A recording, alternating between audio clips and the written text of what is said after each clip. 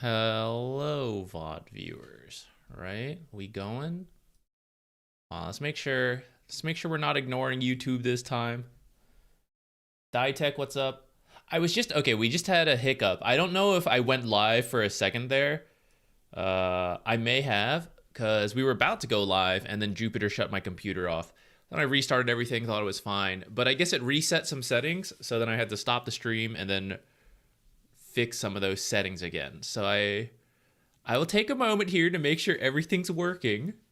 We'll get some confirmation from the crowd. My Jupiter, what have you done to me? I was prepared to launch and now I gotta like re-prep some stuff. Hold on. Where's our pinned messages? I gotta put them back in. Technically today's open topic, but I'm gonna be specifically looking for anything farming related.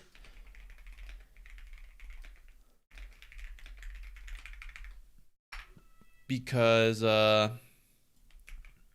that's been the gold video I've been working on for ages. I'm reaching the point I hate the video. I haven't even begun recording it, but I hate it. I'm tired of it. It's not living up to expectations. So we're pretty close to just doing it, and then whatever it is what it is.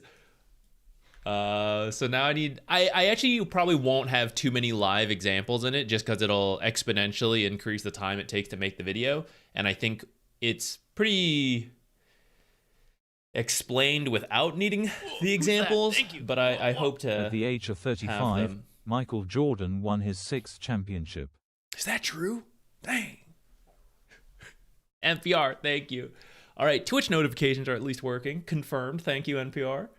I see my own pinned message going through the multi-chat, so that should also be okay. I do have a match ID to start us today. I have to pull it back up because of Jupiter shutting down the computer, and hopefully he does not do that again.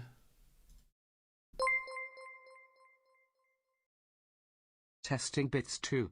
Testing bits 2, heck yeah. It's actually bits 1 though, NPR. All right. I believe this should be good. I will keep the YouTube chat open on the side as well as the multi-chat, just to make sure if it doesn't go through the multi-chat, I will see it in the regular chat. Oh, there we go. We have some YouTube chat. Good morning. Thank you for helping me confirm my own stream works. All right. You're looking forward to this video? I'm glad. Oh, Finch, I think, did you post in the Discord? You had a replay request, right? I was actually going to pull that one up because you had a farming question, but then I was actually too slow in downloading it. If you have a similar question in like a different game, let me know, because I think that's the kind of examples I will need in the video. Even if we don't cover it on the replay stream, I will probably dig through it to potentially look for one on the video. And if not, then we will have a dedicated replay stream once that video comes out to like do the follow-ups. So then we could also have it there. So let me know if you have another case of that. But to start us off today, I do have one that you see on the screen right now, which, let me pull it up. This one actually came in via email, which is uncommon, but I do sometimes check these out. We're here to break up a friendship, I think. So we have two people who play together, the best friends. Sometimes they'll argue about Dota, but it doesn't, it doesn't affect them. So I think the friendship will be okay no matter what we say here.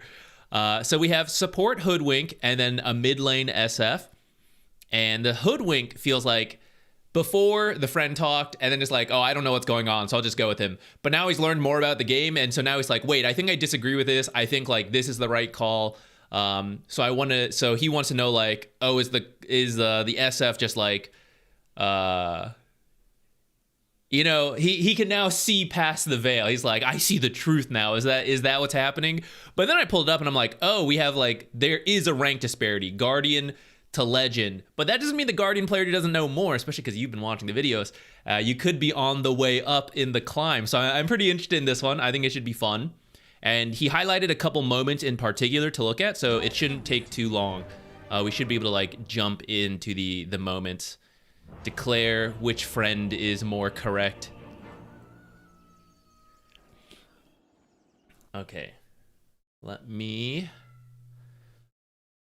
First one is around 22 minutes. So let's jump to there and take stock before we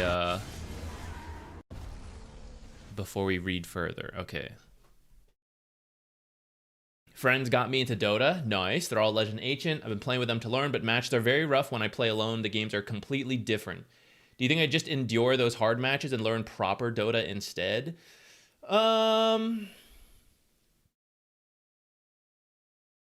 It kind of depends what you've been playing.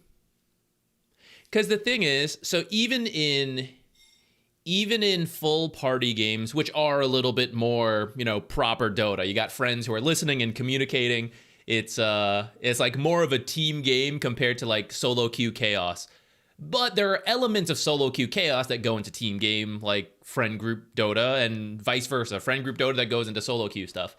So I think it depends what you want to do. Like, do you want to accept it as a separate game mode and like engage in that chaos? Or you can find the things that overlap and like, okay, whether I'm playing with my friends or I'm playing in the solo queues, I think this skill is really important. Which, laning, for example, is going to be useful no matter what. Even if your carry player is not as, like, say you're playing support for a carry player. Like, maybe when you play with your friend, he's a lot more, he works with you a lot more. But still understanding good creep equilibrium, when to pull, going for harass, going for denies, things like that, is all still a useful skill, and it could carry over. Minimap awareness, timing, all that stuff could carry over from solo queue to friend Dota, and I think it's up to you, like, what you want to focus on at that point. Would you do a live coaching session? We've done some in the past, but I don't love doing it just because it's a little chaotic, and without trying to single out anyone in particular, from my various coaching students, I do know some would be fine on stream. And actually, I think everyone I currently coach would be fine to do on stream. But that's not always going to be true. Like, there are some people who are more awkward, which is totally fine in like a private coaching session. But if we tried to do it on stream, I don't know. I feel like it could be a little weird. Or we get a new coaching student that I don't know of, right? And they want to do it on stream. I have no control over what they're going to say on my stream, which makes me nervous, you know? And I know some people do it and it's fine and, you know, more power to them. But I always just feel a little worried about that, of doing live coaching stuff because of that. Okay, sorry. I did the thing again where we do the timestamp and then I talk about questions in chat. We'll get back to more questions in chat, guys. Let me get back to this one. Okay, so it looks like a pretty even game at this point, where maybe, yeah, we're like a little behind, but it's pretty even. Off lane's ahead of their off lane. Our supports pretty on par. Okay. And then, so the question is, the first question is, one, he doesn't like the SF's build. What's SF building? Ooh, tank the Aura SF. That's been kind of popular lately. What lineup? SF is a little out there for this type of Aura build. I am a little bit open to it in the right lineups. I think this might be a lineup you do the regular SF build. I think you would have to have a really damage-oriented offlane or support duo on top of the damage-oriented carry to be like, okay, as SF, I'm going to build the auras and we're going to play really fast. And if you were like, we're guaranteed to lose late game, then I'd be a little bit more open to this. With that said, I think the normal SF build probably is still the way to go on this hero. And I was just doing a quick double check to make sure like this hadn't risen in popularity since last I checked. And I don't really see people doing. The reason it doesn't really work as well on SF is because you just don't scale as well without the other items. Like the other mids who are doing this are like Leshrac, Storm. These are heroes who, without needing anything, do their job. You know, Storm just needs level 6. He can zip, he can make plays, all that stuff. Leshrac just like runs at buildings, provides a bunch of damage. They only need mana, which the arcane boots give them. And then they tend to play with their team a lot, which also the Guardian Greaves then works out. Shadow Fiend is not as spell-oriented because you can right-click. I mean, you are, but like also not. Like if you get Silence, you still do stuff. But even if you have this, you're supposed to be like right-click focused more than spell focused. Storm Spirit is like a hybrid. I don't know, you are spell focused. I don't know how to describe it. You're more right-click focused than those others. And so the lack of right-click items really hurts SF. Even in the spellcaster build, he still does like Yashikaya, things like that, power treads. So I wouldn't really recommend it. Just realized I got to make sure there's a Shadow Fiend. Yeah, okay. I wouldn't really recommend this build for Shadow Fiend. I could see it working in some like really niche cases, but I don't think, I'm looking at this, I'm like, they don't have a Silence. I don't see a reason for the Greaves. And I think the build is a little bit too far out Shadow Fiend's comfort. So yeah, I would recommend the more normal Shadow Fiend build to start. Though if you see mids doing this build outside of Shadow Fiend, it's not total garbage. Like it is actually catching on. So yes, I will agree with you about the build. Next question, minute 22. So there's a fight. You scan at top portal and told him to join me to gank. He said he would go. When I reached there, he's nowhere to be found. His counter argument was that he did come in time and played the ult correctly, to which I replied, bullshit. He should have walked early and not blinked behind a tree. Okay, hang on. Let's see what happens here then. Let's go to, wait, where are we? Yeah, let's do player view so we have their perspective.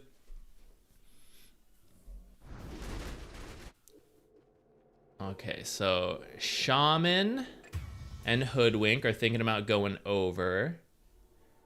No, I didn't actually... Okay, I gotta like process for myself what's happening because we just jumped here. So Ursa's in a bit of trouble. Okay, ends up dying. And then we're still maybe hanging around here thinking about going through. So maybe asking for SF to now rotate in. He scans, he pops through. Okay, so let's...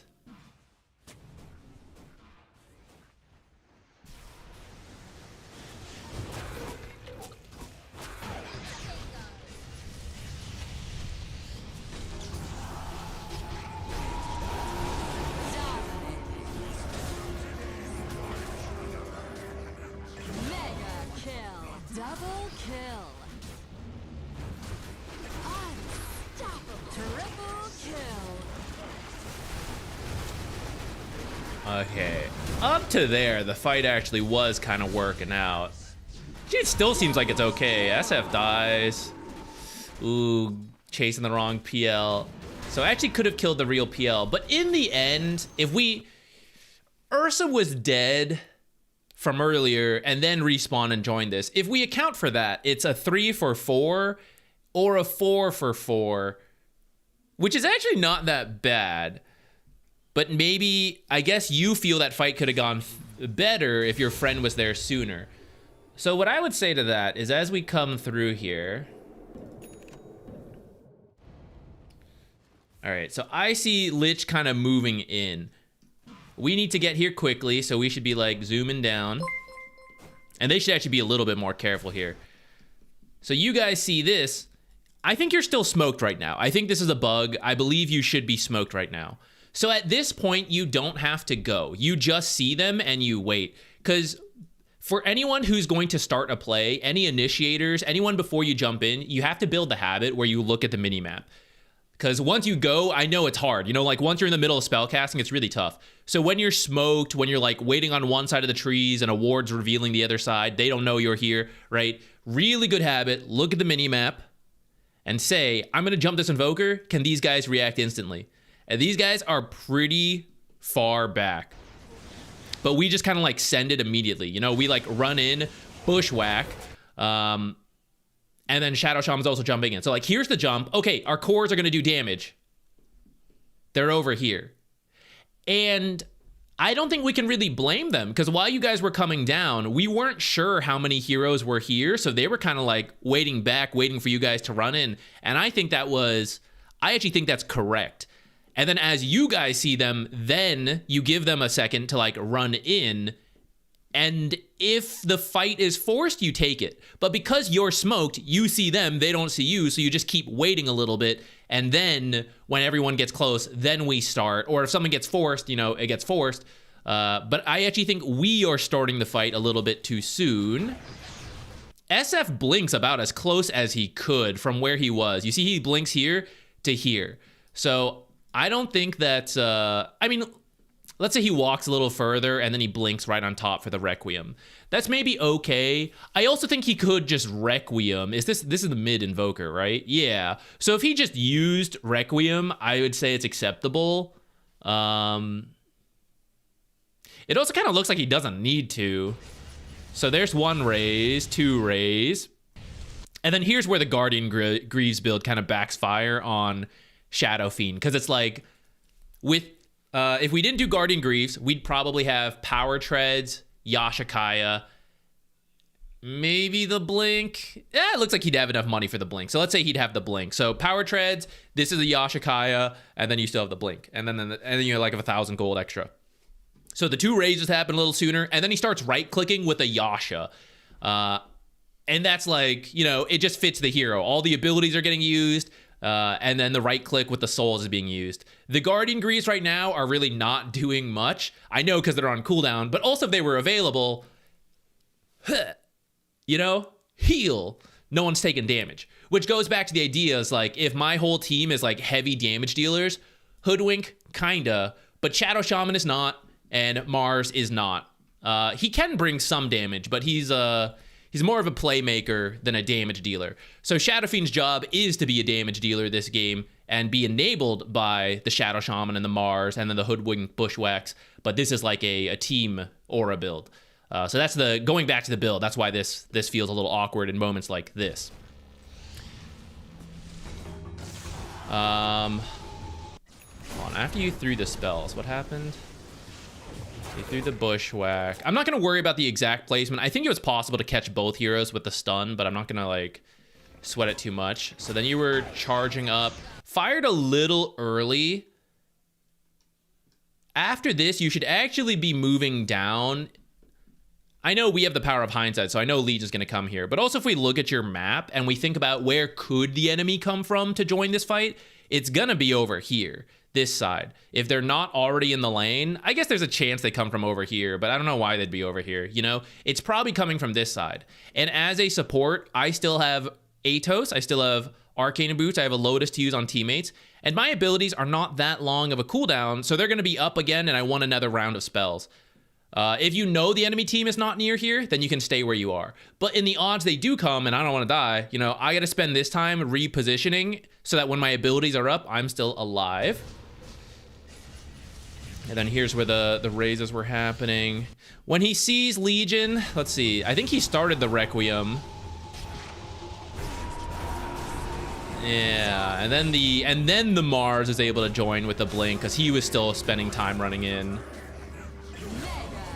Yeah, honestly, I feel this was just a combination of ignoring the build. I think you guys, like Hoodwink and Shadow Shaman, started the fight too soon. By like 2 seconds, 3 seconds. And then going back to the build, the fight could have worked out better if Shadow Fiend had the normal build. He probably would have killed the Invoker before he went invis, all that stuff.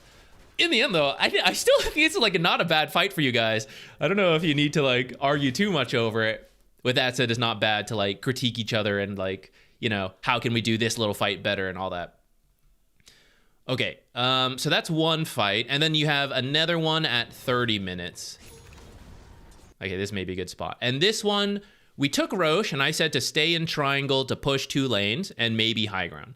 He said, no, we need to get top tier 2. I said, this is wrong. We'll be walking through their vision. I went with him, though, because I'm a support, removed the vision, and then was pulled into a fight, which is wrong. He also left the remainder of a team in a way resembling he forgot the Aegis but doesn't want to admit it. Okay, let's see. Have we done Roche yet? No, it's happening right now. Okay, let me see. Hello, everybody. I'm going to catch up in chat in just a moment. This is like the next and last thing we need to look at in this replay, and then we'll get to chat. So I don't keep time stamping and then talk about random stuff. Back to this game. Okay, if I could critique your build, we critiqued your friend's build, and now it's your turn. Gleipnir is kind of nice versus PL. You know, he has a bunch of illusions. You can hit all the illusions. Otherwise, Legion is actually pretty good at dealing with Atos because she has pressed the attack, and then Invoker can go invis to disjoint the Atos if it doesn't quite connect. I don't actually think you need the Atos into Gleipnir and then into Ags. I definitely don't think you need this. I think Ursa has a ton of damage. Shadow Fiend has damage. But there's also, like, it's a spell combo of damage. So I wouldn't mind the Shard on your hero. I also wouldn't mind if you just built, okay, hold on. Step back. One more step back. Hoodwink has a very open build. You can build just about anything on this hero because your base kit covers so much. Shadow Shaman is a control hero. He can't really build for anything else. He builds to get his abilities off, which are a lot of control. Mars provides a lot of control and then some damage, especially if he's doing a build like this, though I think he should just be like full damage. Ursa is going to bring damage. Shadow Fiend is going to bring mostly damage and a mix of like some control with the usual spellcaster build, which we're kind of wrapping back around to now at this point. I'm like open to the Gleipnir. I also think anything to buff your Ursa or Shadow Fiend could have been good. So like a Solar Crest, I think would be a little better. I feel like you guys already have so much lockdown that the Atos is unnecessary. And if you're wondering about how you kill PL then with your heroes, it still comes back to like, let's find the real PL and then like someone will get him. Between Bushwhack is AoE, Mars has a stun, Shadow Shaman's got a stun, we got Requiem, we have Battle Fear and Ursa. Like, if we kill the other heroes and then deal with PL, like, we can manage that. I also just think Gleipnir is not in the strongest place right now for supports to be going for. So that's kind of why I don't like it. I don't hate it, though. Like, I know everything I just said. I don't hate it. I just kind of think I like Solar Crest and the Shard a little bit more. And I really don't think you need the Ags. If you're going to do Gleipnir, I would go back for at least like something else.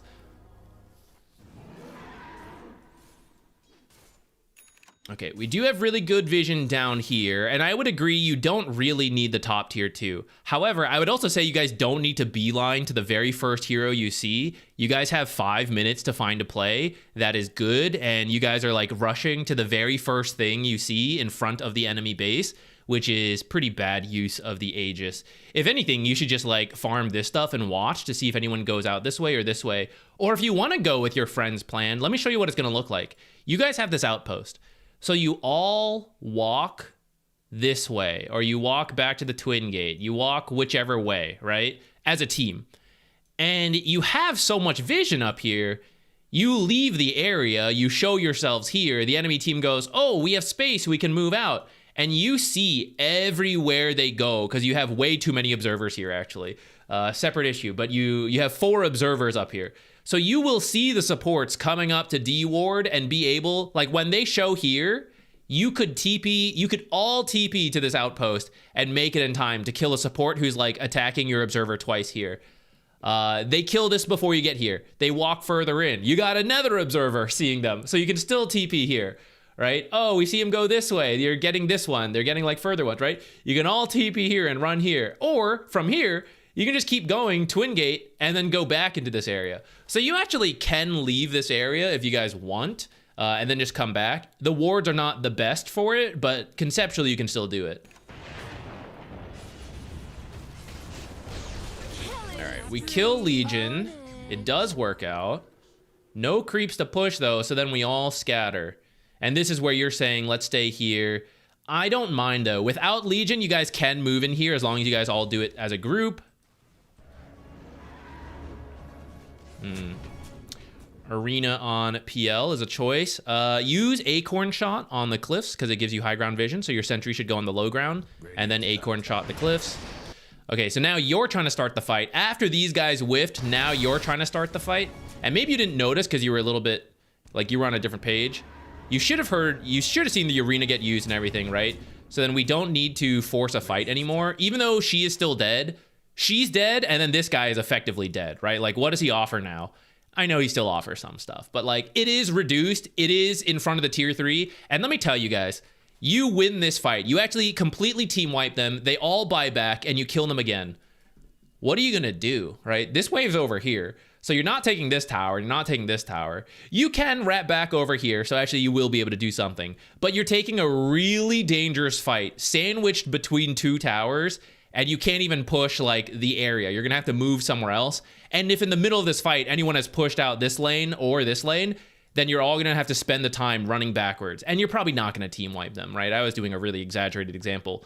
If you actually could team wipe plus diebacks, you could do it. But that's probably not gonna happen. So it's gonna take a lot of time. So this one, you're actually trying to start a fight that your team should not. And it looks like that's gonna cost you the Shaman.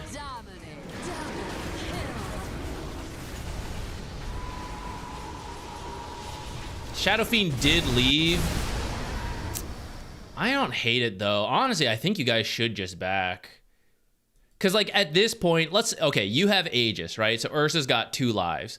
Doesn't have BKB, and Legion's about to respawn. Mars still doesn't have Arena. This guy has everything, sure. But in terms of, like, heroes, you're dead, and Shadow Shaman's about to be dead. Maybe we're saying we can save him, so then it'll be a 4-on-4, but then it'll be like a 5-on-4. And again, in a spot you don't really need to fight, because you have still at this point 4 more minutes of Aegis. So you're telling me, like, hey, I know we have a 5-minute window, but this is the best opportunity we're gonna get, so we've got to do it. I don't really believe that, you know? I think we can find a better fight in 4 minutes than this right here. So I would actually just lose the Shadow Shaman and all the cores get away. I'd be okay with that. I don't think you should have lost anyone. Like, you shouldn't have lost. You shouldn't have started this, so you wouldn't have died. And then Shadow Shaman could have gotten out of here, but then he stuck around too long and now he's dying. So it's like individual mistakes are costing lives, but it's still not the end of the world. Like, if we just back out, we will still have Aegis and we can pick a better fight than this. So I don't mind your Shadow Fiend deciding, like, going with that train of thought and saying, like, let's not do this. But then we're on different pages, so like if these guys are going in, he kind of does need to join, which he is. Like, he's coming over. It's just a little late. But here's our lack of control because our 2 control supports are dead. Lifestealer. Ice on Discord. Ice, yo, what's up? Wait, did you put one? Did I miss it? Thank you for the donation. I should say that. Did you message me on Discord? I didn't see it. I may have missed that. Let me finish this one ZQ anyways. underscore Big Daddy gifted a tier 1 sub We'll to sort it all out Sushi after Sparkle. this. Zuki, thank you. I guess that's it mostly for your question. Actually, hold on. Let me double check the email.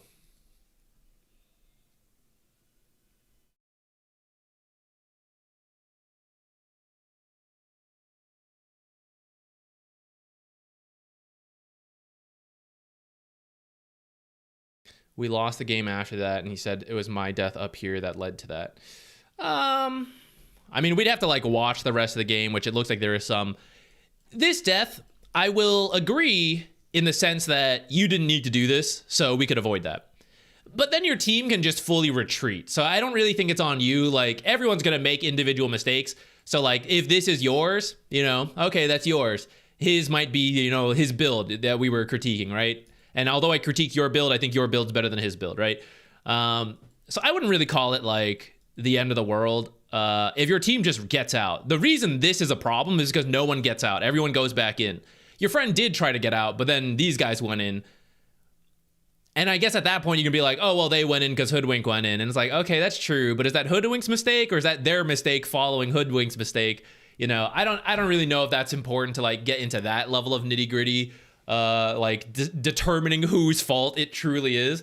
I think everyone's making a mistake when everyone keeps going into that fight. You could argue Shadow Fiend joining his team and being like, instead of just abandoning them and farming, I would actually do what he did as well. Like, okay, I guess we're doing this, join, because I think it's a better chance.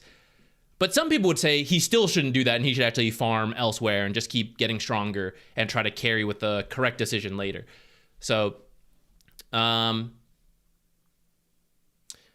I don't think you guys need to go top at all. I don't think this tower is important. So if you want to go back to say like whoever said we should all go this way, like they're the one that led me to like then overcommit on this. You know, it doesn't really matter. Or like they started the fight before Hoodwink was ready because Hoodwink was on a separate train of thought. We could say again, oh, that's Hoodwink's fault for not being here. But then isn't it his fault for then trying to arena a PL when they should be leading with Hex? You know, should we be doing anything if Hoodwink's not with us? Again, I have 5 minutes to find the best fight. And for some reason, all of us are thinking like, these are the best we can do. We should do it. So I don't know. I see mistakes across the board.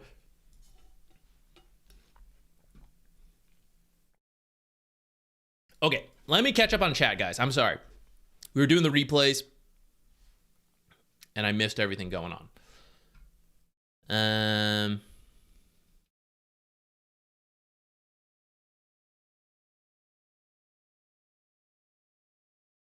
No playing Dota games today?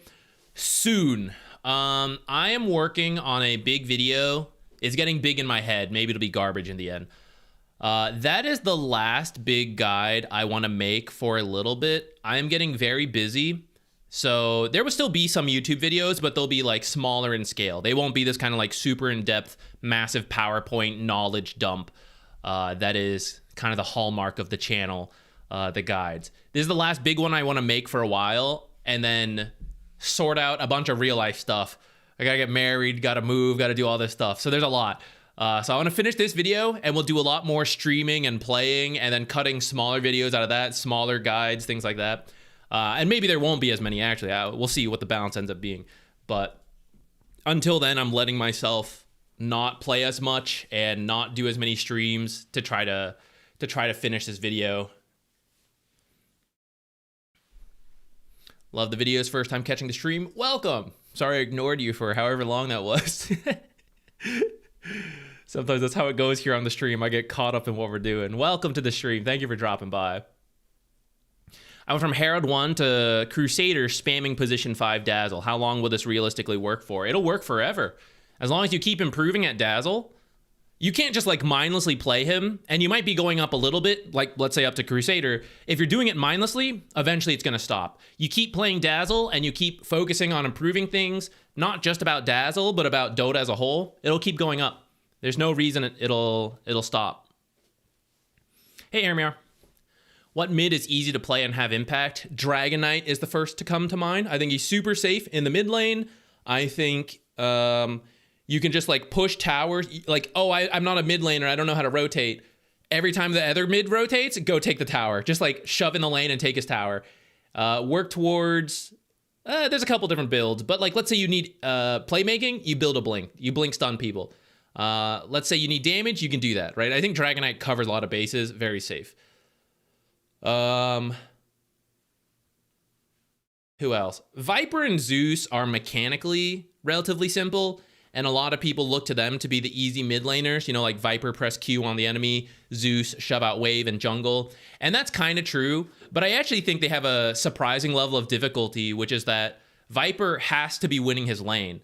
So it's like easy to understand how to do it, but like if you don't actually do it and then push that advantage, you don't have recovery plans. Like, you know, like Dragon Knight is like, okay, I'll always be a blink initiator for the team. That's useful. A Viper that loses lane is like, oh, I'll catch back up this way. It's like, no, you won't. Like, that was your thing. If you're not good at mid and you're like, you know, I think what is easy is to have a play from behind because we're expecting to lose if we're looking for easy mid laners, right? We're expecting to lose the lane, and I still have to contribute. And that's the downside of Viper, is the downside of someone like Zeus. It's like, okay, guys, I'm going to jungle, and you guys are going to, like, cover. Like, they're not going to be happy about that. To see, like, a mid laner lose and then just AFK jungle, and then like, you use your global ult to, like, steal kills to recover, right? They're not going to like that.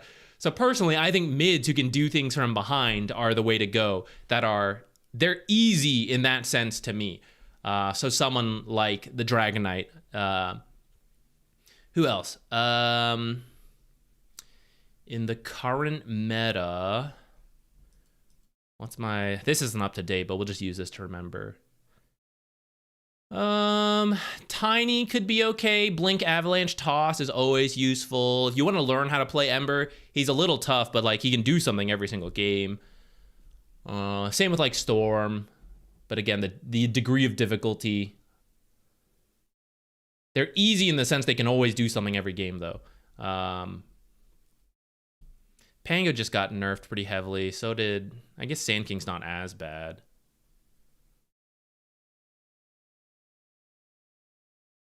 Magnus, Primal Beast.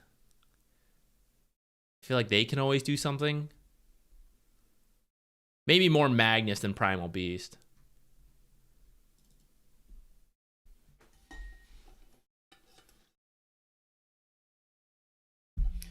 Can I just donate with a question to review my Luna game to understand why I lose? You can. I will do the replays guaranteed if you want.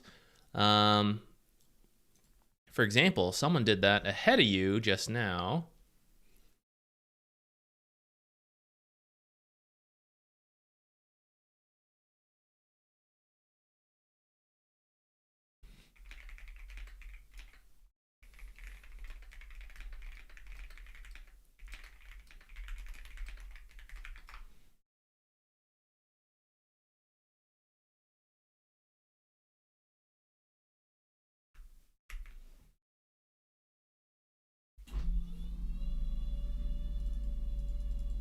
Got another question. Is there a similar ward spot to unblock the Radium Small Camp?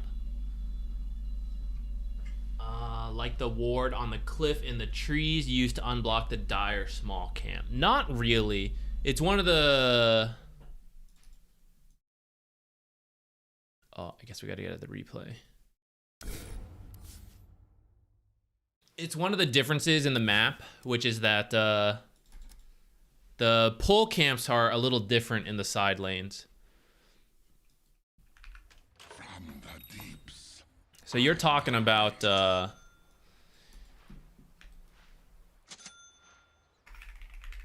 Everybody get set.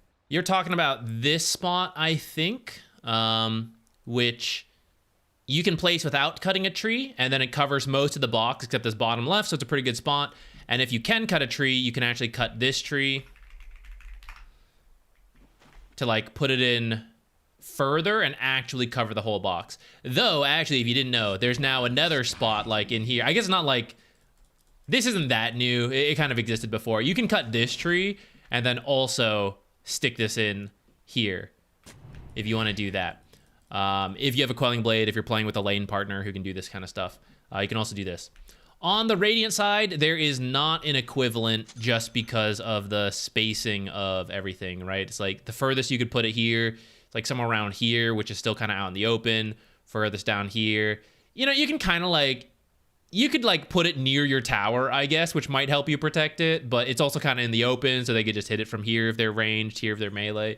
So there's not really anything on this side that you can do. Most people will put it somewhere down here to be near their tower and hard for the position 4 to get to, or back here to, The other fellas aiming to wreck your bottom what am I tower. doing? Holy. There we go. This camp's not here, it's blocked, right? They'll put the sentry here to look for stuff here. This is like the most common, I would say. And at least for the position 4, it's gonna force them to like run around. There's not something like sneakier on this side. Is there another way of donating without PayPal? YouTube has a system, though I don't actually know if theirs is like PayPal. Twitch you can do through bits, I guess. I guess you could also sub, like, you could do a gift sub, I suppose. There's a couple different ways, I guess.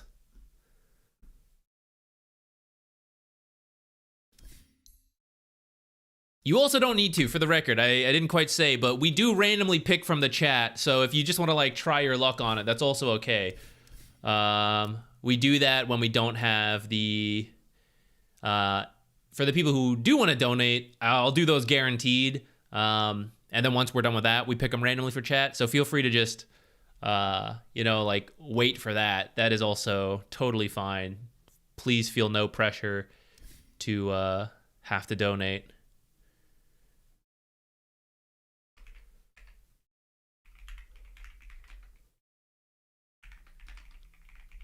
All right, as I type this stuff, any other questions?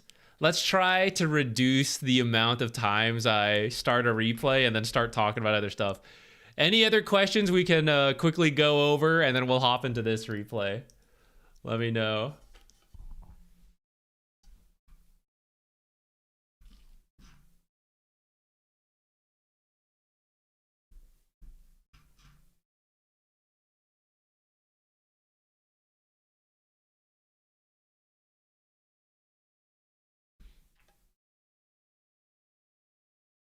What is this? I gotta say, guys, YouTube chat's kind of funny. I am seeing chats come through like the multi-chat, but not showing on the YouTube actual chat. Do I have like the wrong... Oh, wait. Why was this set to top chats by default? Live chat. Oh, maybe that's my problem. Maybe that's why I didn't see all your stuffs.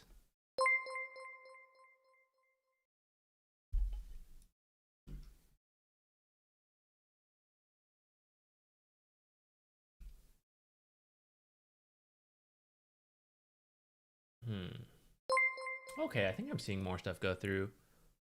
ALB in the sky, thank you. You have found the workaround. I appreciate it. All right, we'll knock out the one we have on the screen first, and then we'll do yours next. If you want to like type your question and stuff ahead of time, you don't have to. You can also wait for this to end and then do it. But either way, we'll do yours right after this. Okay. New keybind video when? I'm not sure. I kind of want to do an updated one. At the same time, it's not that different from when I made the original. There's just some like new updated settings, many of which I did address in like smaller follow-up videos. So yeah, I'm not really sure if I will completely redo it or not, especially with the current time constraints I have. It's a little lower priority. Maybe down the line when we have more time, I might do it. I just want to say I love Dazzle so much. He's the only reason I like learning how to improve at Dota. I get that. There are some heroes that just connect to you, at least, you know, in a given moment. Maybe later you get bored, but finding the heroes you love, and then that makes improving easier. I've just been on a huge losing streak and not sure what to do. Okay, gotcha. All right, let's load this one up so we can keep the train going. Cornholio, nice name. What's up, Tony? How you doing? This one.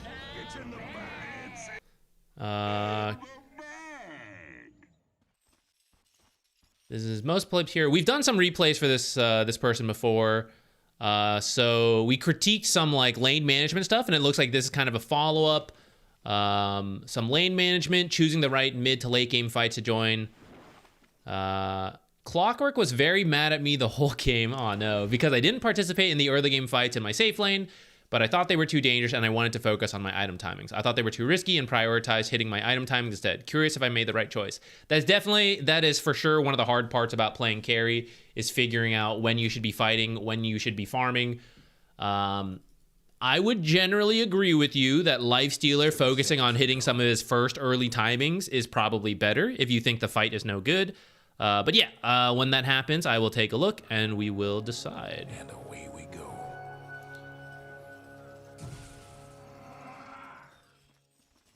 If you want, so you were already waiting here, which is quite safe. Good work. you kind of saw for a moment there where like you were here a little bit early and where that can backfire, but I don't expect you have like the perfect timing, so that's okay. After you grab this, rather than run through here, which is where you then like, oops, saw the axe, right? The game is on. All right, so we're here a little early, and if they were waiting, they might jump you in that time. Grabbed it, and then you could just walk down here, speed boosted by the river, and that's what I would recommend. It's safer. When you step up to here, in this case, axe was not doing anything. But notice, I have no idea where the enemy team is. This is actually pretty scary for you to do, in my opinion. And if there had been several heroes waiting here, you'd be in trouble. So actually, if you want to play it really safe after you do this, you could even run this way. Like you'll see, you'll still be okay with the creep timing. But if you want, you can just go this way, go all the way around. This tends to be super safe for most pubs. There's very few ganks outside of like high Immortal games where they'll be like waiting for you over here. Most people are waiting here or here. Minor critique. It didn't matter this game, but just if you want to like maximize your safe pathing. And then if you want to stand out here, because this is still quite safe, then you can see what they're doing to the creep wave. Blocking, whatever, right? You can see it happen, and then you can step back to like block some of your own a little bit or mess with theirs, whatever. Here you don't really get, see like this, it's like, oh, if I had known, I could have stepped out and body blocked a little bit. If I had known, I could have come over here, blocked my own back three a little bit, but we don't see it in time to act on it.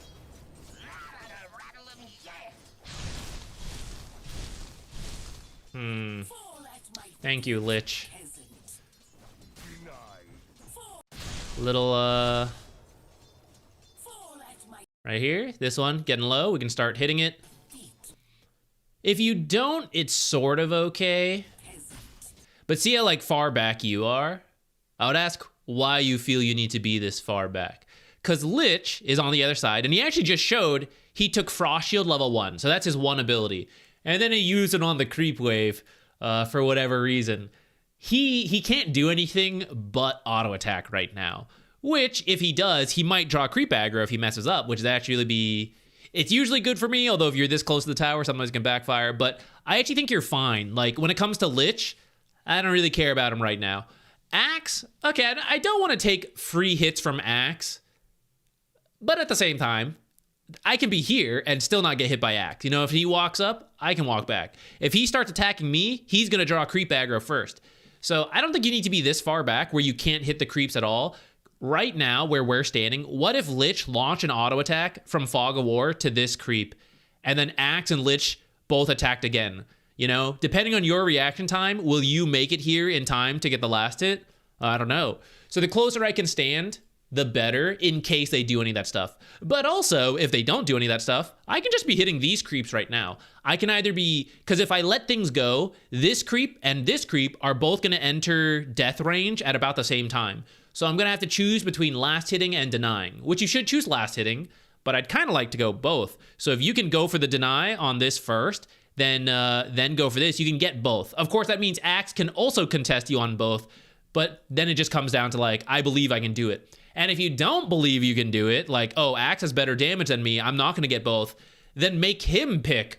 So rather than let him do the same thing to you, like he gets the last hit, then the deny, then the last hit, you can whittle down this creep, so he has to choose between 2 last hits and the deny. There's no way he can get all of them at the same time, so he's going to prioritize a last hit, you're going to get your last hit, and then you can both fight over the last deny. So if you think you can beat him, deny this creep, get this last hit, then this deny. If you don't think you can beat him, get this into deny range so that both of these enter that last hit range, get the last hit, and then go for whichever one he didn't get. I know we're kind of like in the weeds on the last hitting, but I think it's what you wanted. So we're gonna do it, at least for a little bit. We'll give you something to work on for a bit there. I'm not sure if that might have been a misclick. I won't worry about that. I think you were going for the last hit and accidentally clicked Axe.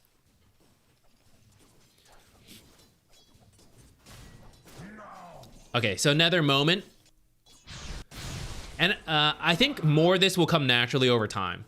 But I'm gonna like push you on this. So like range creep already within last hit range. They are hitting each other. If you don't want to get this, tell your support, hey, can you get this last hit? It's too scary for me. Because many support players, sometimes they know they're supposed to do it, but they're scared of the carries. Sometimes they think you're going to do it. It's unclear to them. So any extra guidance on them, like, hey, I'm not getting this one. Can you get it? That could help you. If I want to go for it, though, right? I want this deny. I want this last hit. I have to resolve one and then the other. So I can deny this first, do that, then come up for the last hit. I can walk up, hit this, and then deny this. Get this low into deny range, and then draw aggro intentionally so that they refocus. And then this creep will stay. Usually it's below 50. For Lifestealer, it's below 75. But let's say it's below 50 for other carries. That is too high to be last hit in one go. So if Axe comes up to get it, he's going to attack like 2-3 times. And if you see that happening, you can go for the deny. So he doesn't go for it yet. And then if he steps too far, in the way I critiqued you, I was like, hey, why are you stepping back so far? If Axe, for some reason, steps too far back and you have let this creep get below 50 and then done that aggro trick, he steps too far. And then you whack the creep 3 times, and before he can get close, you've denied it. This is real. This is like what you'll see the really high-level players do. This, you don't like have to focus on this too much in Guardian, but if you want to start working in these little things, you can.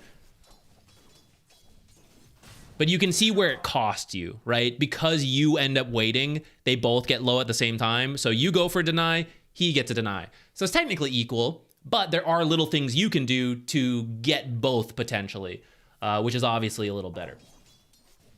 Same thing here. 2 creeps getting low at the same time. If I want to do it, I got to hit this one first and then go to get the deny, get the last hit. Or by putting this in deny range, Axe has to go for the last hit. He can't go for the deny, so then I get my last hit.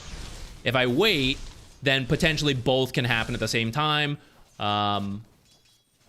which is like, it depends if it's on me or on them, which is better. Yeah, I'm seeing it come up a lot. There's a lot of times if you do a little bit more auto-attacking sooner, especially on your own creeps, you won't have to pick between a last hit or a deny. You'll be able to get both. Yeah, this is good. This is good. Okay, so then this, right? This is 2 attacks from being killed. So you either have to have your support on it, or you need to be close enough that if he hits it, you can get the last hit. What Axe should do is actually like fake you out and pretend to be aggressive to make you back up. And then when you turn around, like you walk up to be in range, like I'm talking. He walks up to fight you. You back out. He turns around and hits this creep twice and gets on out. That would be like the high-level Axe play. The high-level play from Venge and you is to then fight him when he pushes up so that he doesn't have time for that. We're getting like really deep down the like the flow chart of different actions. But at least for you, for Guardian, where I'm not expecting all the teammates to work together and I'm just thinking like, how do I individually get this last hit? I gotta stay close enough to potentially get this. And if I don't, I denied one too. So it's not the end of the world, but if I can, I'm gonna do it. Okay, that works. Venge got it in that case. And then hit this one. Yeah. That didn't quite get it. That's okay. You went for it. I'll count it. I didn't quite get that, but I saw you going for it. We'll count it.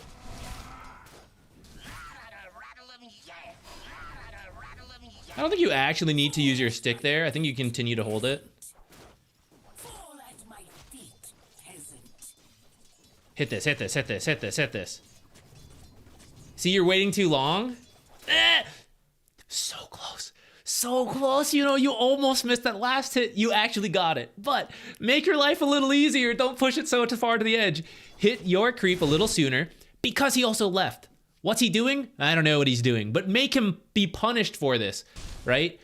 Okay, imagine how long it takes. He's in Fog of War right now. So at the least, he's here.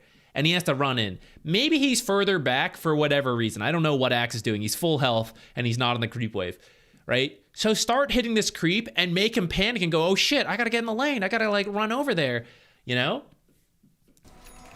You don't really need to just like wait and let it get low. Especially here. Let's say you don't want to do it when it's full health. Sure. As it gets here, this is 2 hits. You hit it once, the creeps hit it, you hit it a second time, right? You speed that up, and then the question is, if Axe is here, can he get here before I do those 2 auto attacks No. So this is a free deny if I start now. And then I also won't be so close on the timing to get this last hit. And that would already be done. And you probably have time to hit this creep once before going for this last hit and then deny this creep. So now there's a window to deny 2 creeps to Axe because he stepped out of the lane. I have no idea. I don't know what he's doing, but he is out. And this is our window to get to 2 denies on him, but you're kind of like waiting for it. And actually you're doing it, okay? I realize I'm critiquing and you're actually doing it. You're making it in time. But if Axe was here or was coming back sooner, then this, what you did wouldn't work versus a better Axe. But if you start working on what I'm saying, then whether it's this Axe or a better Axe, you will pick up some denies on him.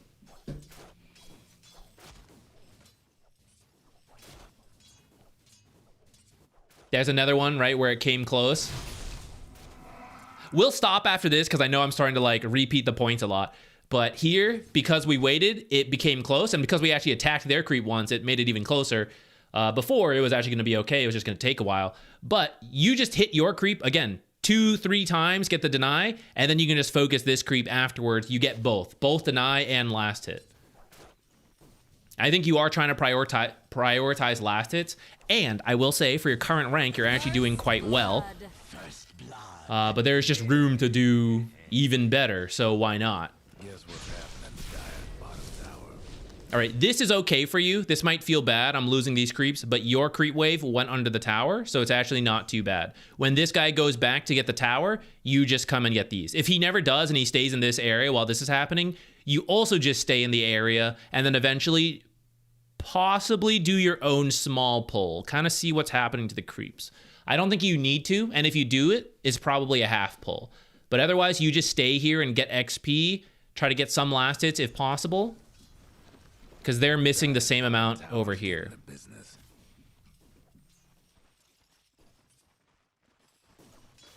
All right, let me refresh on what you were saying.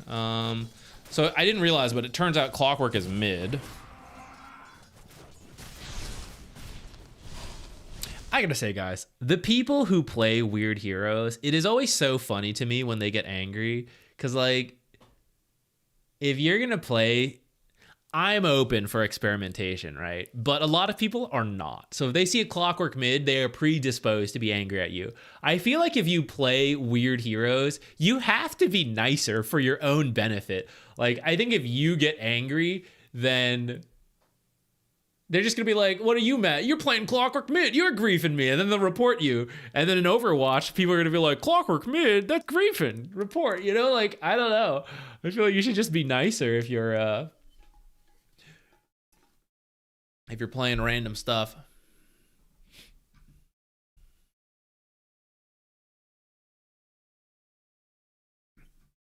Oh, I see we have some matchmaking discussion. I'm going to come back to that so we don't get too sidetracked on this.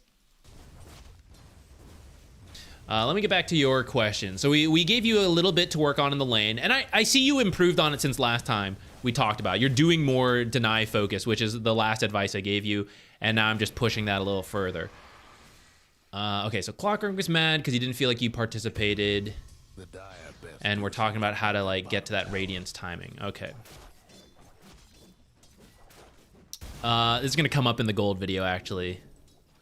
A lot of things low. Quick, what do I get? Banner creep is first. The banner creep is about 37 gold on average from the melee creep, and then it's the melee creep bounty plus 10 for you and for any allies in the area. So this creep is 100 plus gold when the support is nearby, and for you, it's like 80, right? 90. What am I saying? Yeah, 90-ish. 50 plus 35. I guess 80 to 90 was about right. 85, we'll say. The hard creep is 60-ish gold. So the banner creep is worth the most for you. Prioritize this. XP-wise, this large creep is actually worth more, but the XP is just split between everyone here, so you don't have to earn that. We have to earn the money.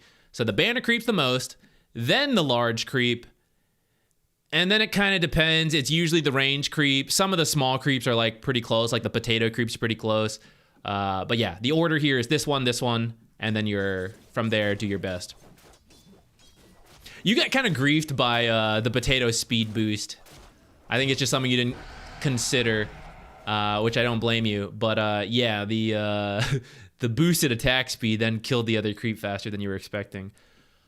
This is a stacked camp, so it'll work itself out. Plus, Axe gonna mess with it. So you can drag this through the tower and connect into this. You can also run it around out here if you want.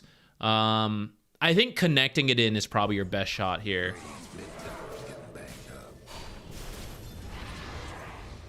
This is the most bizarro gank I've ever seen. Hold. This guy's mad at you. What did he hook up?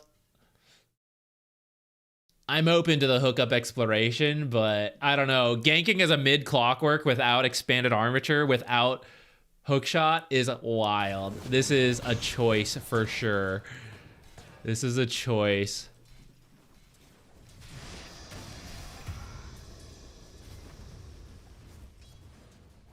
Okay, I'm not gonna worry about this last hitting itself, but to your question of like, should I have participated in these? Let me go back one more time.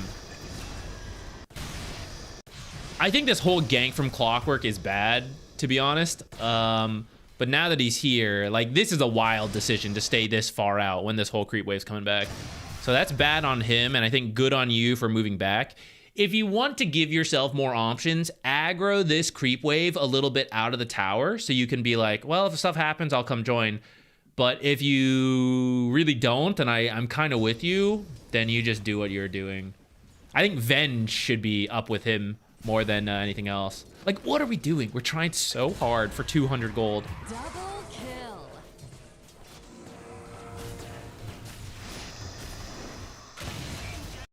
$188 gold for Lich, guys. Clockwork has missed more gold in this mid lane. Like, twice that amount of gold has died in the mid lane.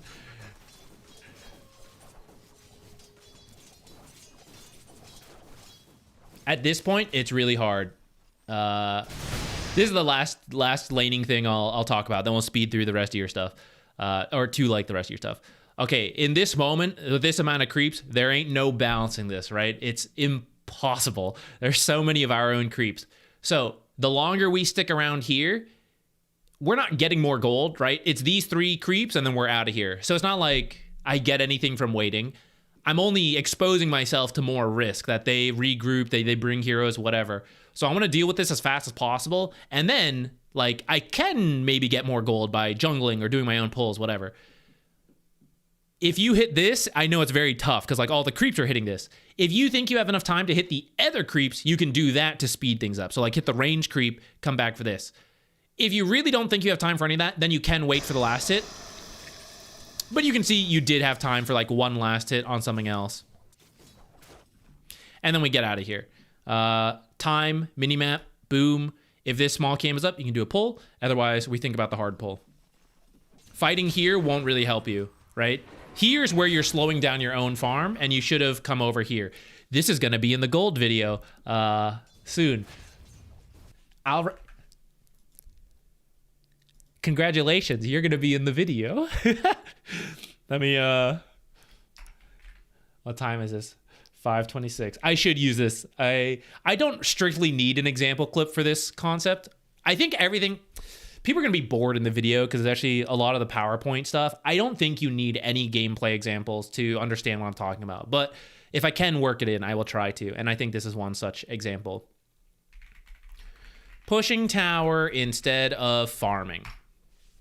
So for you, since that video is not out yet, and God knows when it will be, this push is very difficult. Even though Axe is low, for you to actually take this tower will be really hard. I mean, look at your items, right? This is not that strong of an item build. Level-wise, I don't have Infest to get out of here. So I really don't feel that strong as Lifestealer to take this tower, even if I had, like, the catapult wave and everything. With it, maybe I would. But right now, I have like some creeps, and it's a very tough push, even though Axe is low. By the way, I don't think I would really build raindrops on Lifestealer. Separate topic. So what I would rather you do is come farm this, right? Oh, well, what if I miss the lane creeps? You will miss some of them, but not all of them, because they're under the tower and Axe is here last hitting. So this wave will push out, and you'll miss some creeps, but we're going to cover those creeps we miss with jungle creeps. And this is way safer and will fix the lane, at least temporarily, when I do my own pulls, right? Rather than have to lane up here, which is really dangerous. I might die to rotations coming in. Even if I don't miss creeps, I die. That backfires. I still miss creeps because, like, they're under the tower, and I'm like, do I want to go walk into the tower for that creep? Not really, so I just get XP, you know? They're all the danger, maybe a little bit more reward in terms of last hits, but doing your own jungling or pulling in this window will be equal, if not greater gold, with far better safety. And then by doing it, we'll pull this lane back in so that you can then farm it and not get stuck up here. Right now, it's just one creep wave, but it could get stuck up here for quite a while where it just keeps doing this. We see many examples of this on the replay streams all the time. And by doing our own pulls, we fix that to get it to come out again, where you can actually farm safer. And that'll help with your Radiance timing. Axe is grateful.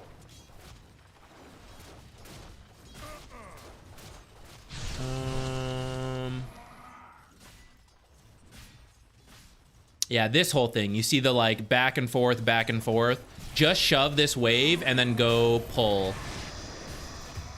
Now we're like getting in this fight, right? I'm losing some health. We do need to deal with this because it's a big catapult wave. We can't sit here too long. For you to increase your Radiance timing, we can't, if you balance the wave here around this time, this is where it's starting to backfire. When you're level 1, level 2, level 3, we really can't jungle. We can't do much else. So we have to just like sit in the lane. We're reaching the point where we can shove the wave and then jungle, and that's where you actually get extra money to speed up your Radiance. If you let things get low, it takes a really long time, right? It takes 30 seconds for every wave to work out, which means all we ever get are the lane creeps and we never get the jungle creeps. So to reduce that, we need to increase the time, reduce the time it takes for the creep waves to solve themselves, which is to kill them faster and then go jungle. I'm just speeding through this to see when you hit level 6 if we're gonna go like what we do with Infest. If Razor's doing well, you could maybe go gank that top lane with a creep. Otherwise, just push jungle, push jungle. When you get low, infest something. The Razor actually came over here, which is, see, this is offlaners, this is the issue. You come over, it's hard, and then what do? Just steal Lifestealer's farm. Like, that's why you don't, just stay up here. Just take this tower as the offlane. It's safer in most games.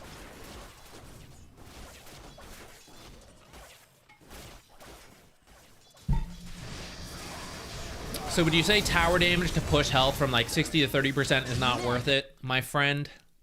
Allow me to introduce you to RuneScape and to pull up my farming video. I'll showcase it to you guys. I've been doing this a little bit, little sneak peeks.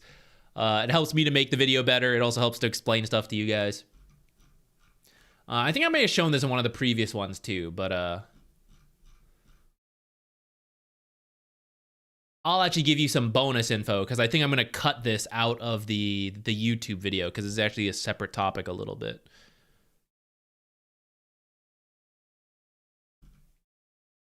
Sorry, 1 second. I didn't have this ready. I wasn't expecting to pull this up.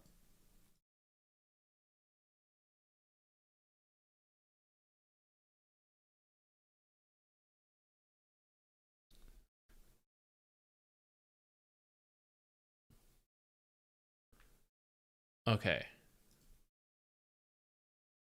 So, in many games, but it comes up a lot in old school RuneScape, there's this idea of efficiency, which is like, oh, I want to make money and I want to get XP. So let me do this middle ground method for like 3 hours and I'll get both gold and XP.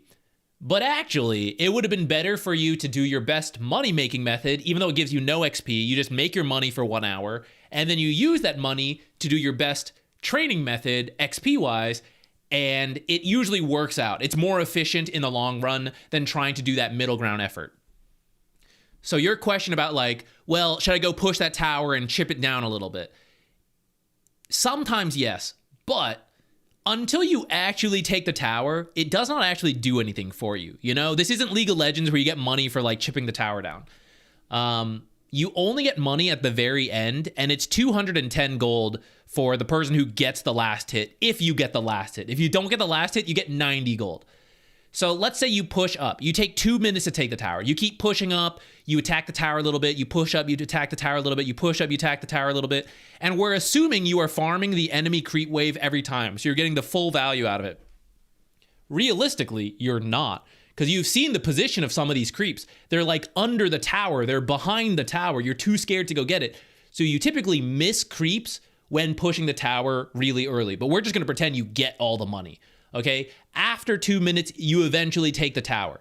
The entire time you're doing this, there is risk because you are constantly under the enemy tower. It is dangerous to you from the enemy heroes and the possible rotations that come in, and the fact that, like we've been saying, you're probably not actually getting the full amount of money. So then compare this to farming. We're not going to take the tower. I farm a creep wave and then I go jungle. I farm a creep wave and then I go jungle, and I just keep repeating through that. Admittedly, you probably will miss some creep wave gold here as well, which is why I just left this at full value too. They balance each other out. But by getting the jungle camps, we do get gold and bonus XP. So you're more likely to hit a actual power spike via items or levels. For example, the Lifestealer we were looking at, maybe he finishes an item like phase boots, or maybe he gets his level 6, which he doesn't have yet. And that makes pushing the tower way safer, right? Because now you have boots to do more damage or to get away. You have your ultimate to threaten kills or get away safely. So then you push with that 4th creep wave and your new power spike, and we assume you take the tower. Now you might be saying, well, Zach, would you take the tower if you didn't chip it with these previous towers? Maybe yes, maybe no. That's the funny thing about taking towers. Tower damage is pretty exponential when it comes to creeps. So when you push forward and the enemy is defending, one melee creep and one range creep at full health, and let's say they're hitting the tower, it will do about 80 damage, and then they're dead. And that's assuming the enemy offlane doesn't like aggro the creeps and all that, and they do no damage, and you have to go hit the tower yourself. A full health creep wave that is only hitting the tower will do 350. And then 2 full health creep waves, which is really hard to create, I admit, but you can sometimes do your own small pull and get like 6 to 7 creeps. Almost the entire tower will die in that one setup. So when it comes to taking the tower, rather than do a ton of small, mediocre pushes, it is better to try to reach a higher level power spike and do it all in one go, or like do a huge chunk, maybe get pushed off, but it's more efficient for you to do it that way.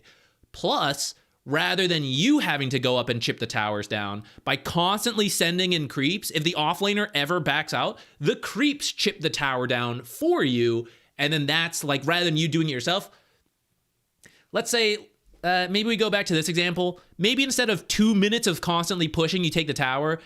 Maybe 2 minutes of this method is unfair. Maybe we say it's 4 minutes or 3 minutes of this method, but it's 3 minutes of really efficient farming, and then the 4th minute is the push.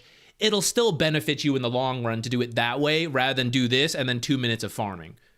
If that makes sense. Let me know if it doesn't, because I will have to clarify it for the video. I'll probably have something like this in the video. I may cut out this stuff.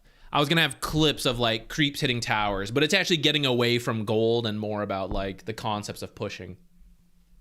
The tower is also map control. That is true, and we're actually gonna cover that later in this video, somewhere in like slide 100 plus or something. The value of a tower goes beyond gold, but a lot of times, Like, let's go back to where we are in the game. Like, if we come back to this, I agree that the tower represents more than gold. For a carry who is, like, farming up a farming item, your job is not to open up the map for your team. And are you? You're like, I'm going to go use this triangle now.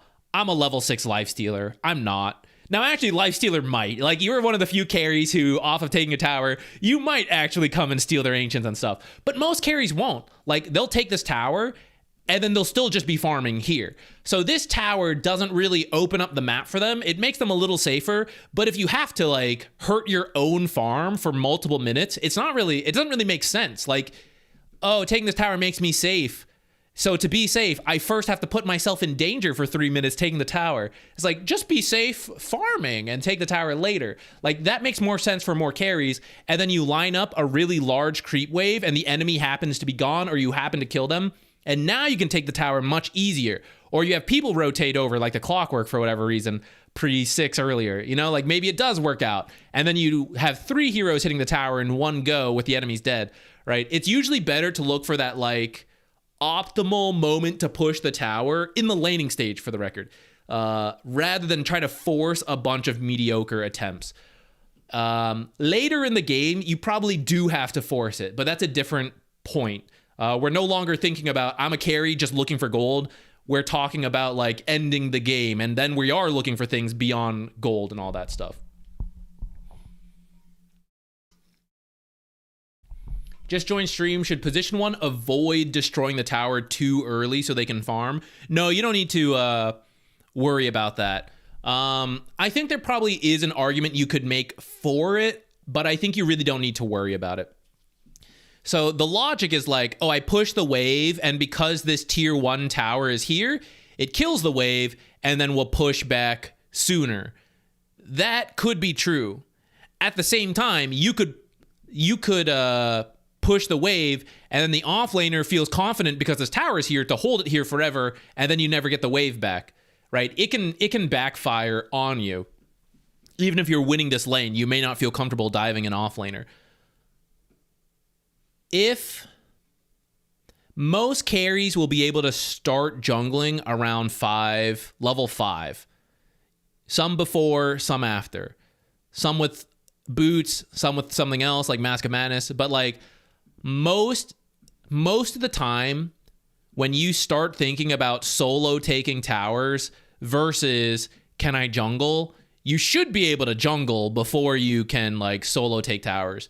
So most carries to speed up their farm should just be shoving lanes and then doing jungling and not worry about, do I keep this tower alive to push lane creeps back? Because if you do take this tower and the wave takes longer to bounce back, one, that's just more time to jungle, which jungle creeps are also worth gold. And you can do your own pulls to bring the lane back faster, right? Pull into the hard camp to help you farm the hard camp and bring this back. Pull the small camp to do the same thing. So you can still jungle and get the lane back, or you can just totally ignore it, jungle efficiently if you're a hero who can do that, and then you have more time to make it to more camps because it's taking longer for the creep wave to go here and go here. And when it's this wave, at most it's like 3 creeps push up. You know, it's hard to build a huge wave to push up because there's only so much time. But when you push it all the way here, it does build up a bigger wave. And so rather than do like this and then here for a couple creeps, this and then here for a couple creeps, here and then here for a couple creeps, now we can do like this big move and then pick up a big creep wave, and then this big move and then pick up another big creep wave, right? So it changes the flow of it, but you can still get a lot of farm, whether it's because this tower is here pushing back faster or because it's this tower pushing things back. That's a great question. Let me know if that made sense. That's my opinion on it. You might get different carry players who have a different, or I'm not a carry player. You might get carry players who have a different opinion on it, which, you know, fair. But from my perspective, that would be what I would say.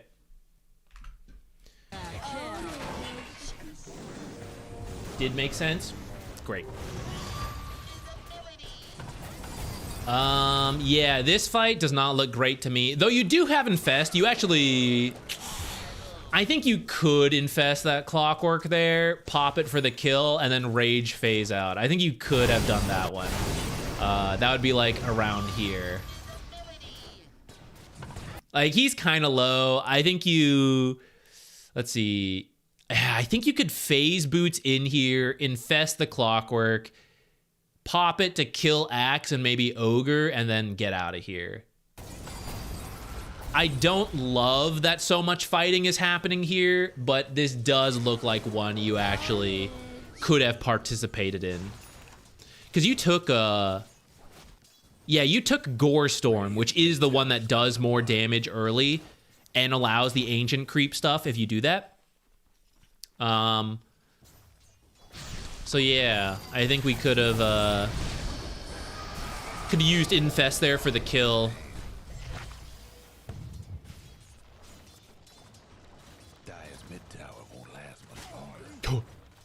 See, this is where our farming is actually slowing down, right? Because I'm waiting for creeps.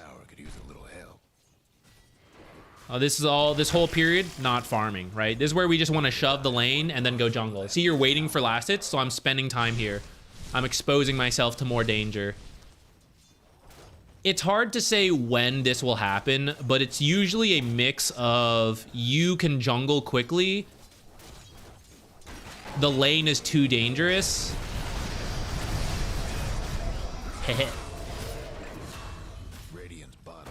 He doesn't want you to join now.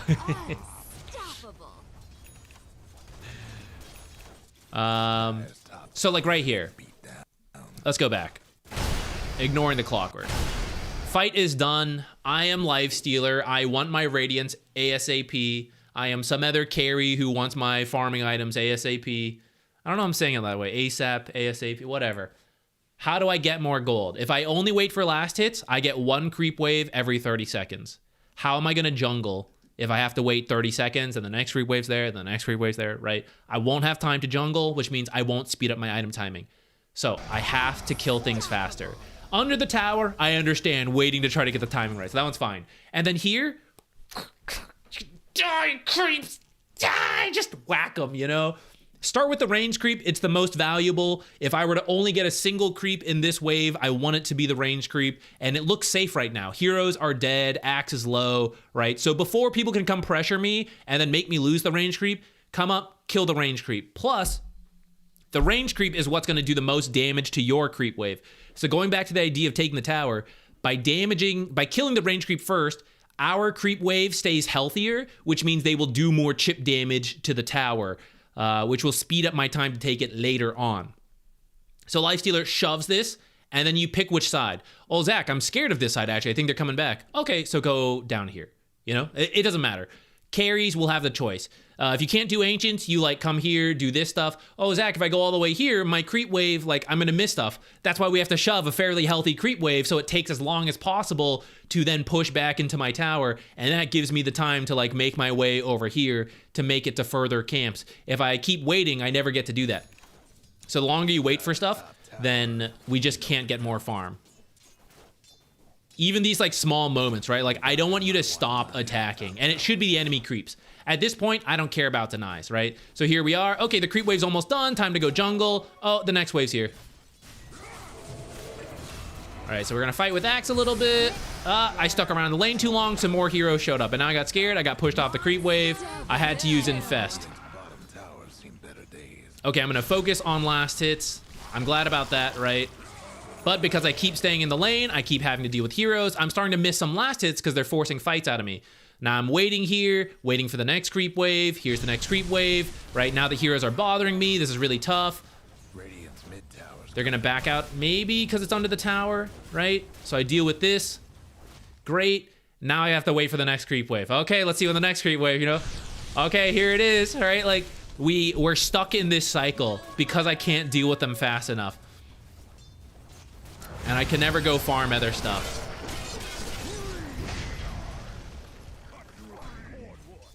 You can, if you're unsure how, like, they're putting a lot of pressure on you. instead of dealing with the creep wave under the tower, you can actually drag it through the tower to the jungle camp and then finish it here, or like finish it back here so then it's closer to the camp, and then you can back and forth. You can infest, come into the lane with the ancient creep, have the ancient creep attack where it's safer because you're in the ancient creep, pop it, then run away if you're too scared to bring the hero in. I would actually walk out here rather than TP. In case they chase you, you're not gonna have anywhere to go. So see, you like walk out, and now I'm waiting for the creep wave. It will come here. It's on the way. So just go jungle in this time. You have the quelling blade, you know, cut these trees. Actually, instead of teleporting, right, we could have just walked, right? So walk all the way out, and then you wouldn't have had to wait at all. Or you do teleport, just start jungling, wait for it to push up, and then come out, and then back into the jungle.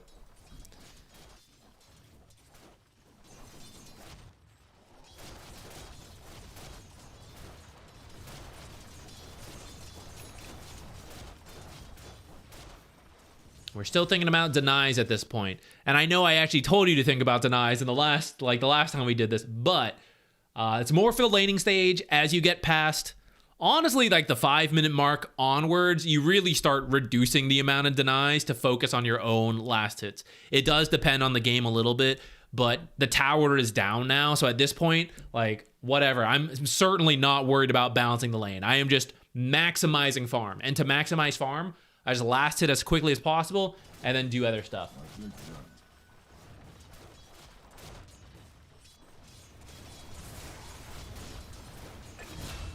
God, your team loves to fight down here.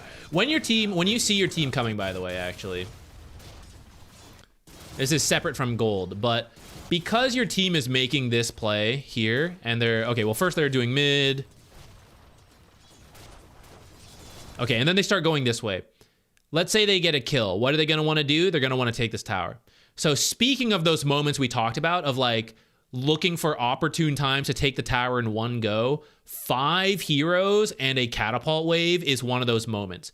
So to make that work, we need to shove this wave really quickly. It's not even about gold. This is about taking the tower now. I need this creep wave to die so that ours can move forward and we can line up these guys moving in this way with us being able to take the tower. So you need to like attack faster. And then you actually don't want to deny your own creeps because then we have less creeps to push the tower with. So you see like everyone's here and then we're still over here killing our own creeps actually. So even though they just got this double kill, I want to take this tower and I can't. And you're actually now TPing away, which there is a lot of farm here. But rather than have to miss some of those creeps, right? You actually TP'd away from stuff, right? If you just attack a lot, and then teleport, like we won't miss any creeps. You know, I will say it's okay for you to come out here. I was debating if you should push with your team, but actually I do want you to get the Radiance.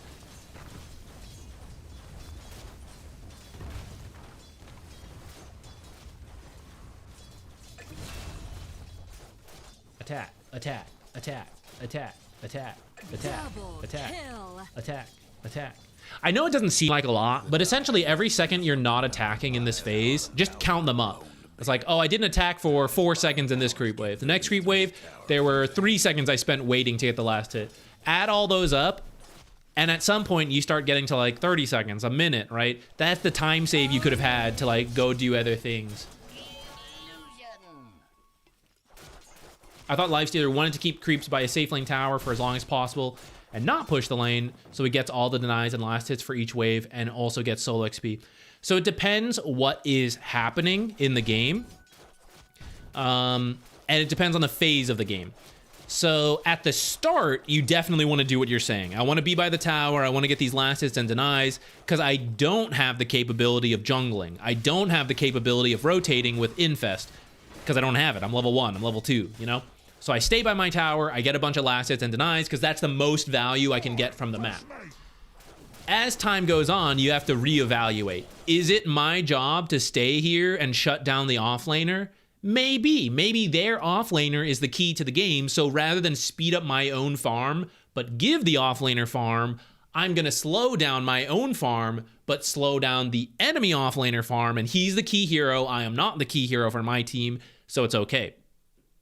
There are other times, though, it's like, I really need this Radiance, and I need to do other things in this game. So if I'm slowing down my own farm for whatever reason, then that's no good. Especially in this case, we see the Lifestealer alone with the whole enemy team here. That can be Lifestealer's job, is to just like make that as hard as possible for the enemy team to take the tower. It is slowing down his own farm though. So if he feels like, yeah, that's okay, I believe in my Razor to carry, and he's like shutting it down, I think this is my job, then I'm up for that. A lot of the advice I've been giving is to like speed up our own farm for like a Guardian pub. I think is okay to do. I don't know if I want to trust like the other people too much to do it for us, and that like, oh, this offlaner's gonna win the game. Is he? Like, what?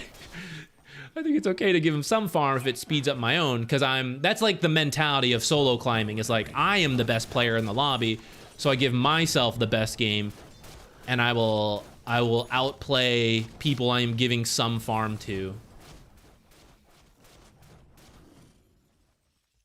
I think that may be what I want to leave it at. I know you talked about some maybe mid-late game fights,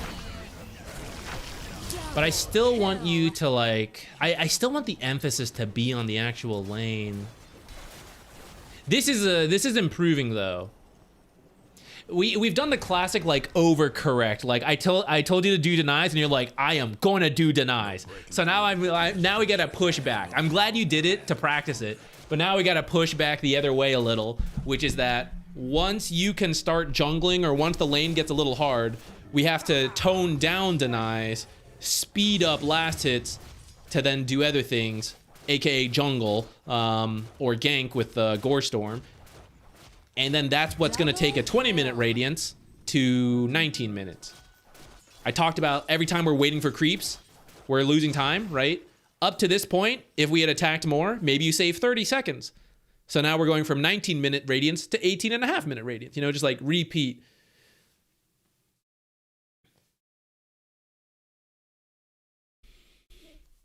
I was just about to ask. Yeah, let's do the other game, I think.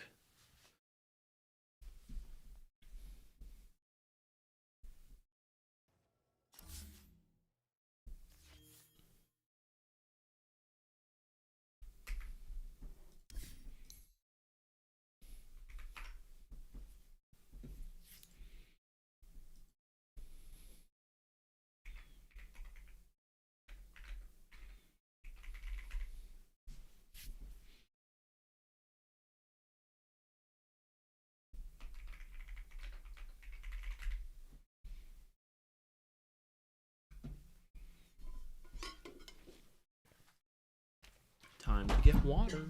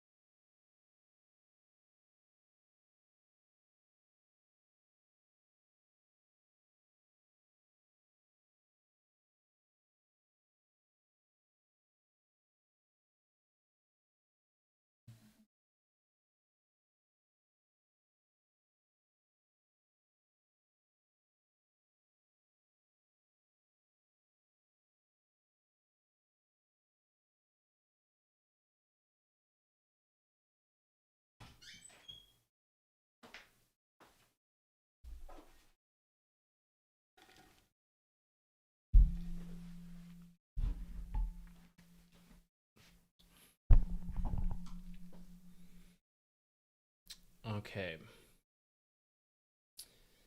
Could I have... Oh, wait, let me do the timestamp. Okay. Could I have carried this? I don't want to blame NS because I was Morph and enemy was NS. They would have been sleeping on my lane. But that's not important. Just want to learn to win this kind of game.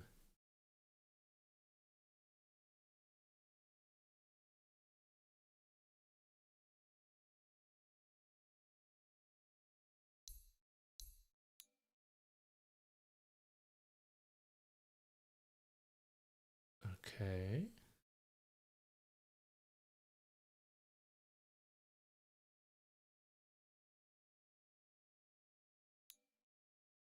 So it's pretty close for quite a while.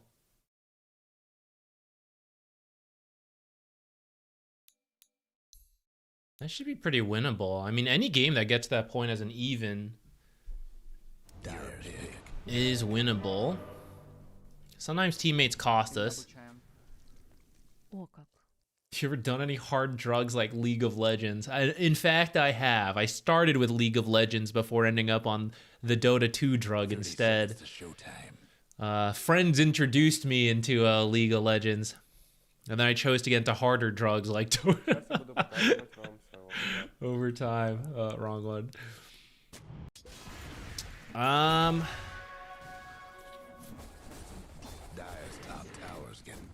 I don't even know that your mid lost to the Invoker. It looked roughly even at this point. He's like a little behind.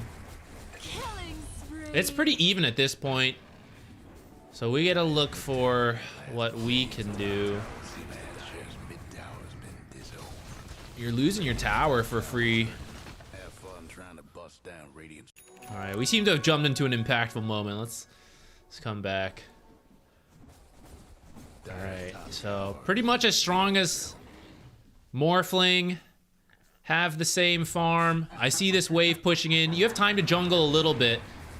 Possibly to stack this and then get out. Stack it. Alright, you've stacked. The money is here. You don't need to do it now. It will be here later. It will cost more walking, but like, if I have to go do something else, it's fine. This. It's my job to hold this right now. This is a full health tower. We're in the video.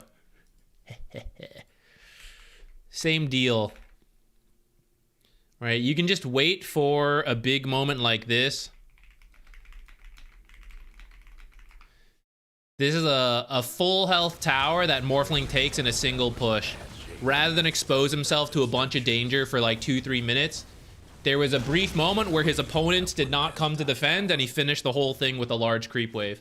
But that was super defendable. You lost a lot of health to the Ancients, which is why you didn't feel comfortable defending, I'm gonna guess. But if you had just like stacked and then come over here with full health, you can clear this creep wave, and then you could come do your stack, and you would have held the tower. That's a pretty big thing.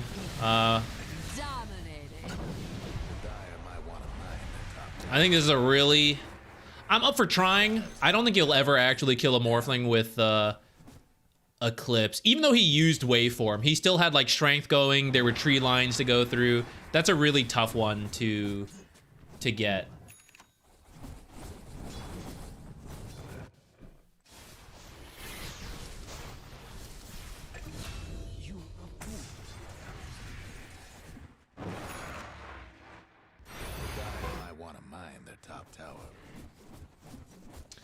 Okay, I would, before you come back here, if no one on your team's doing it, I would buy an observer to place up here.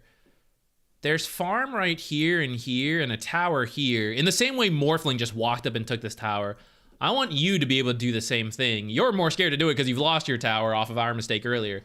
But it's still doable if we have vision, especially because so often the enemy heroes have been here and here. So we kind of like push up and then run all the way back. But there is farm here that we can be taking from the enemies at 13 minutes. Instead, I believe Morphling's probably... Now, Morphling's over here. So actually, this is a totally empty area we just walked away from.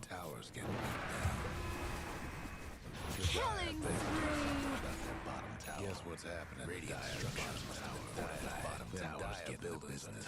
And then Morphling farmed it instead. The dire gave. So these are the moments where you're like a little bit ahead of the Morphling, but you could, like, if you had taken that hard camp, you'd be 6'8" and he'd be 6'2". And every time that happens, you push it further. Up a bottom tower. What's with all the scribbling? Little decisions like that add up. You're telling them to come up top, but I mean, they took bottom tower. They are getting stuff down here and you're farming. I don't think you need to change that.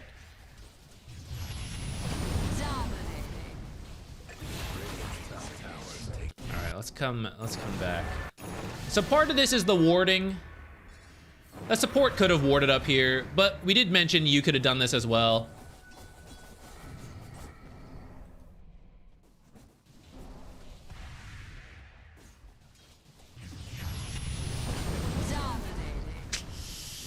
It is kind of sneaky from Invoker. I may have been there as well. I guess we could have also been further back a little. Like, this creep wave, so you chose to farm this creep wave here, but I mean, you could have farmed it here. We're kind of speeding along. I was a little caught off guard that Invoker showed up here, so we can, like, give him props for that. I also think if you wanted to be safe, like if you were really paying attention, then you would just let this push in further and farm it here rather than here. Because it's the same money, it's just a different level of safety.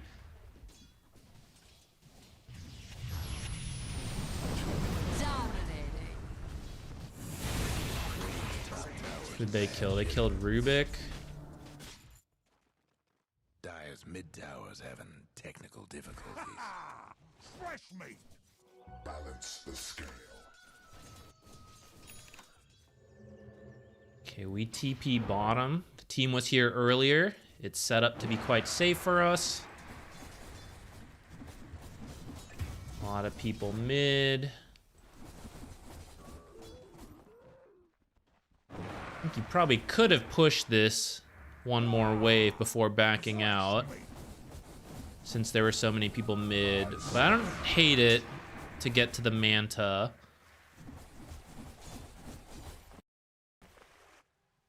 This is the wrong direction. You should keep going this way and then come back this way. If you do this, you'll get here at around like 17 and then farm backwards. If you come this way, where are they right now? Everyone's missing again. They were recently all grouped and now only Pudge is here. So it is possible for them to be here. Even though we have observers, they could smoke into here. So this is more dangerous than this. It's the same farm, essentially. And because of the speed boost and how fast Luna is, you will run back this way and jungle, still getting farm, and you'll probably make it to the wave in time to get. And if you don't, it's like not the end of the world. I think this is dangerous to come this way. And it's a little inefficient to like go down and then go back up. If you pick a side, so like, okay, I'm gonna farm the top jungle, then you stay in this top jungle. And if you're going to farm the bottom jungle, then you stay in the bottom jungle. If you keep going like back and forth, the time it takes to like walk through the lane adds up over time. Dire's top tower gone. And then you see like you finish jungling this and you're like, oh, I have nowhere to go because the wave actually didn't push up yet. So now I have to like walk again like this way.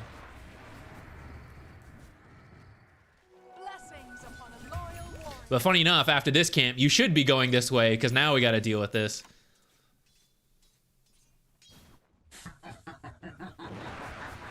So then to get here fast enough, rather than jungle this stuff and then do this, we're going to do this, and then we're going to have to go this way, and then we're going to have to go down because we already farmed this stuff. They're all missing. We should back up. Go bottom jungle. Stack this. Killing spree. Farm it again. Small efficiency there. Probably lost like 5 seconds for this pathing. And then they're all missing. You should be going this way. This way, into this way, and then back this way. If you want to like step up and then Manta and send them down, that's okay. But they're making a play right now, and you're just kind of like guessing if it's you dying or your team dying. Turns out it's your team dying, but it could have easily been you dying. No one had any information. and you just came out like the lucky one, that you weren't the one being killed on this. You all made the same mistake, but by chance the enemy went to the teammates instead of us. Do something about that bottom tower. Guess what's happening to Dire's bottom tower?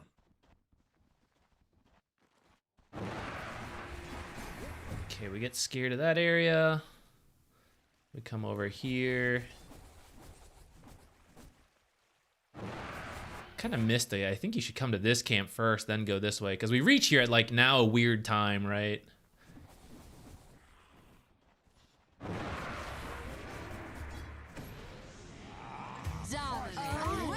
Double kill. Unlucky. All right, let's see what they did. What happened here? We have Manta level 2 ult, 15. Maybe we could have joined. What happened?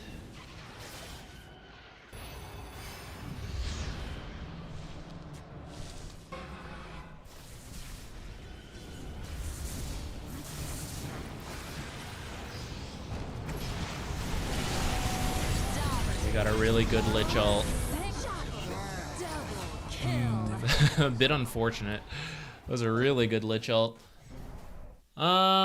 Up to this point, you and Morphling have done the same AFKing, by the way. That's why you are both at the roughly the same net worth, and you have done a little bit more efficient stuff. His most impactful play that we saw was to take this tower. You haven't had that equivalent yet. And then after that moment, you guys have both just been farming your chunks, which is why neither of you have really contributed to what will change at this point. It's just what the teammates get out of this point. I think that's okay, up to the Manta, and if you think the butterfly is where it'll be different, then I'm up for that, and I will keep speeding forward to see that moment. But we do have Eclipse and Manta. We can join the team if we look to see what's going on.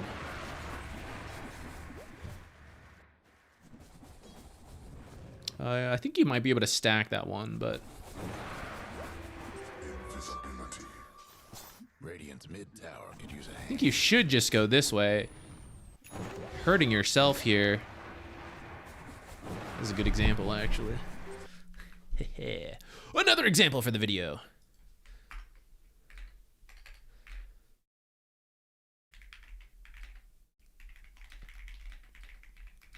All right. I want Arc Warden to farm. I want you to farm. I want you both to have farm. So there's this direction, and then there's this direction for you to get farm. For Arc Warden, there's this direction, there's this way, there's this way. There's 3 people here, so it doesn't really make sense for him to go this way. People are missing, so it's too scary to go this way. So he wants to go this way. And now you, who can go this way or this way, are also going to go this way. So now you're both going to go to the same farm, and one of you will lose, and he decides to let you do it. But you could have gone this way, and then you both could have jungled. So now he's going to come back down here, because actually the reason he left was thinking mid had to be dealt with. Now he's back, and there's no farm here. So you guys are ruining your own farm, both coming to the wrong spots. Now, if you feel scared, well, Zach, this area is really dark for me. You're the only one who's been down here for a long time. So the person whose job it is to ward down here is actually you on the carry. These are the moments you buy your own observers, because I want to feel safe moving here, and I don't want my supports to come here because I just want to farm here. So I have to keep warding here for myself.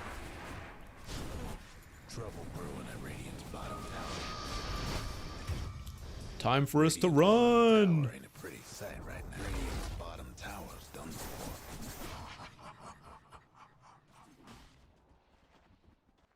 Radiant's bottom tower seems better.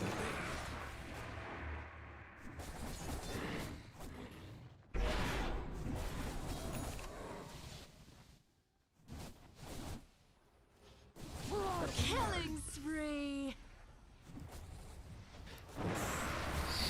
Maybe I'm missing it between looking at chat and playing fast. I don't think you look at the fights going on very often. I'm really not sure what you should or should not be joining from your perspective.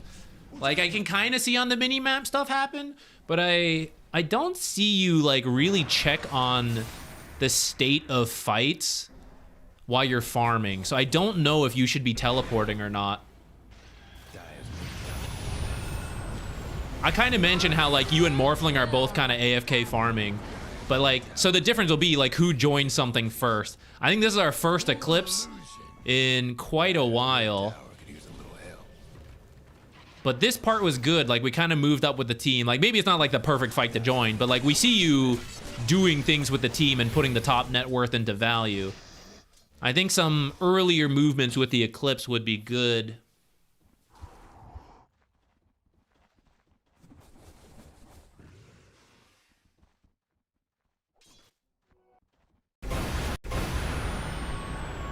All right, come back to this. As the carry, I ulted, and I decide I want to stop fighting now. All right, things are getting scary. This is kind of scary to me as well. If it wasn't Venomancer, it could have been you. If your team is trying to push here, I guess I'm open to it. But prior to this, it's essentially 4-on-4. My mid is dead. Their support is dead. So how good do I feel about this? Especially knowing my Shadow Shaman's not here. So 3 of us versus 4 of them in this fight. So I actually don't want to be here, and you should just be like retreating and send the Mantas in when the Manta came back up and push this wave. And you guys shouldn't fight this. Anyways, so the fight happens, he dies, and we decide, okay, this is wrong for me to do. Like, let's get out of here. So Night Stalker's running this way, and then we want to go this way. So that's fine. But then we actually go this way first. And we're not going it this way. We're spending some time over here. And now we're kind of like making our way over. But notice, at this point, they're missing. And now I am scared to come over here. So upon retreating from this fight and multiple heroes were here, at that moment, I knew it was safe to run this way. Because even if they also run after me at the exact same time, I'm ahead of them. So I'm going to get here first. And I can just Manta, send it, and then cut back. Or maybe I see them do something else and I can do it. Now that I have spent my time here, and now I come over here, they can be here already, and then I don't like this. So after a fight, whether you win or you lose and you decide to go do something else, you have to go to the thing you need to do, like, right away, and then retreat backwards to safety. We're in reverse. We, like, did really save stuff, and now we move into danger after letting time, like, increase the danger.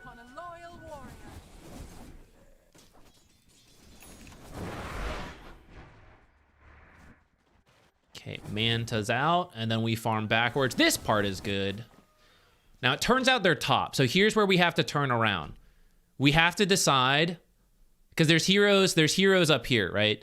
We have to decide if we are joining the fight, or if not, we need to push things for my team, and I need to actually move this way now. It's not about the gold efficiency at this point. It's about, like, making things happen on the map. We're pretty close to having Eclipse, but you're also pretty close to BKB. If you want to wait for that, I don't mind. Tell your team to wait. But now, so now I see them doing stuff, and to punish them, I should be pushing one of the other lanes that they're not in, but I retreated when I saw multiple heroes top, so now I am not in position to do that. And so now they will kill my teammates and not be punished for it.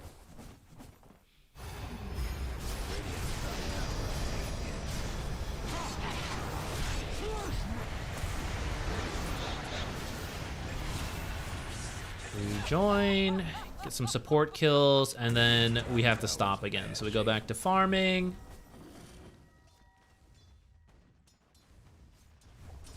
Okay, Invoker just TP'd from here to here. So I know he can't join for a little bit. Morphling's mid, all that's left is Pudge, and then you fall back here. So again here, I see the danger is here and the danger is here. So top is now open to me. And I have gone backwards to safety. So these are the moments you have to create things to happen on your team while still getting farm, and we're missing them. You are sending the Mantas forward, which is good. That's like partial credit. But the real hero also needs to be up there right now.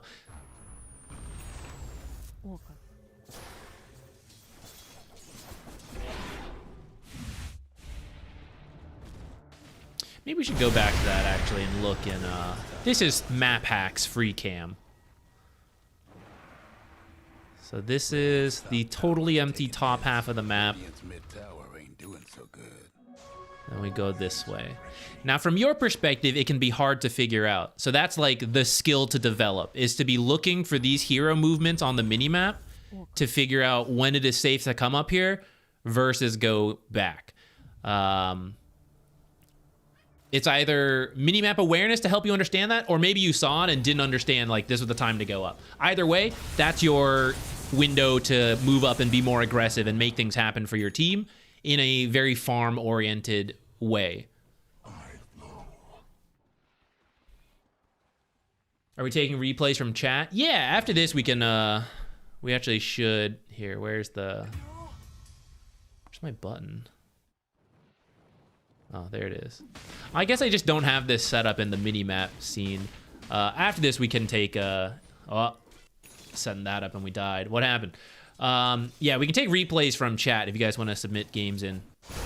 Okay, hold on. I got distracted. Let's come back. And let's do it on the mini-map. Okay, so now the supports are about to start respawning. We didn't really push in top. So because of that, so to help you understand like why this is important for you to do, what it leads, like how does it lead to you winning the game? So you're pushing top as the hero, you're getting farm, you're stealing it from the enemy, so as they respawn, there's nothing in the jungle up top, so we're building an actual gold difference.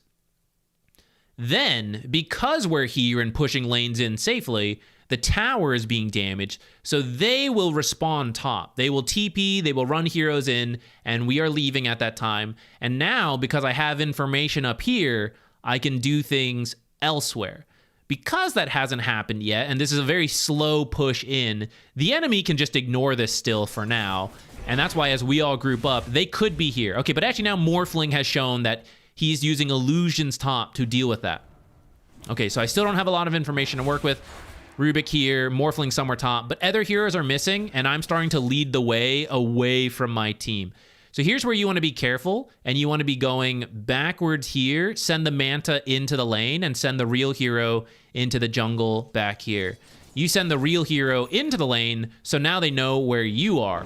As opposed to earlier, we saw the Morphling Manta's top, and I didn't know where he was. Now I know where he is because the real hero is here. Rubik has now found you, and so has Invoker, and they knew where to look because we showed in the lane. I'm gonna go backwards. I'm gonna show you this perspective. Right, there's you disappearing, and they don't know where to go. There's you. Now, they did have a ward here, so that did help them, right? And we go into the lane. And if they didn't have a ward here, nor apparently a second ward in the lane, then this is where they would see you.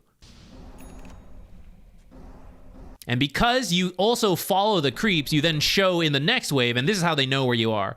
So this is why earlier when I said we Manta out, even if we are showing in the wards and we're moving this way and we Manta, it's harder for them because now they have to go like all the way here. It takes more time, and it's a more dangerous area. Now you Manta and send it forward, but like, where did you go? You know, like it's super obvious to them which direction you're going if you're only going to farm. So that's why we have to do it earlier rather than later. That's what lets them kill you. And hopefully seeing it from two perspectives helps to understand what's going on there.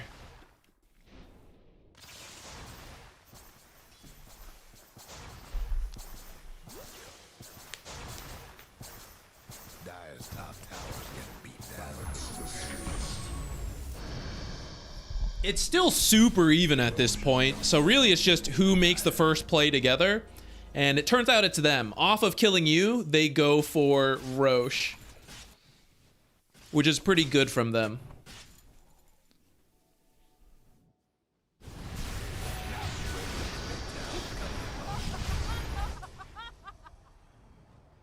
That is their mistakes. They should be dying, shouldn't be dying at this time. Trouble brewing at Radiant's bottom. I see you getting mad and starting to write on the screen, but the lesson I want you to take from here, and why I also want to encourage not getting upset and raging in games, they are dying. You would not have the farm you have if they had not died, right? Like, we see moments where Arc Warden defers to you for farm, and you don't join them. And so for most of this, you were pretty unbothered in your half. That comes from them dying. Could they have improved a little bit and made some better choices? Yes. But so could we. And so you are where you are based on what they are doing. If you want them to have less deaths, you would have more deaths because you would be the target rather than them. So Dota is very connected that way. And I don't think, like, from what I saw, your farming is good in terms of getting farm, but you're missing some moments where it would actually help your team. Like, I push in a lane, and so the enemy shows here, and because the enemies are showing here, they're not killing my teammates. Or because they show, I can now join my teammates and, like, make something happen and help them get kills. Like, that's kind of the job. When you're this rich as a hero, your job is to lift the people up. That's how you win these games, is you have to look for ways to improve them. You can't just, like, watch them and be like, play better, because that doesn't do anything. Even if you're the carry, and carries aren't usually the playmakers, you have to find ways to help your team when you are the top net worth, because that's the top net worth responsibility, is to, like, pay it back to the team. I saw someone donated. Thank you. Hold on, let me see. Where's this question? Hey, ZQuix. Hello. When should I do stacks when I'm playing mid versus staying in the lane? With Lina, I like to go around 45 seconds, do a double stack, but I see no one else does that. IDK if it's okay, and when should I do those stacks? For a hero like Lina, doing the stacks is like the same spell cost. So usually 2 to 3 stacks is like pretty good. As it gets beyond that, it starts getting like pretty... It actually becomes tough because there's so many. So usually like 2 to 3 is pretty good. You don't always see other people do it, but I would actually say it's because Lena's not that popular right now. I'd say for a pub game, that's a pretty good habit to build.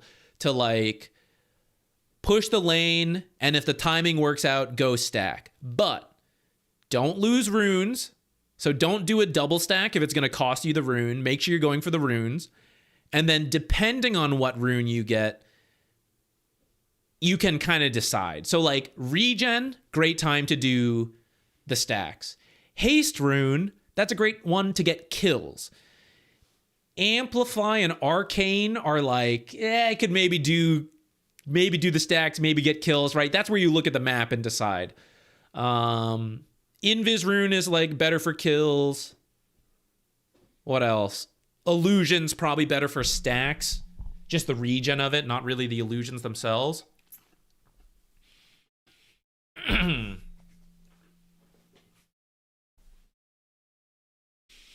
understood a lot from this game. Okay, I'm glad to hear that. I'm glad to hear that. Hopefully it'll help you. It won't... The part you need to do to help your team is vague. So it will be difficult to see. Oh, game crashed. But I promise, with some of the more like active farming stuff and the extra presence, extra effort to look at the minimap, both for your own safety to determine where to go, but also take a look at what your teammates are doing for when you should go join them.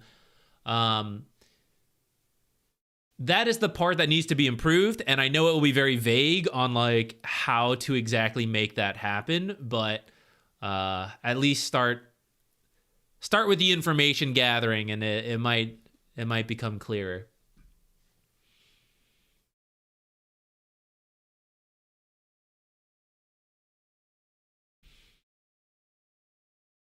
Okay. Relaunching.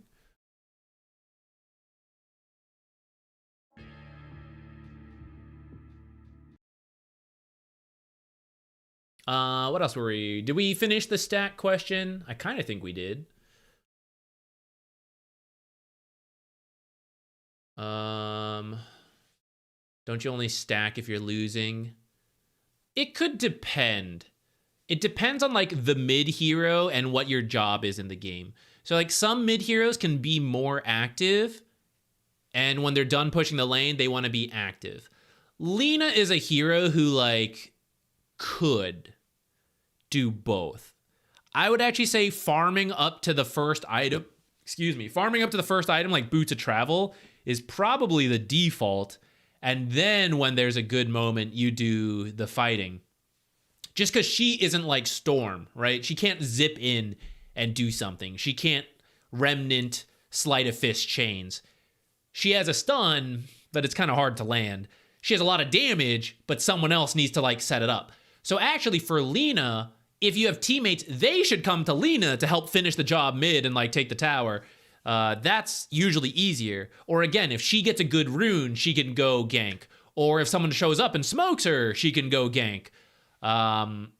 If she finishes her item like Boots of Travel from farming faster, then she can do both, right? She could be farming, see a fight happening in the side lane, go show up, gank that way. That's kind of her item to get close, as opposed to, you know, the Spirit Brother type heroes who can just get in super quick.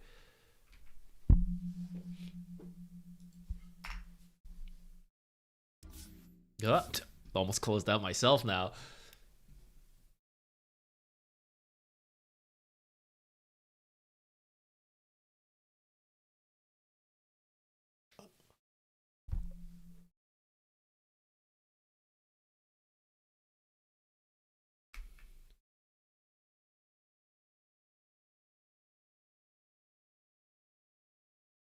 Okay, let's do this one for a support farming mix-up.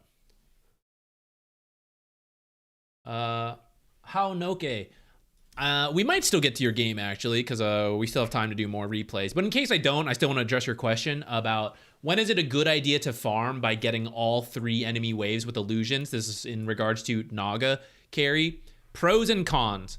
When you cut every wave, it's a lot of map control for your team, because you pretty much prevent the enemy from pushing, right? And they should be dealing with waves, so you should see where they are.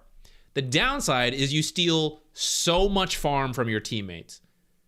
So the best time to cut all 3 waves is either A, your team is pushing, and so they are not farming, they're trying to take objectives and big fights.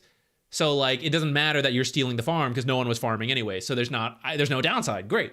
So that's one possible solution. This can be because they're doing Roche, Tormentor, pushing a tier 2 into the tier 3. So you're just sending illusions to the other lanes for the record.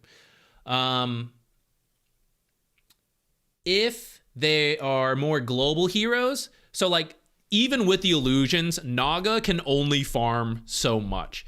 So let's say you're farming the front 3 creep waves and some jungles there. Then the whole back jungle should be open. The issue is that they have no way to get to you in most cases. Like if they're farming their half the map and you're up front cutting all the waves, you have to be close to the enemy's half the map to make that happen, probably near the mid lane. And there's no way to get to you unless there is. So they have some kind of global hero like Invoker, Dawnbreaker, Nature's Prophet, super greedy lineup if you have that, like whatever, right? If you have those kind of global heroes, then they can show up to the Naga and still do fights. So those 2 situations are okay. When you need to delay, this is another reason. It's like, I'm not stealing farm because all my teammates are dead. So I am delaying the game to let them respawn. That's another time when farming all 3 lanes with Naga is okay. If you are insanely farmed and close to finishing the key item that is like, I will then end the game and no one else's items matter, you could do that too for a moment. But otherwise, I would avoid making it a habit of like, I always farm all the waves, because in the long run, that will probably backfire and hurt you more than it should. And really, 2 waves is plenty. Like, I'm in the top jungle, I'm cutting 2 waves, mid and top, and jungling, and my team gets bottom, right? Like, you probably don't need all 3 waves all the time. It helps you to have other people with farm. There's only so... Concentrated net worth is good. It's like why there's a whole farming priority to begin with, but there is a limit where like You want your teammates to have some farm. Otherwise, it's a negative to you. Like they can't set you up because they have nothing to set you up with. We're about to start a replay, and then we'll collect more replays. We are doing this Largo one, which was a support farming question, which I've lost. Oh, here it is. The game was slow, so I decided to be greedy and go for Ags. I worry that I'm not joining enough fights, though, and it feels a little weird as support. Is there more nuance than like doing that as a core? I think it's probably the same, actually, where it doesn't really matter what role you're playing. It's this idea, I'm trying to finish this item that I think is good, and should I join fights or not? I think the principle is not that different from support to core. It's just maybe less common for you to have dealt with, because you're usually a support defaulting to like being in the fight, and the items we are finishing is like, oh, Solar Crest, you know? So it's less of a big window than cores. But I think at the same time, it's still like, is this Solar Crest worth it? Is this Ags you decided to go for this game? It's like, is this the game-changing item that I need to not join fights for or not? Same way the Spectres to be like, should I be joining without this Radiance? Do I need to finish this BKB before I join these fights? Right? It's still like a cost-benefit analysis of what you need to do and like how much the item is going to give you. Let me see when you're doing this. Radiant's mid tower's coming apart. It's a pretty long game, so confirmed slow game. And when did you do it? We got the Solar Crest, Soul Ring, Shard, and we decided, okay, maybe slow game. Got the. This is pretty fast from you deciding to get Ags from like this Shard. 8 minutes. I mean, that's pretty good. There must have been some like good fights here. I don't even know if that's like slowing down for well, I guess maybe some of the reason it's so fast is because you were farming so much. So I guess we go back and take a look. It looks like it kind of worked out though. I mean, just from the charts, Ags, Bloodstone, Daedalus, maybe a little delay here, but like the Sange and then Hurricane Pike, right? So there was like some delay, but we have some like pretty strong item timings in this little like chunk right here. Let's see when you started saving for it.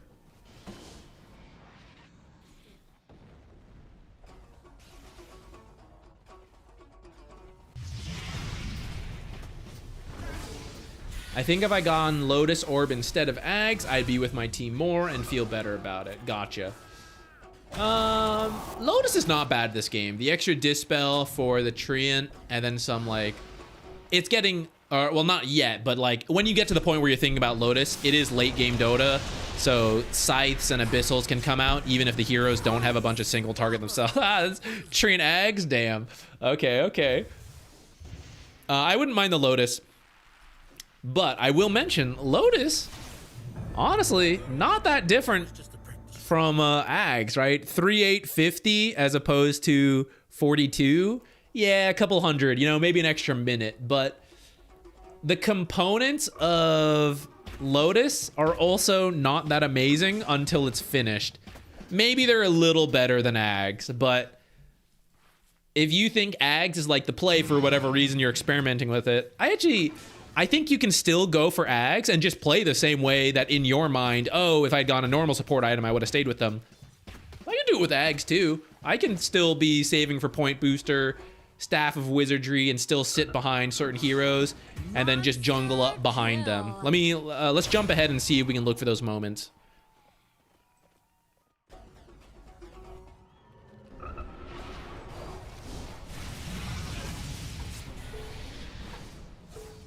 This cask. Killing spree.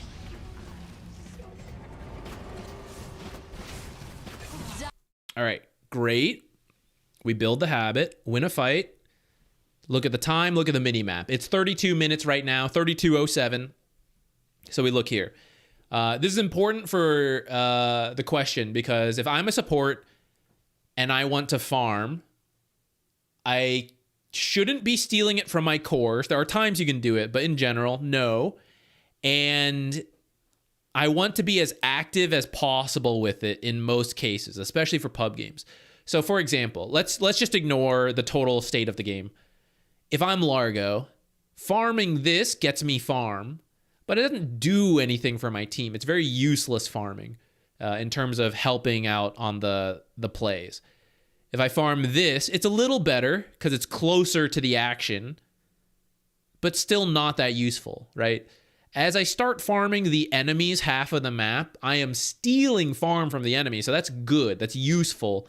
And if I'm pushing waves into towers, I am taking towers slowly. I am revealing enemy heroes because they show to defend stuff. That is more useful for my team. But it comes with danger because I'm up on the enemy's half of the map. And if I'm pushing in lanes and they're forcing heroes to show up, they could then kill me. So there's danger to it. So then who should take that risk? It's either someone who can handle that risk, so a really farmed core, has survivability, whatever, or a support who, oh, they died, but it was a support. It's okay. It is really situational on which should happen. So it's not like, oh, it should always be the support doing it. It should always be the core doing it, whatever, right? Very situational. In this game, getting into the specifics, you have a Spectre on your team. So when you are up here on your own, so is Spectre. From her super passive back here, it's not super passive for Spectre, for Nature's Prophet, for Dawnbreaker, right? Because they are with you in spirit. They've always been there. There's only been one set of footsteps in the beach. It's because they've been carrying you the whole time from back here. They get to do it because they're global.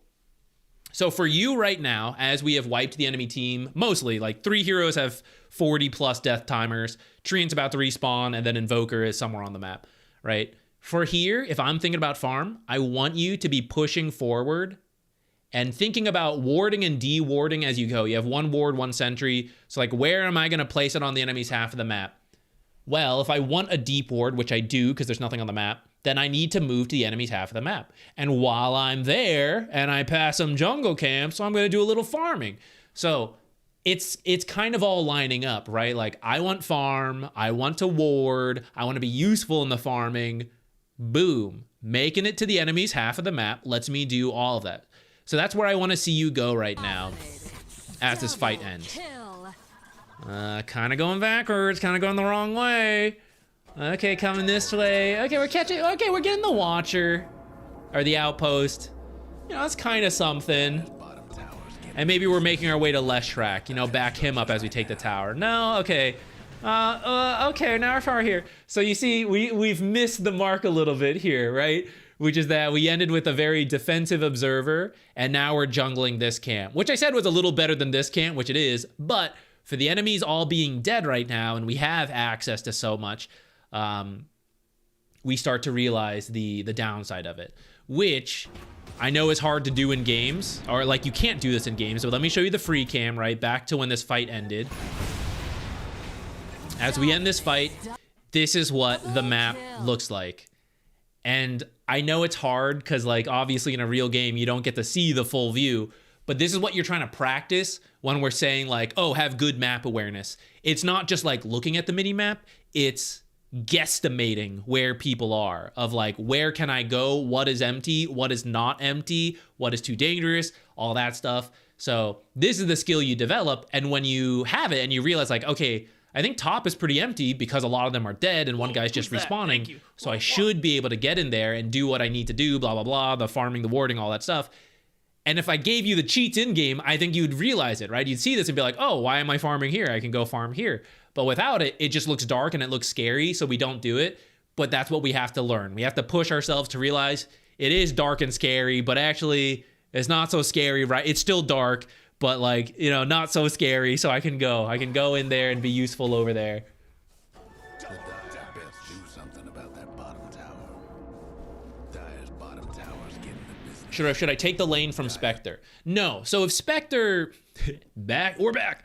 So if Spectre is doing the lane and she's pushing it, you can either go with her. So she's farming this, right? Well, do I need to wait for her to get here? If they're all alive, yes, right? Then I'm scared. I don't want to go ahead of her. I'll be behind her. But the enemies are dead. So while she is pushing the lane, why don't I just walk ahead of her? I'll go first. I'll go D-ward sentry, and I'm not that scared because they're dead. And then while I'm here, I guess I'll jungle a little bit while they wait for Spectre to get here, and then I'll help with the tower, you know? But I am here, and while I'm waiting, I am jungling this stuff. Is it stealing from Spectre if she's going to come here and do this? Maybe a little bit, but at the same time, maybe she'll just take the tower then, or maybe you guys will speed it up and then like finish other stuff. Maybe you come up here and cut the wave and bring it into this, so we are farming. We're also helping take the tower. Spectre might get a little griefed, but like, yeah, whatever. You know, it's okay. It is still helpful, as opposed to like AFK farming doesn't help take the tower faster. Stole from Spectre a little bit, but it was all with good intentions of taking a tower, and then Spectre will have more map to farm, so it'll help her in the long run, even if in the short run it hurts her a little bit. But if you don't want to mess with her, that's okay. We'll go to Leshrac, you know, we'll just go in this jungle, whatever, because it turns out Treant's here. So Treant, Invoker, all of this is empty. So all of us can just go in there, and Spectre can do all of this, and we will come here, we will deep ward, we'll de-ward first, then we'll deep ward, and then we'll jungle in the meantime. And as they respawn, we'll fall backwards, and as part of falling backwards, maybe Spectre has made it up here at that point. So we'll come back here, and we'll play with Spectre as they maybe respawn and try to defend this tower. Maybe we can take a fight, because these guys TP'd here. He can't even join this, so maybe we can win that fight. Maybe we fall back and come to Leshrac. And maybe we take Invoker, we take the mid tower. Maybe we don't want to do that because they're respawning, they're coming here, so we'd be a little careful. You know, it depends on the game. But yeah, those are some places you could go. Structure's looking fortified.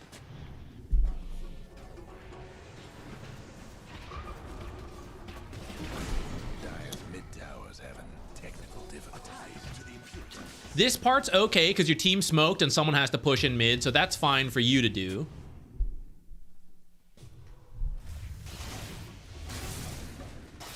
Okay, so you ended up placing another observer. I know this isn't related to your farming, but it also kind of is.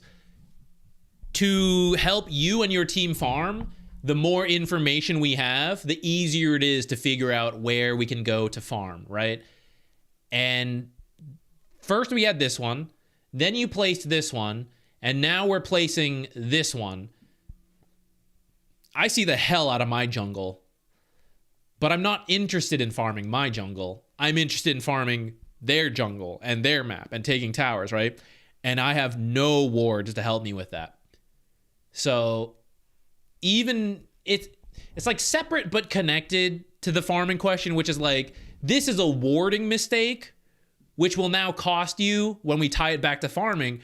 Because like, for example, Spectre tried to do this and she didn't know people were coming up here. She should have, but even without information, they're respawning. I knew they were coming. So technically she could do it or not do it to some degree. But if you have an observer here and she can literally see it happening, it boosts your odds that she gets out. Or you, right? You're doing this and you're split pushing. Let's say we take this tower. The fact that we have a deep ward here allows me to know, okay, I can push up to here and oh, I see them coming in, so time to get out, right? But without any information, all the way back here, I push the lane. I go, ooh, starting to feel scared, you know, like the observer's here. I don't know anything here. What if they're all waiting here? So I don't feel like I can go any further. So then we only get access up to here, which means all this jungle stuff is still theirs. So when you have an observer and no deep wards, you got to try to hold it for those opportunities, which goes back to like the team fight. That's why we shove out, we deep ward. That was the moment. Now we'll need a new moment to do it. Oh, sorry, I like slammed the mic there. Wait, I can do this. For Matt Sletzler's sats. Thank you for the Prime sub. I definitely butchered that. Thank you so much. That was a little bit ago. I'm sorry. I was locked in on whatever I was talking about. All right, wait, what happened here? Okay, we kill Rubik. Voker looks to be in the area, and I think Kez was here because he killed the Spectre earlier. Oh, he's behind. Oh shit. Oh shit. I don't think you've noticed on your map. Oh yeah, I see that sidestep. Okay, pretty good so far. Try to save. I guess you have no mana. Try to save Sniper with Catchy Lick in a moment here.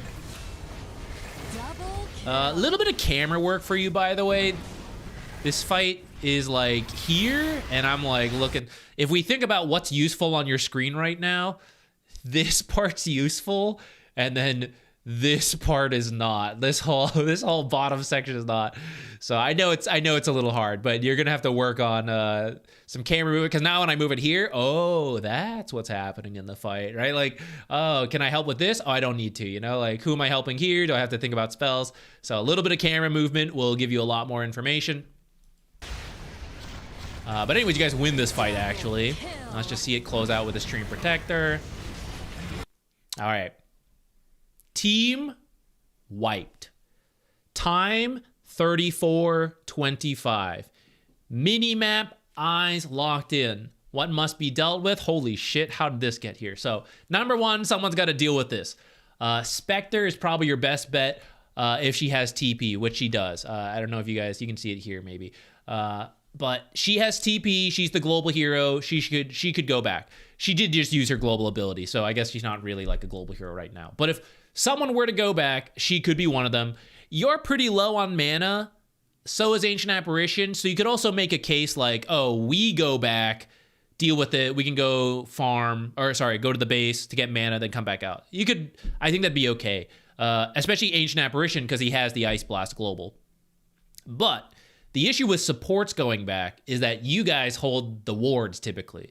So earlier I mentioned, hey, we need those deep wards down, right? I've got hella safety vision, but now is the time with the whole team dead. I can finally move to this half of the map. And if I am moving back here, then I can't move up here. And honestly, no matter what role you play, who should or should not do things, the correct thing that must be done is to do stuff on the enemy's half of the map. And odds are your teammates, like if we're just accounting for pub mistakes, a lot of the teammates want to go home, whether they should or not.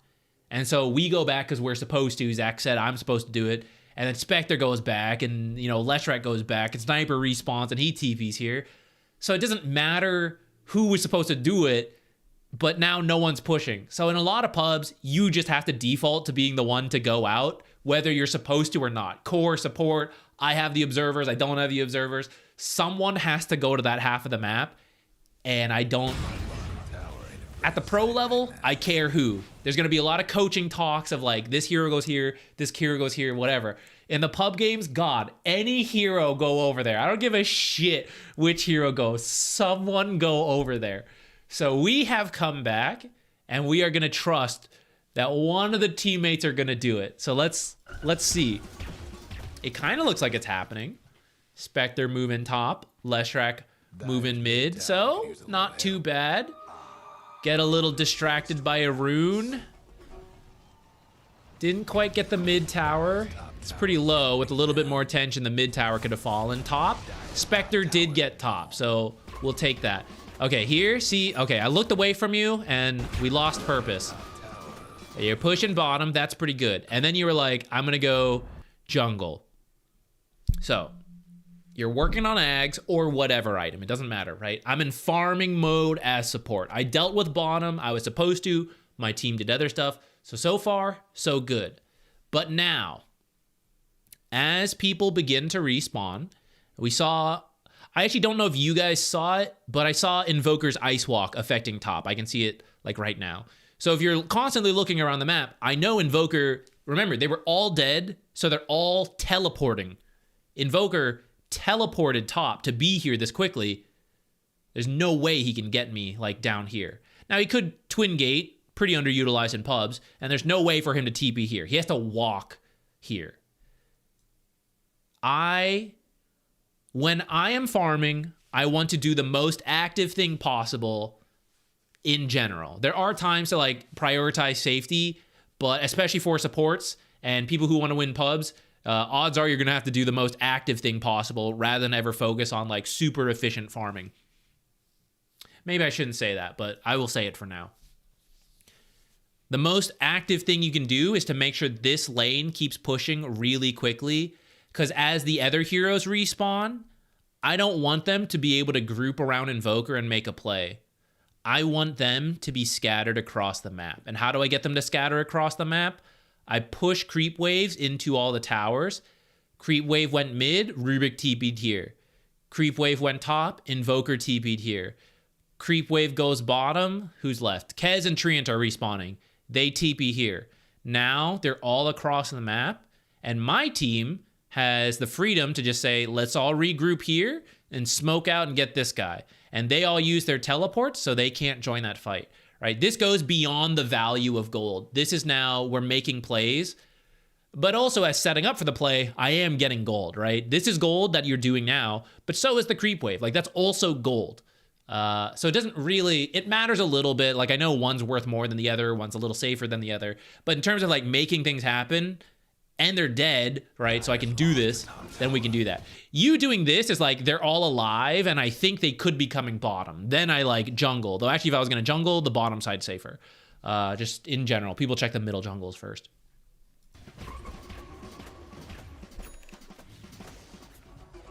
At this point, I'm only thinking about Ags. So I think it's fine to think about like, how do I get this quickly?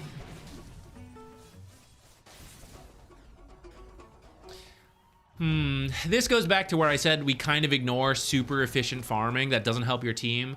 There are times to do that though when the item is so important.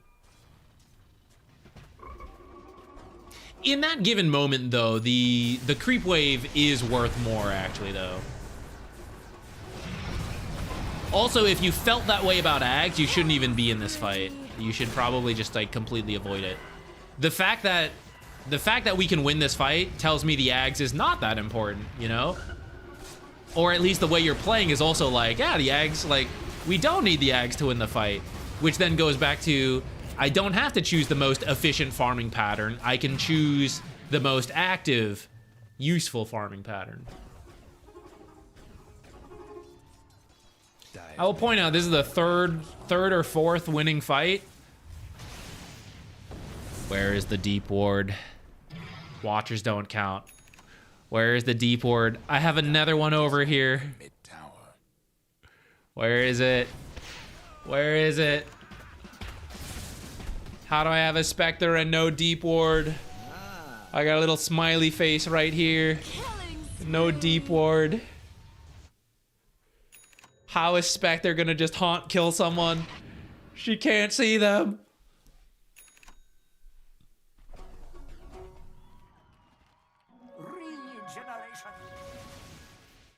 What item can buff an ally's damage? Vlad's has the % damage boost. Vlad's has the % damage boost. Solar Crest gives attack speed. The negative armor, so like say you do like the Deso, that could amplify someone's physical damage. The what's it called? Veil increases spell damage from allies. Oh, there's too much shit going on in the back. What else? Orchid. I guess technically Orchid doesn't amplify their damage, but it like compounds it, where after the end of the effect, it like, you know, does that extra damage again. So I guess we could throw that one in there. There's some break items like Silver Edge and Conda, which if the passive is protecting him and you break that, you know, I guess like that's amplified your team's damage. I think that's it. I guess you could throw Helm of the Dominator in there if you take one of the creeps that boost damage, like the Alpha Wolf. And then all the other support items increase damage in the sense that they're free to do damage. So like help them move around, keep them alive so that they can stand an auto attack. I think that's it. I guess you could give someone Moonshard. I don't like doing that. Oh, drums. Drums boost attack speed, and so too does the bongo boots. Attack speed and move speed. I think that's most of the important ones.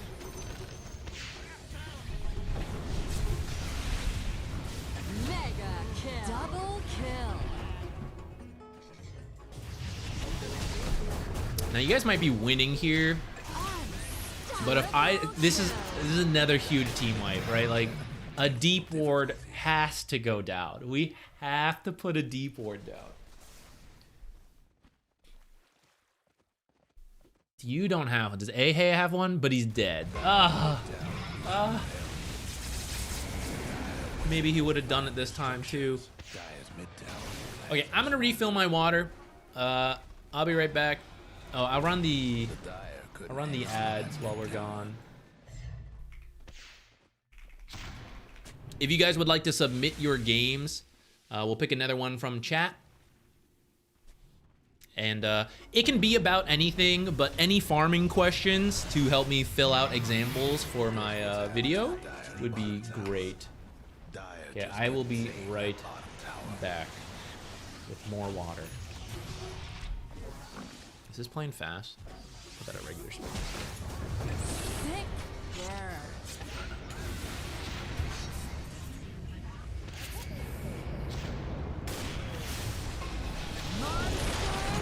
Double kill.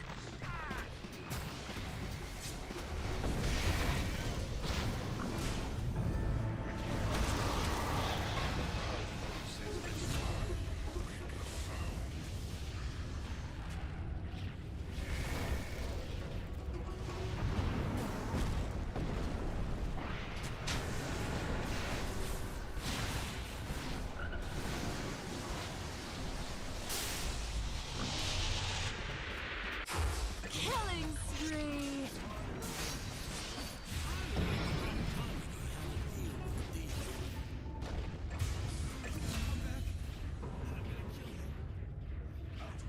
And your spark.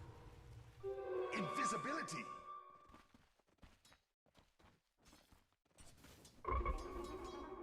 Dyer's top tower's getting beat down.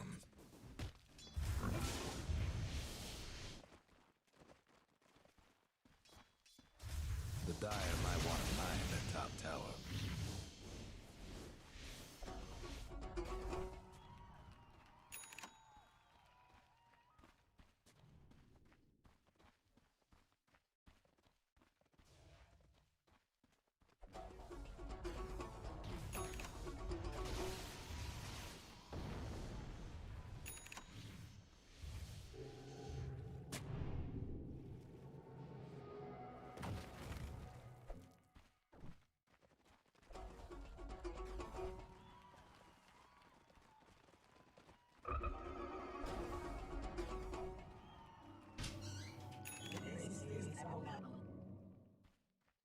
That should help.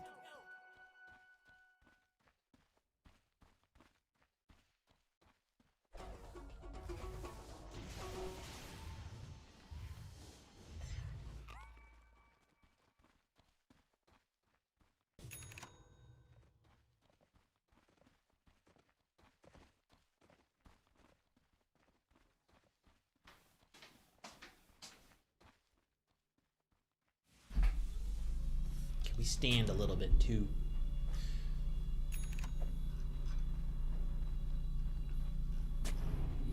All right, what questions you guys got? Let's see.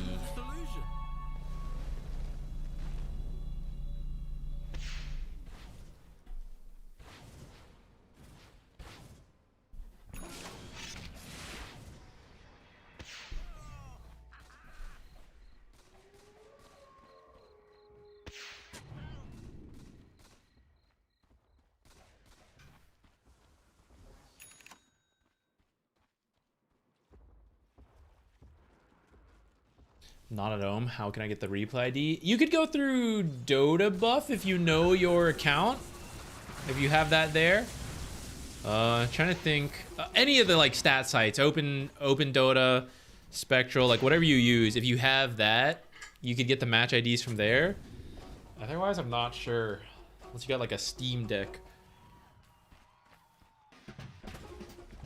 Guys, I can't wait to be able to business expense a Steam Deck.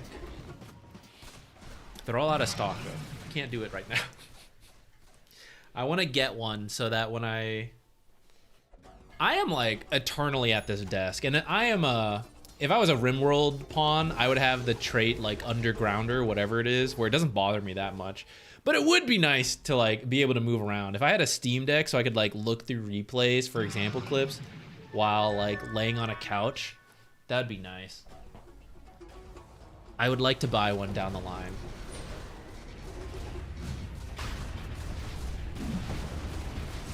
Okay, our multi-chat stopped working, so I will just, I'll open both chats and just have them up. I don't know why this happens sometimes. Back out of this, and let me see what you guys put in. Pop out the chat.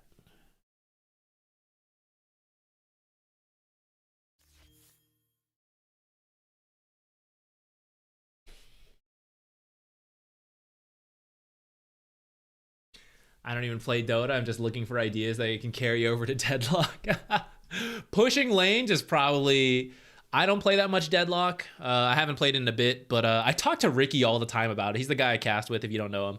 Because he's really into Deadlock. If you want to check out his channel, he has a YouTube podcast with someone else. He's some other high-ranking player. They talk a lot about Deadlock. But if I had to guess, any MOBA type game, pushing the lanes is always going to be really good. Pushing the lanes and building a difference, which means not just passively farming your stuff, but learning to steal from the enemies. That is goated in like pretty much any MOBA game. Like just the concept of a tug of war game, the way you build strength is to take from the enemy.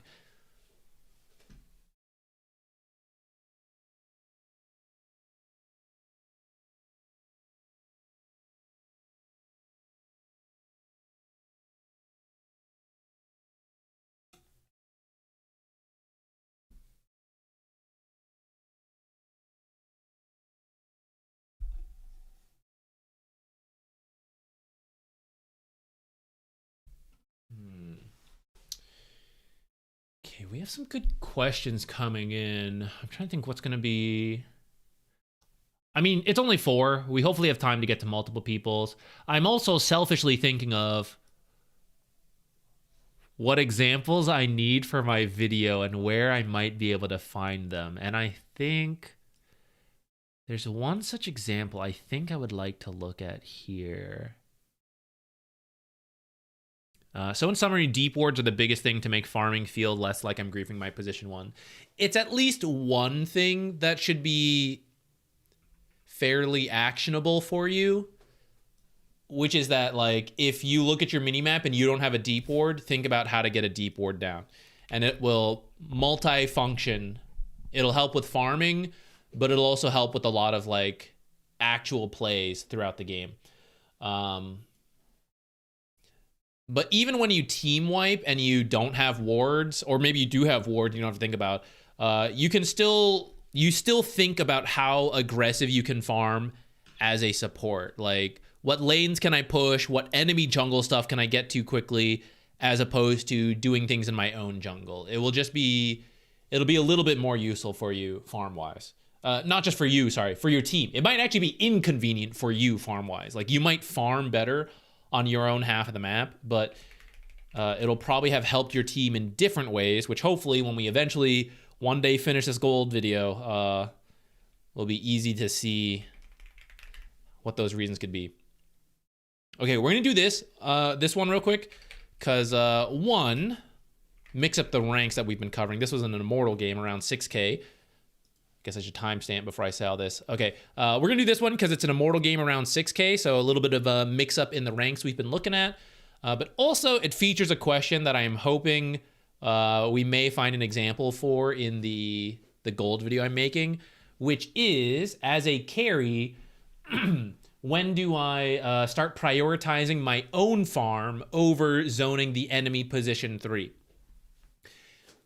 Really tough question. It really depends on the draft as a whole. So while this game is downloading, we can kind of look at it. So it's essentially Juggernaut can speed up his own farm, but by doing so, he will push farm to the enemy off lane, which in this case is a Marcy.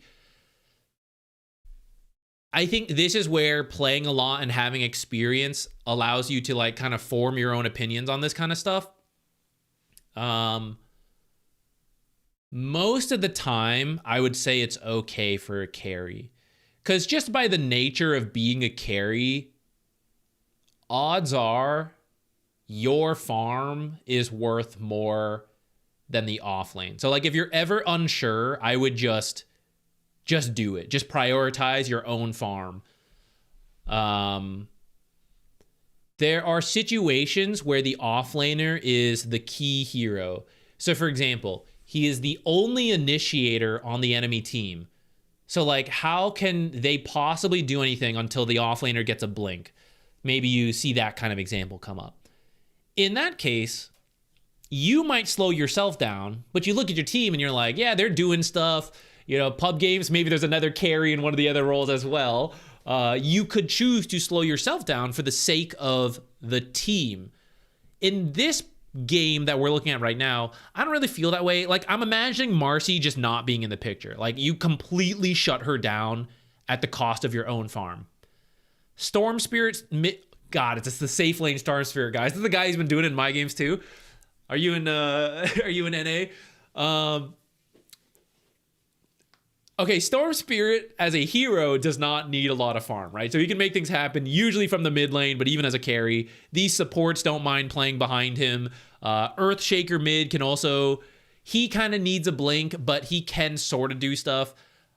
But the blink timing is not that slow, especially if he's like doing stacks. So I feel like even if Marcy is out of the picture, they'll be able to do things. I feel I would rather you have farm, especially because like there is a threat where Marcy kills you and she has enough farm, she bursts you. But you have Omni Slash, right? That's pretty good. You have heroes that can help you out with the Marcy. I think you can just like play your own farm this game. But let's see. Because I would say in the first five-ish minutes, it's hard to do more. Like, to give the enemy farm and we ourselves get more farm. There is a certain tipping point, which is usually how fast you can jungle, when it becomes worth it to, like, give the enemy farm, but you get more farm. In the first few levels, I think that's really tough. And so getting, like, securing your own farm and denying the enemy, I think is worth it. We'll say for 5 minutes. In this case, with an Undying, he should hopefully do it for you. But in the first few minutes, I would definitely want to like help him out a little bit. Because if he doesn't have a strong start, he's not going to do anything, right? So as a carry, I would be willing to like, okay, I miss a couple last hits here to make sure he has a little bit more impact. You know, like I do a little bit more with creep equilibrium to like make sure it stays here, even though I could have sped it up for myself to like do a little bit of jungling. If it's not a huge difference, you know, it's like, 50 more gold here, there. Like I'd rather this guy have a good start.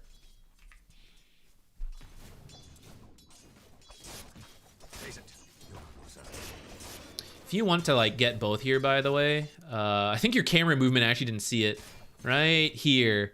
Draw aggro from these creeps. I know you'd have to be standing a little lower, so it doesn't always work out. But if you guys like want to try splits, in fact, you could even just do it now. You could just creep aggro them now, because I know this creep's getting low. So you creep aggro forward, kill this. This one's not in deny range.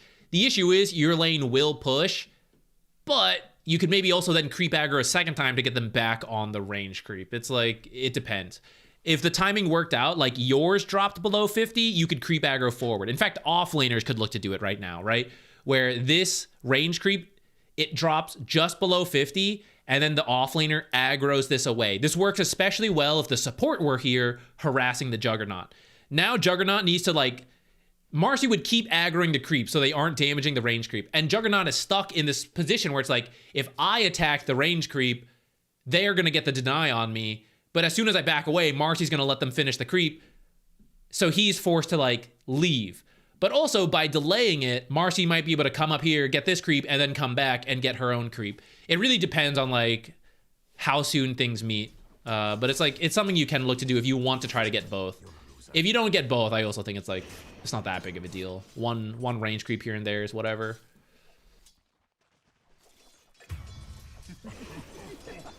Okay, we won't really see the moment about prioritizing our farm for a little bit, so I'm just gonna like speed through this part of the lane.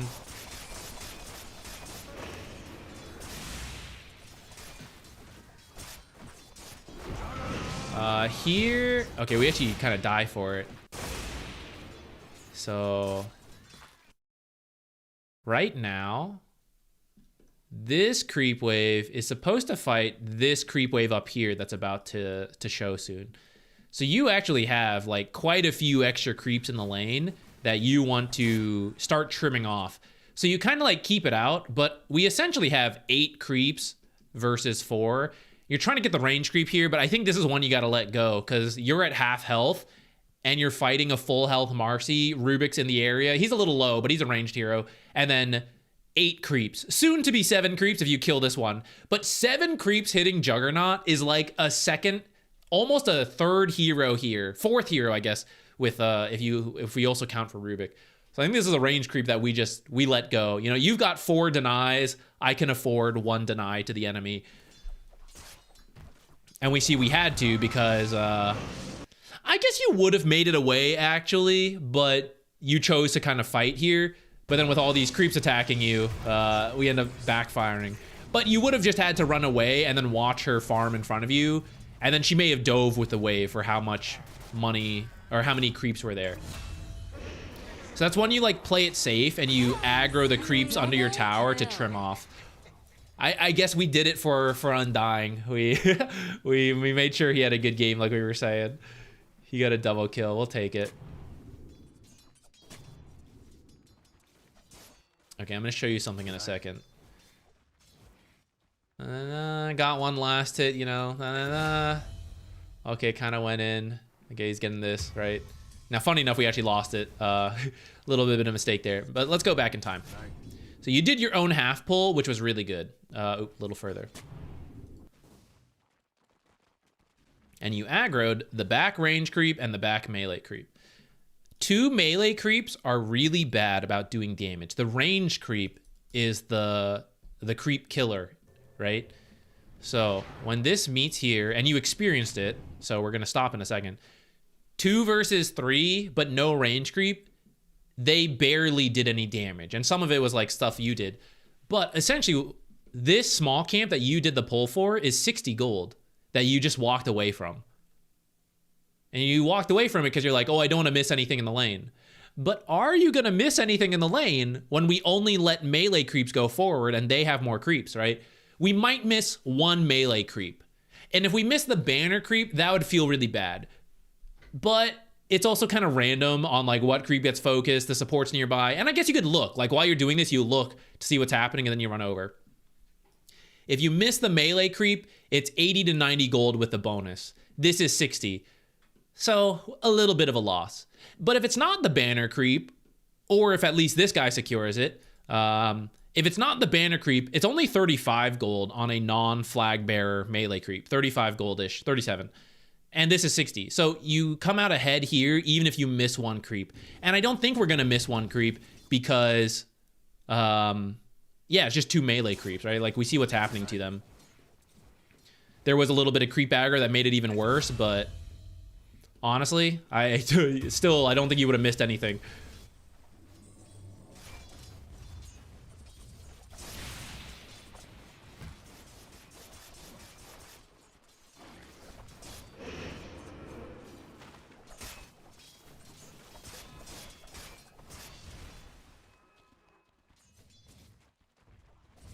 Oh, another reason to speed up your own farm is if the offlaner wrecks you. Someone like Timbersaw fits this bill. So you spend a bunch of time denying Timbersaw, you really slow him down, you're 2 levels ahead of him, and then he hits 6 and he kills you because he's Timbersaw.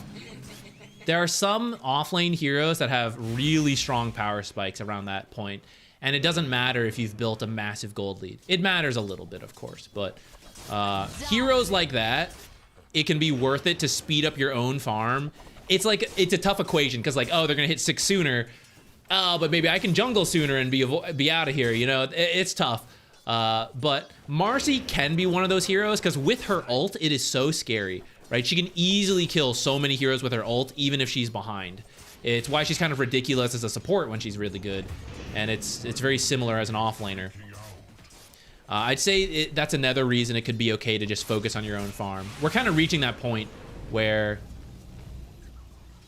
if it weren't for this Undying, I would say we can definitely just start shoving things out and just not care.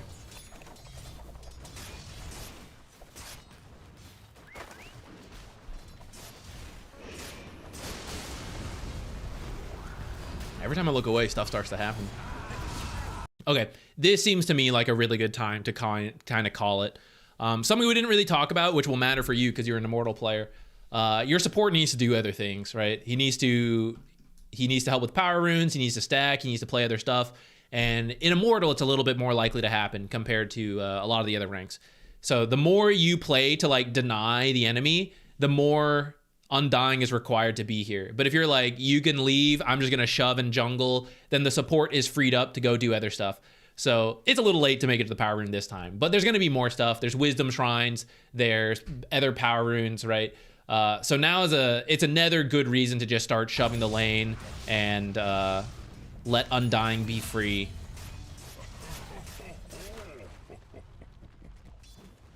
You guys should actually just let that go through. This is a bad pull, actually. This amount of creeps with a catapult would take half this tower if the enemy does not defend. And if you're there to hit it, you could potentially take the tower, actually. If they don't defend, the two of you attack with this amount of creeps, the tower's dead. With this pull... Well, I'll tell you what, if you actually orchestrate more heroes to show up and then combine it with this creep wave, that could also work. But I don't really care about taking the tower right now. So I feel like you can just let it go through. A super advanced play would be like, oh, we're going to go for the 7-minute Wisdom Shrine steal, and I want the catapult on top of that to like add a bunch of pressure and make this movement worth it. That's some like pro level shit if you want to try that. But you better have some like comms from your mid and your support, and they're going to smoke over right now. Then you can do this.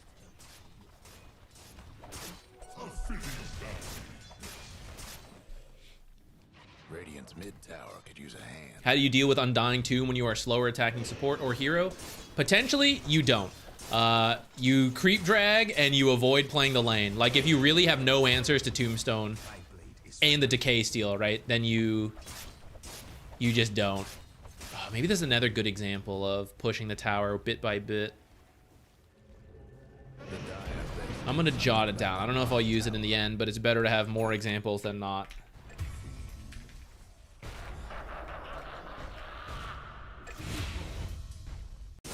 This is the danger, by the way, of like pushing the tower, ignoring that it ended up being a Wisdom Shrine, which I'd say is actually pretty worth it for your team. But a lot of times when you constantly push the tower, these kind of rotations come in, and then sometimes it's the support dying, sometimes it's the core dying. Let's say it's the support dying in this case. How comfortable does Juggernaut feel playing in the lane anymore until the mid laner leaves? Not great, right? So then he's just forced to jungle until he can lane again. But you want both at this phase because the lane creeps are still the better source of gold. So when we bait a lot of heroes bottom because we keep pushing it in, sometimes it can backfire as well. You got to be careful of the fissure into Marcy stun, toss back into Echo. I'd be a little careful of this. I would be dragging it back.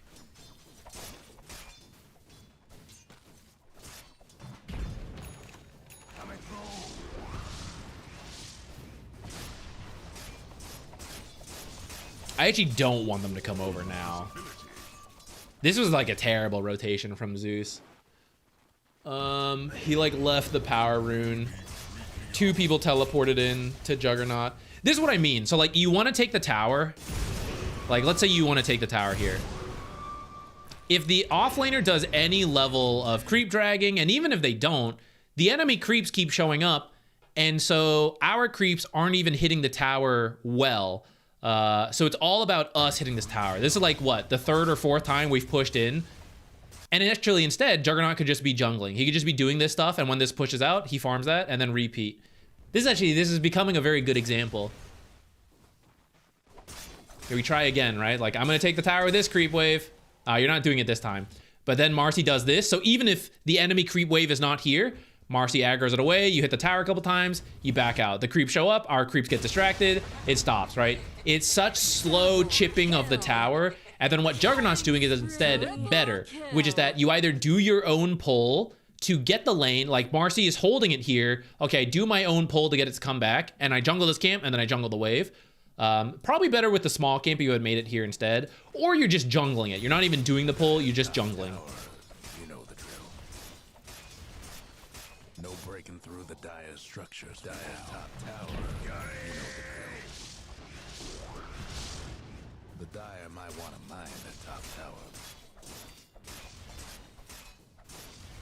Okay, I want to push the wave. I have my creeps. All right, I could maybe do it. Marcy comes and aggro's the creep wave away. Even if I wasn't buying the cornucopia, right? This is what happens. It's pretty scary, right? Now, if you are a hero like Juggernaut who can threaten these kills, I think this is okay. I think this is a really bad time for you to be doing this because, like, where are they? A very dangerous time to be making this kind of play. And just doing your own jungling would be better. Especially if you consider that your team is taking a tower, right? So let them do their thing and you play safe right now and focus on your own farm. You don't need to make two separate plays happen because it's like, it's kind of a lot. It's either like we absolutely dumpster them, which could be great, but we also give the enemy team a play. They either know you cannot get involved, so they all TP top and make a play, or, okay, let's get Juggernaut. You know, give up this tower, let's go get Juggernaut, all TP down here. If you just focus on jungling, they actually don't know if you've twin gated over. They also have to take this fight, whether they want to or not. Right? It's like, oh, I don't know where Juggernaut is. We can't make that play. We have to go into Tombstone, which does not feel good. Actually, I guess it's on cooldown. Maybe they could have done it. But if you know your limits and you're like, I'm not scared of any of them, Zach, then that's fine. But notice, here's the tower. Still pretty healthy. How many times have we done this now? Since, like, the 6 minutes, there was a very good time to push, and then we actually pulled. And all the other times to push have actually been bad since then. And you can kind of see the result in that tower's damage. It's just like nothing going on. This is now a really good switch though. Kill this immediately. This is a iffy time to rotate on Marcy when the catapult is alive. So this is now the really good time to push. And notice how Juggernaut in one go is going to take this whole thing. Okay, someone came to defend. But in that one move, Juggernaut took 2/3 of the tower. Maybe half, because I think there was already a little bit of damage on it. In that one opportune moment, he took it. So you just constantly shove and farm, which is very consistent. And then when Marcy rotates, when you get that lucky kill, whatever, some heroes do rotate over. Okay, this is a really efficient tower push. Then we do it. No, my healing ward. You're working on a farming item. We gotta farm that farming item. Got one last top tower. Should you ignore a wave and go take 7-minute wisdom shrine if there's no guaranteed heroes there? Killing spree. Double kill. Ideally, set yourself up so you don't have to make that choice.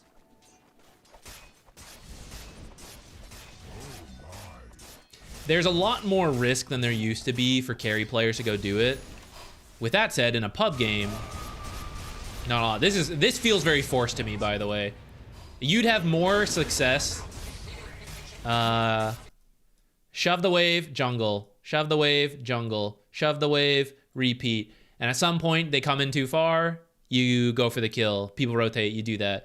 Otherwise, you just like speed your way to the Battle Fury. Some of these like constant pushes feel very forced to me. You're losing a lot of time running up and running back down. This walk takes like, I mean, Juggernaut's pretty fast with phase boots, but like every time you're doing this, you're probably losing 10 seconds. In total, moving up, moving back down. I think the Wisdom Shrine is pretty good to steal if you can. I'd say it's worth it to miss some creeps.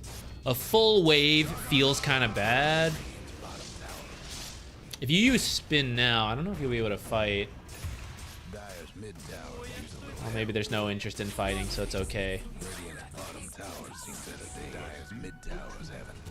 This is another type of like efficient move in, right? I think prior to this, full health tower. So let's say it was Marcy winning rather than constantly like forcing it under against Jug. It's dangerous to Jug with Omni Slash, right? Instead, one big team movement comes over. No one wants to defend, or I guess someone defended and then, you know, no one else was ready. And because so many heroes are here, they take the tower in one go. Now she was losing, so it's like a little different, but.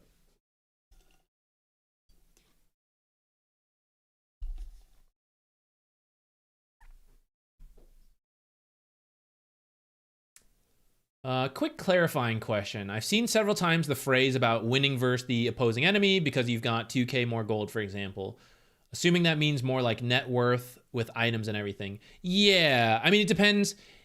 Sometimes people will mention just like the team gold lead, which could be misleading because it may not actually account for much. For something like Juggernaut, yeah. For right here, like Juggernaut is pretty rich, but actually a good chunk of the money is not with him yet, so then he's actually lower. So there is like a fake lead. Radiance is like the most common offender of this, which is like there's someone fairly rich, but then 3,000 gold is sitting right here. So their top net worth, like let's say he was going Radiance for whatever reason, right? Oh, he's top net worth. But if you account for all the money he's sitting on, he's actually like down here. So he's actually not that strong. You got to make sure like the money is spent for it to be like a real gold lead. I thought it meant my wallet was fatter. I mean, in a sense it is, right? I'd rather have 2,000 gold in here than not. But ultimately it is only really an advantage once you buy the item. Then it is real. This one's Blade Storm. I think the other one's a little more common, isn't it? I'm actually not super up to date on this one. What are the differences? I think I like this one more. Is that the one people do? Heroes that don't get picked in Pro Dota a lot, I tend to quickly forget which one is preferred. Yeah, it looks like people are still doing Blade Form more.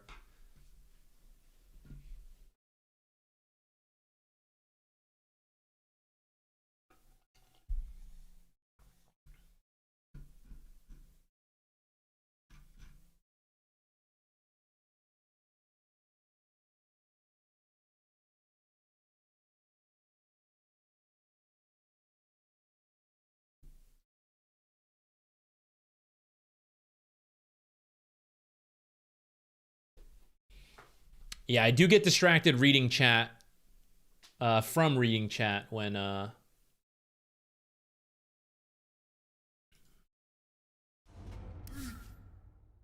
we're doing replays or playing. I always just get thrown into a lot of tangents and we lose focus.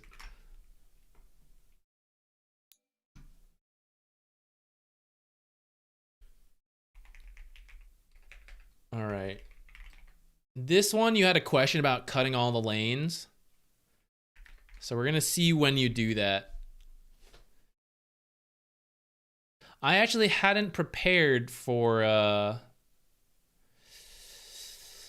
that level of late game gold discussion. I'm not sure if this is going to be in the video or not, but we can at least look through and talk here.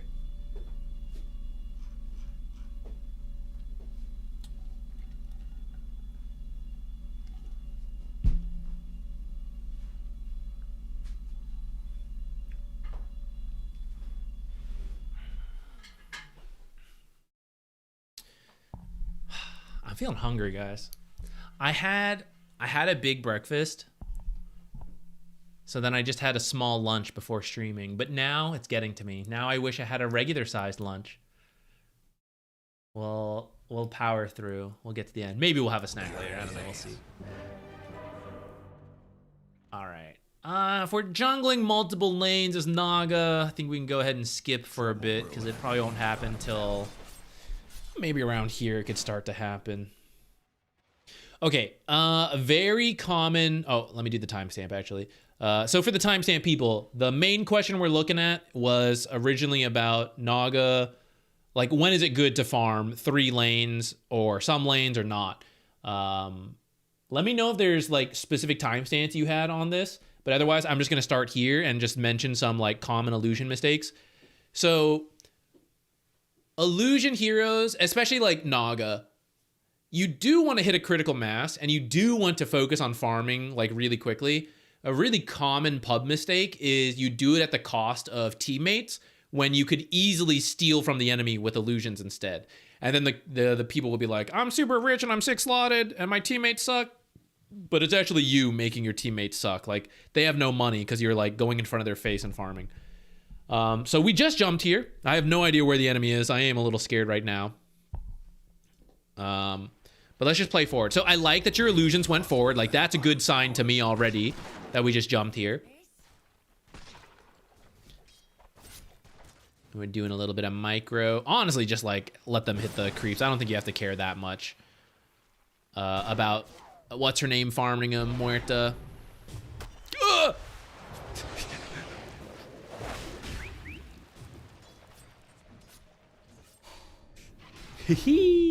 And yeah, I didn't really process the heroes in the game yet. Do be careful while microing illusions. Make sure you're near your own safety. So this is one such potential use. I saw you just use the illusions and then send them into the jungle of your own jungle. But what that means is that as this fight breaks out, win or lose, your team's gonna, okay, maybe if they win, they move forward. Great. If they lose, though, they're gonna want to fall backwards, and then you're like, oh shit, there's no farm. You're moving this way. You've decided like, oh, I don't want to join fights yet. I'm not strong enough. And I'm okay with that.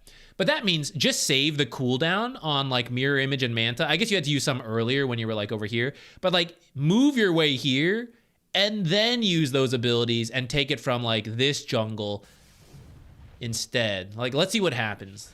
The actual micro is good. The illusions are going out.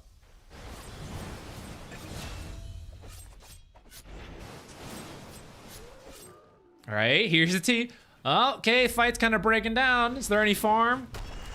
Okay, well, ignore the fact that Slardar actually just insta-killed him. Now it's kind of good because I prevented the enemy team from getting farm to come in here. Which I suppose if you knew you lost the fight, that is something you can do. Prevent them from stealing it because you're securing it before they get there. I don't know if that was strictly the idea when we first sent the illusions in. Yeah, let's see from here. So like this part's better, right? We're sending some into the lane and we're moving others into this jungle. Actually, our real heroes coming in too. And now that they're pushing, if we can actually cut the wave, that'd be pretty nice. This one going backwards, I think is okay because no one is near here. But if someone was near here, I would feel a little bad that you're sending an illusion to farm it and they're over here. Since it's empty, I think it's okay for now. Buildings are tough as nails. Hey Ricky, what's up?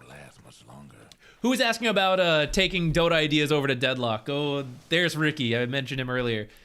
Get his ideas on it.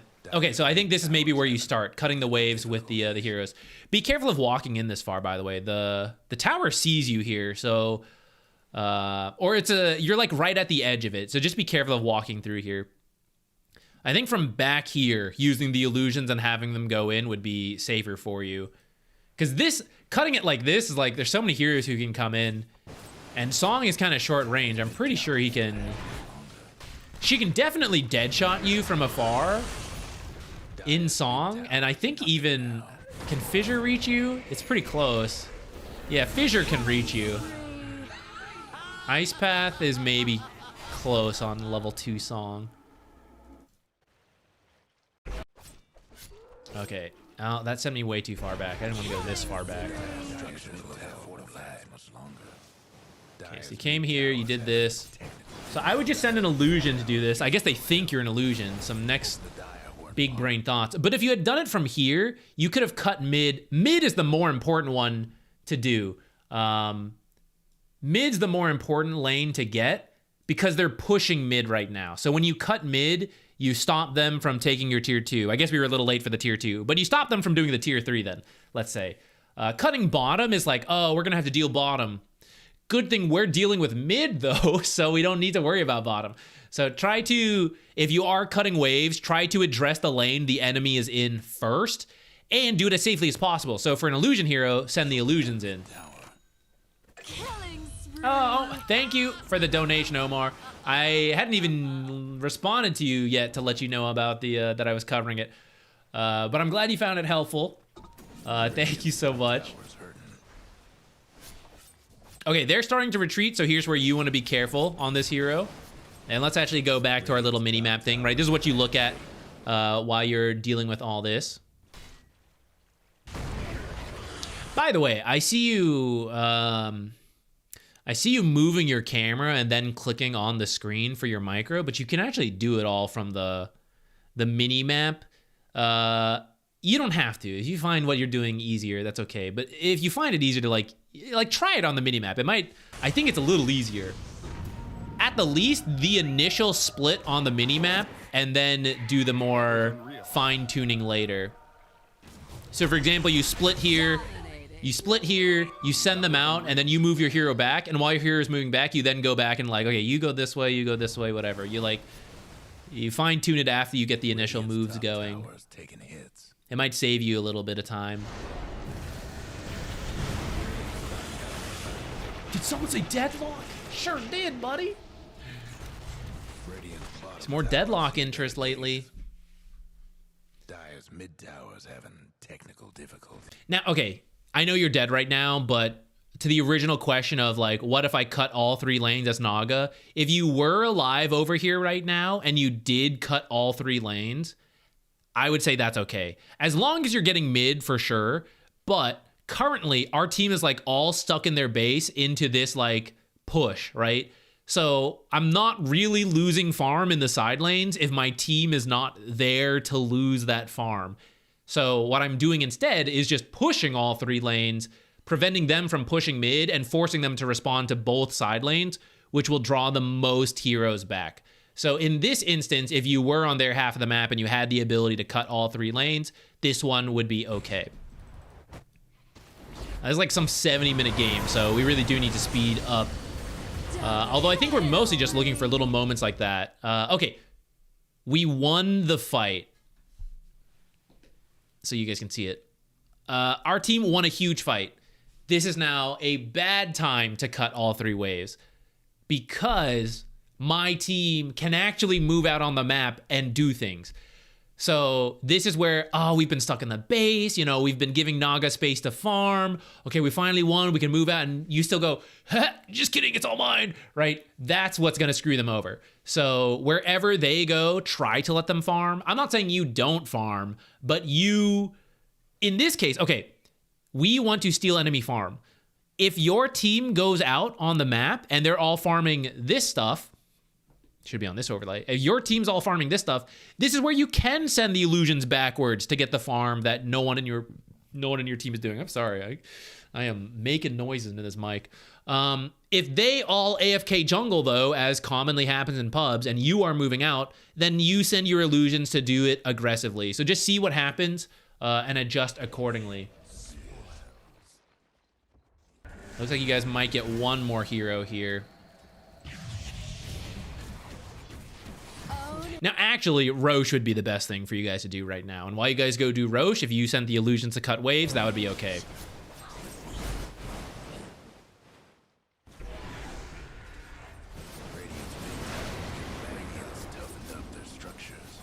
I think you want to take this mid tower, so it's fine. Otherwise, the main hero should do different things from the illusions at this point. Oh, I'm backed off at the... yeah, you gotta make sure we're out before he's up. That was lucky. Just out in time. Trouble brewing at Radiant's bottom tower. Okay, back to our thing. Okay, Earthshaker died, so it's 5 versus 4 right now, but we've used a lot of our abilities and we're kind of low. So your team seems to want to retreat. That's okay. So you see they're all on the bottom half. So we let them have the bottom half. If you pushed in mid, that's okay with me. And then cut top. That's also okay, because we're not stealing it from anybody. No one is top but us and our illusions. If you send an illusion bottom, now these guys are gonna be like, what the I'm waiting for the farm to come in, and you're like cutting up the illusion, right? If they're full retreat mode, then this is kind of okay. But if they're gonna like be in this area, then this is where it doesn't make sense. So I'd rather this illusion kind of like scout this for you to know if you can come in here instead. I think that'd probably help you a little more. I feel like if you're cutting bottom, I mean, now it kind of, you know, it kind of looks like they're fighting and they're not going to get any farm. I don't hate it because if they are fighting, they can maybe push. And I actually didn't want them to fight for the reasons we said. They're kind of low and all that. And, you know, he did lose Necrophos in the end. So I guess we shouldn't have been fighting. So now as they retreat, now if we want to cut all 3 lanes, I'm kind of up for it. Killing spree. Another reason to not send illusions in to cut waves if you know they're all here. You kind of saw like multiple illusions just died in this area. So if you know they're here, then you're not actually going to cut bottom unless you micro all the way around. So if your illusions are just going to get killed, then that's a reason to send them somewhere else. Because it's better to get value out of them than give the enemy value. Because you're worth kind of a lot on those illusions now.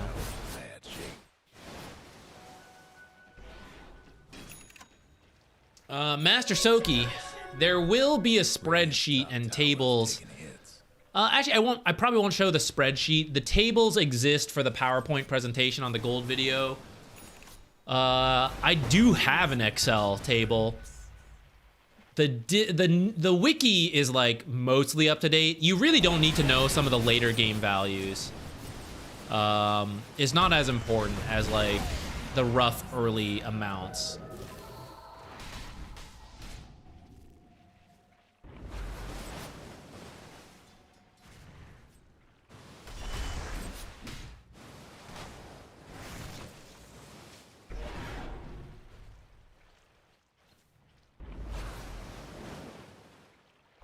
That was kind of scary. You came up the high ground yourself.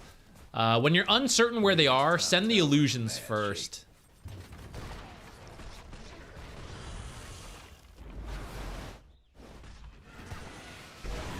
Yeah, here's a good case where you are jungling in this safe area. Actually, I like this. You're twin getting down here, so that works for me. Okay, so you don't want to show in lane because then they're going to know what's going on. So you want to be jungling and then send the illusions out into the lane. The lane's the most dangerous. Okay, we did cut through. Okay, I'm glad about that. And then we left immediately, though. Okay, you guys are going to do Roche. Okay. It's kind of scary into, like, Fissure Echo and stuff. Someone should be outside. Scouting. Smokes. When is it worth it to salve mana pot yourself while jungling? I would try not to have to salve, but if you're like forced in the jungle really early, you can. Clarities are pretty much worth it, because they're pretty, as long as you get the full value out of it, which you will as long as you don't go fight anybody. The mana you get from a clarity will pretty much give you what you need to farm another camp. So it pays for itself, and the XP is free. So clarities are usually worth it.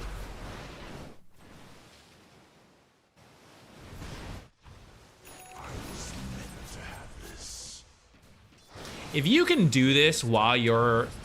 I'm noticing something for you, which is that your main hero is losing a lot of levels because you don't get XP from your illusions. And a lot of times you're doing these splits, you're kind of like in the middle of nowhere. You know, you're like in the lane, you're like up here. So when the illusions go out, your main hero is not currently farming. A better time to do this is like, your hero is farming the wave. Let's say it's safe. Your hero is farming the wave, and then you're sending the illusions out. Or like, okay, I am jungling these camps, and then I am sending illusions here. That way you will still get some XP and be like using the hero. There's a lot of cases where your main hero is not actually doing anything while you're sending the illusions around, which is over time costing you quite a bit of XP. You're like the same as this disruptor. You are quite rich, but we do need the levels to also make the illusion strong, because the levels are also worth a lot of stats and you know, talents and all that stuff. Radiant's mid tower's coming apart.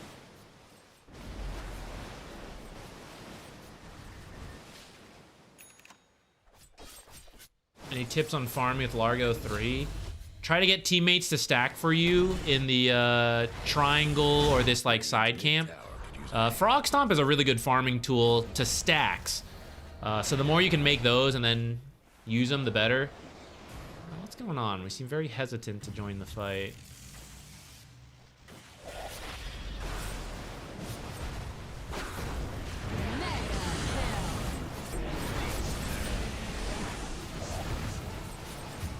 Hehehe.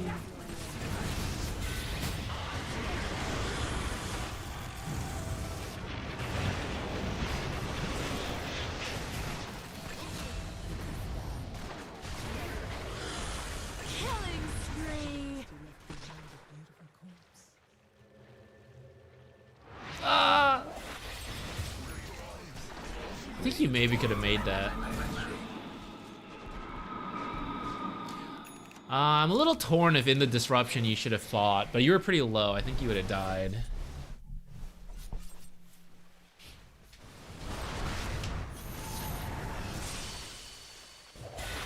Killing spree. I do kind of wonder if instead of this Scotty, you should have a heart.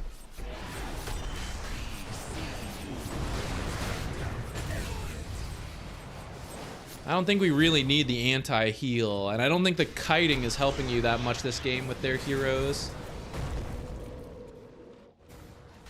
Dominating. My teammates do often comment on my low level. Yeah. Yeah, the way you want to think about it, Naga is still ideally, and if you're a little lower level because of all the illusions, it's okay, but let's say you played without any illusions whatsoever as Naga Siren. You should have some kind of farming pattern, right? Like, I push lane and then I jungle this stuff, right? Naga wants to do a lot of that still with the main hero, and then the illusions do the extra stuff in front. But the main hero is still doing something. And her advantage is that she has to show even less in the lanes because of the illusions, so she can keep her real position a little bit hidden. So you might lose some XP because of that, but not so much that you that it gets too bad.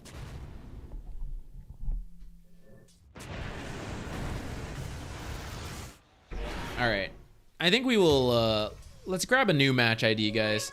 Feel free to submit stuff, resubmit if you've already done it before, just so let me see who's here and see everything. Naga needs damage though, so I is okay, isn't it? I can be okay. Pretty much the Naga build is usually like Manta and then either Orchid or Butterfly into the tank item like Scotty or Heart. The issue this game is that Drow bypasses all the base stats. So the evasion doesn't do much to Drow. And then for the same ultimate, the agility giving you armor doesn't do much to Drow. So all these extra stats are not really helping you deal with Drow. Now the heart does not give armor, I know that, but it does give the regen. So you can so for example, in that fight where the disruptor static stormed everybody, the heart lets you step out, heal, and get back in. And in fact, you don't even have to strictly get out because the heart just works, The heart just works now. But if you do step out while you get low, you can be healed and go back in. And that's quite useful versus Drow. And it's also good versus Pierce the Veil. You just have so much raw health that you tank damage, you get out, and then you go back in without Pierce the Veil up. And then maybe there's an armor item to work in. I don't know. I don't play Naga. There are other lineups where I do think this build is fine. The Scotty slow can be very good versus anti-heal. Melee carries might hate the slow, but Drow and Muerta don't really care. And then although these two are melee, they also blink initiate. So they're already in or not. That's why I think this game in particular, the heart might be better.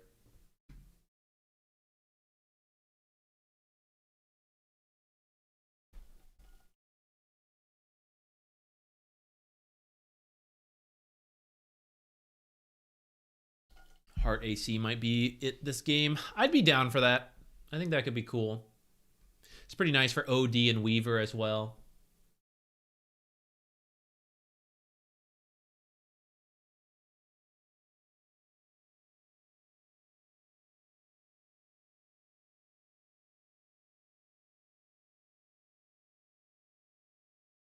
Let's see. What should we do next? Wait, let me think. What kind of examples do I need for my video?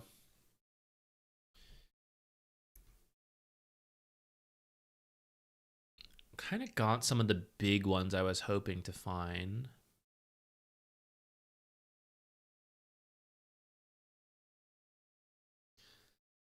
A little bit more support farming where they grief the core. The one I was hoping to see is like a creep wave is coming in to a core in the jungle and they're going to go meet it and then the support nukes it. I need an example of that, but I also think that's not that hard to find actually. Like even if we don't cover it today, I'm pretty sure I can pull that up from some like any number of random pubs. I'll just search Keeper of the Light and you like find him doing it at some point.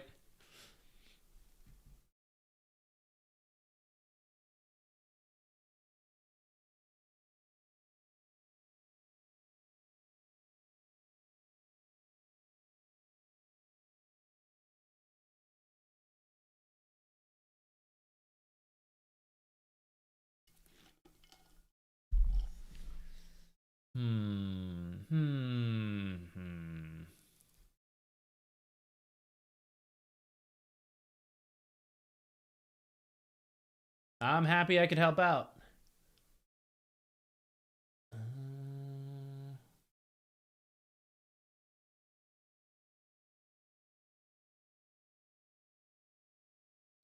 Could this be useful?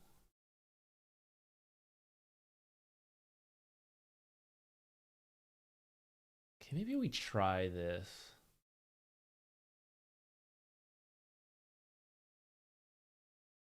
Let's try this one. Because actually, as part of this gold video, I also have to do the pushback, which is that there are situations where the gold doesn't matter. And you have to stop caring about gold. And maybe this will be one such example, because you were asking about how to close out the game. I wasn't going to cover this too much in the video, because I think it's the late game flow chart, essentially. And I'm just gonna like shout out that video to some degree. But maybe if there's like a quick example, it could be useful. And this looks like a pretty long game, so we might be able to find cases of like, hey, you just need to let that farm go. It's not important enough.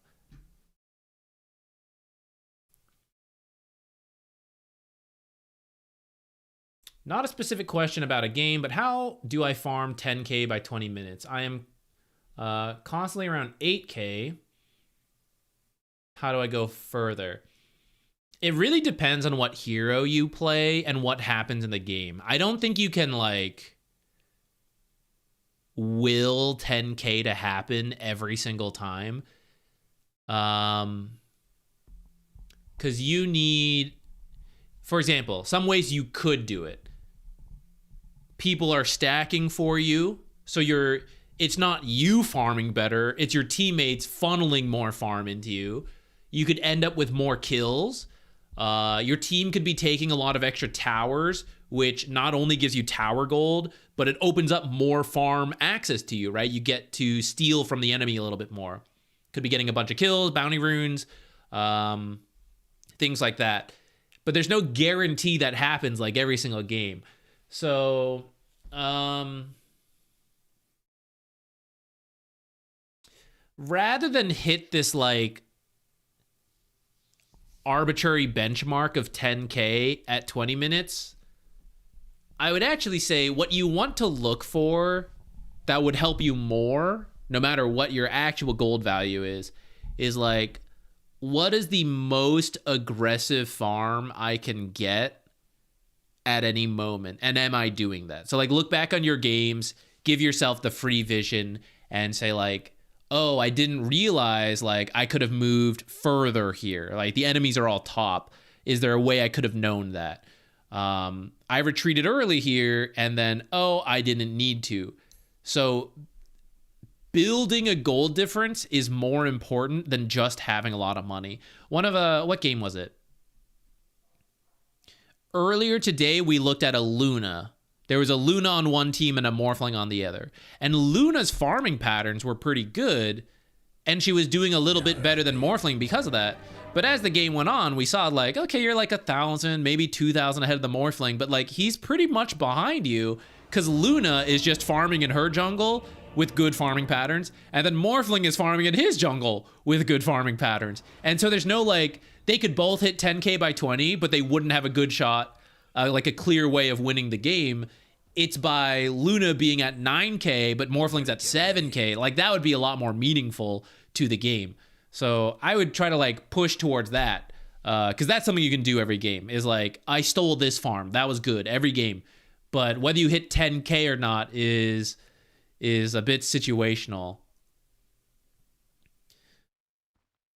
Okay, this one we're looking for ways to close out the game. So I'm just going to jump ahead and real quick check.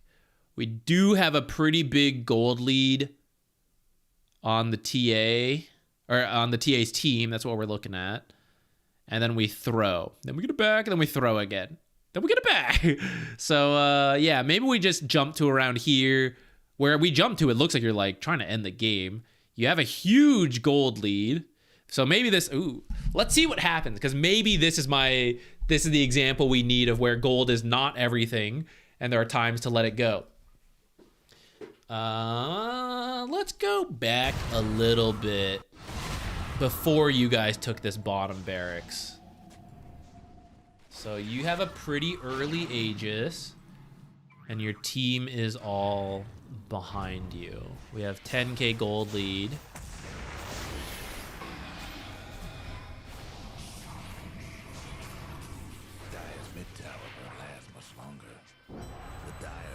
Okay, looking at your draft, the way we take high ground is TA just goes in front and everyone sits behind TA. And if a hook lands, maybe we do something. And if a hook does not land, maybe we do not do something. All right. I think I found my example. This is kind of a wild teleport to me. I don't think you can do this. This is really dangerous. Okay, there's a whole bunch of heroes here, and your whole team is here. It's pretty early, but you're a TA. TA with a deso. So when you win a fight, you can, like, close out the whole game. So, or not close out the whole game, but, like, you know, you can, like, take barracks and stuff. If you win a fight in this area, you will get barracks. If you lose this tower, the game doesn't really... It will be better for the enemies, but it doesn't change that much. If your team gets wiped here without you, it will massively affect you. You actually will be hard pressed to build a bigger lead than this, because Dota is about gold differences. You have a full item and a half over Morphling. It is going to be very hard to have a stronger timing than now into the next 10 minutes. That doesn't mean you have to end the game, like, literally right now, but we are very interested in looking for things like that. And if I sacrifice some stuff, like a tier 1 tower, that's okay.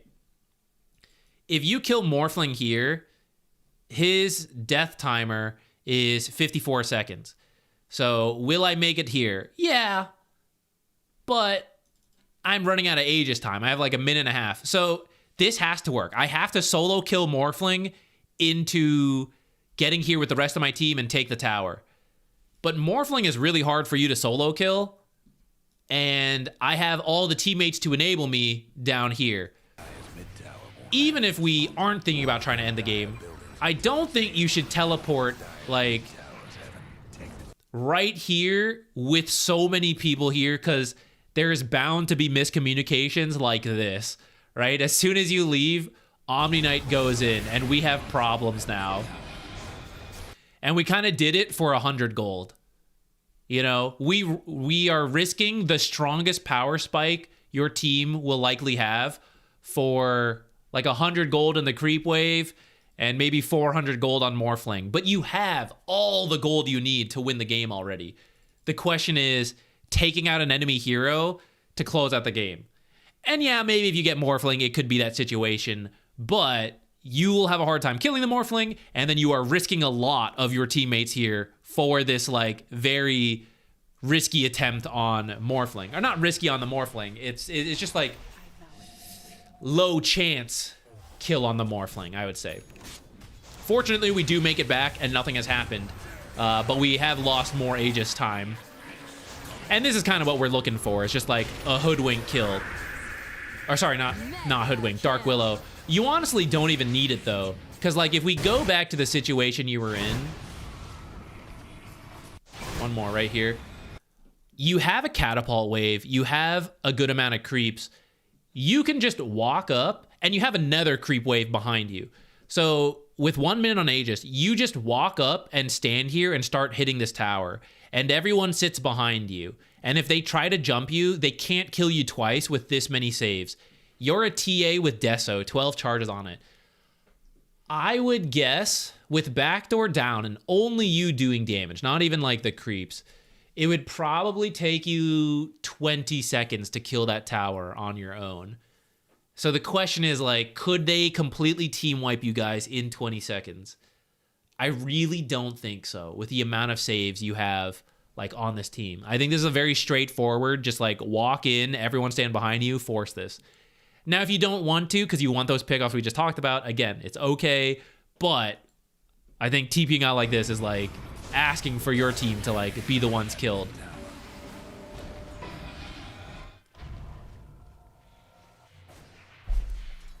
What if Morph has TP and go bottom? That's the other thing, right? Like we leave, we show in the mid lane. They should actually try to fight because we have a 9K lead and that's TA. TA's 20K. So actually, their team has a 10K lead right now versus this team of 4 that is left down here.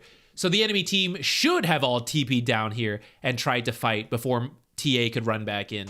But they didn't really, so they kind of missed their window of that temporary. They had 30 seconds of being 10K ahead, and they didn't like realize and jump on it. And then TA made it back. And actually, I don't know what Mars is doing out here. Guys, if you're losing, don't clear creep waves out here. Clear them up here, especially when you're like this low. This is kind of like wild from Mars. Just like gave a free kill.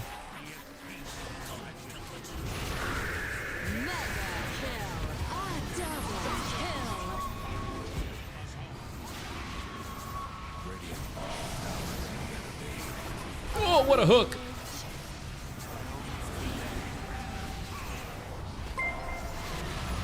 Okay, we got him. And then we work on the tower. This ended up being really good for you guys in the end. I think there was a window there for the Radiant to reclaim the game. But they ended up kind of goofing off on the Mars and then gave you guys this free barracks, which maybe you should have had anyways with like the lead. Like we were talking about the lead we had. But I think you also saw like when you TP'd out, there was a chance your team threw. Like they tried to jump in at that same moment, and that's the risk we want to avoid. And then Mars gave it back to you guys by dying. Okay, all of this doesn't matter. We should just be going tier 3 mid. You guys should have a second barracks here, or at least a second tower.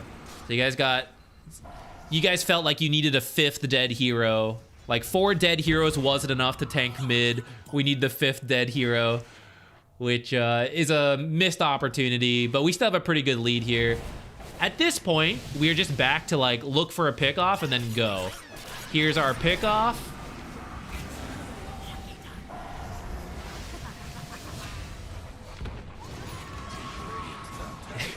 Oops. Okay, never mind. Here's our pickoff if we live. Oops. I think this is a good example of how when you don't have your full team, like we have a 16K lead as a team, but that was an attempt of 3, which went a little awry. Like it should have worked out, but why we have to be very careful of like things like that teleport out.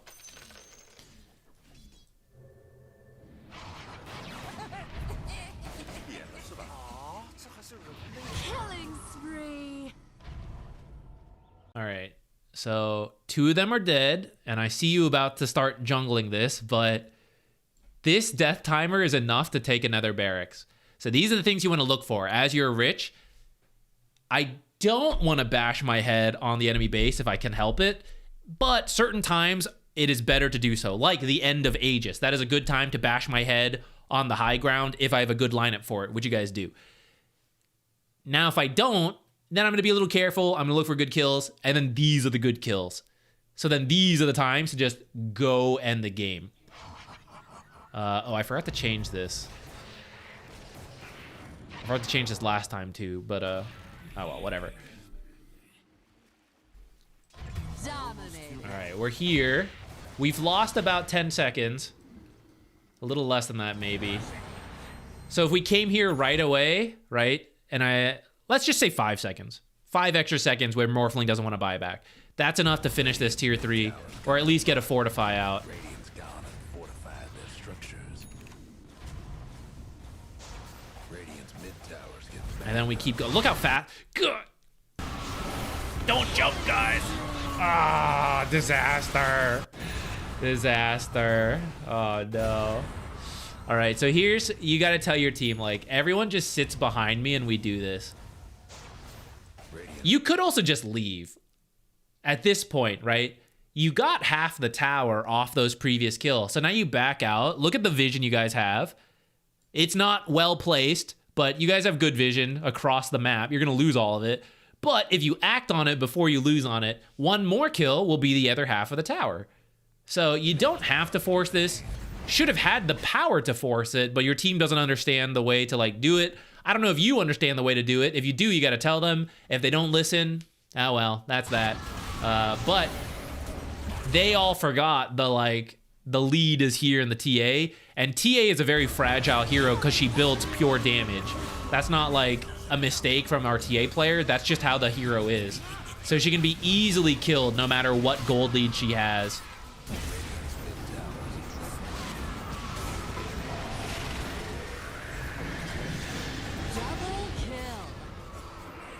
And that was a pretty painful mistake from your team. You could lose Roche now. I guess you're TA, so you know when it's going to spawn. But other carries that like end up going through this mistake, this is where you lose Roche and the game ends up super long. Because you're supposed to end the game on the second Roche. And why you could have backed out sooner, because it's like, oh, we'll just wait for Roche and we'll end on that.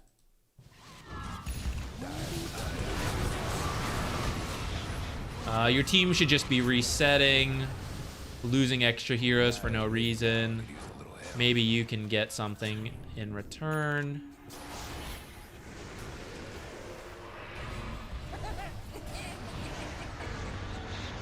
Dark Willow's gonna be one of the harder heroes for you to solo kill. If you can solo kill, like, that's fine, but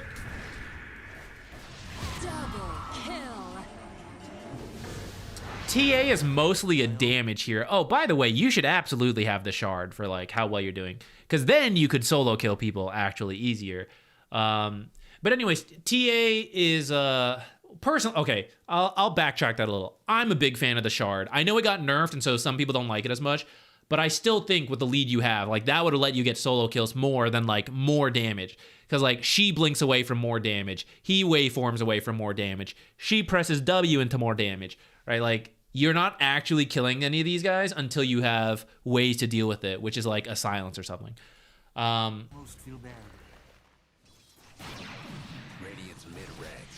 was I getting to?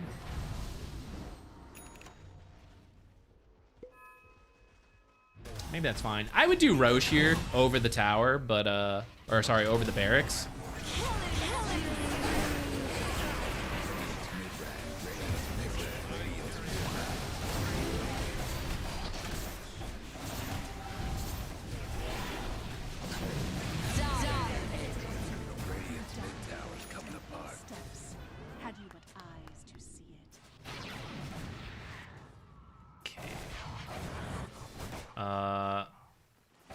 Alright, you want top Roche. Takes 30 seconds for Roche to come over. So, next time you can wait a little longer.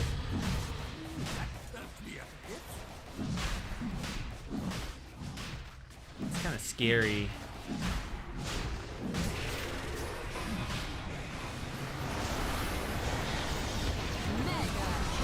You should sacrifice him to finish Roche. You should also save buyback. At this kind of game, you should not be spending your buyback, in my opinion. Well, I mean, not that like you're at risk of losing, but like there's also no need. I don't know, maybe you can, but you certainly have to finish Roche then there. At the least, I would make sure you get Roche before you buy out. How about that? Maybe that's a better way to put it. Make sure you have Roche before you buy out. When Shadow Demon was dying up top, I think you could have just finished Roche. This is what'll extend your game now. The loss of the second Roche and like the way this game has gone. But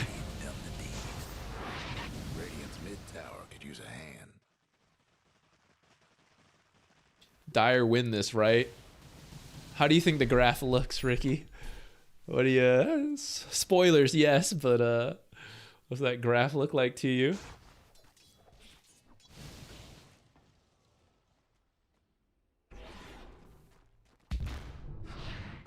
I think BKB might be worth it this game, by the way. I haven't really been looking at the build because I was focusing more on like the farm and all that. I feel like BKB lets you ignore Dark Willow and Arena to some degree. A lot of the Venomancer stuff. Guess you get the Omni Knight.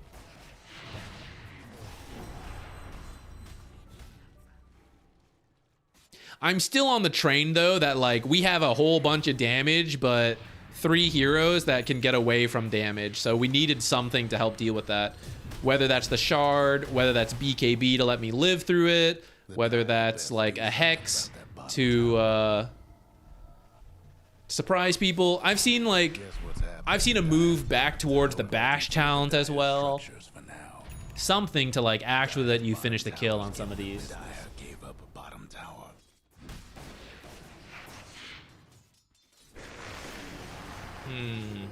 Is that enough of an example of why the gold isn't everything? I think so. I think that initial teleport is actually like such a good example.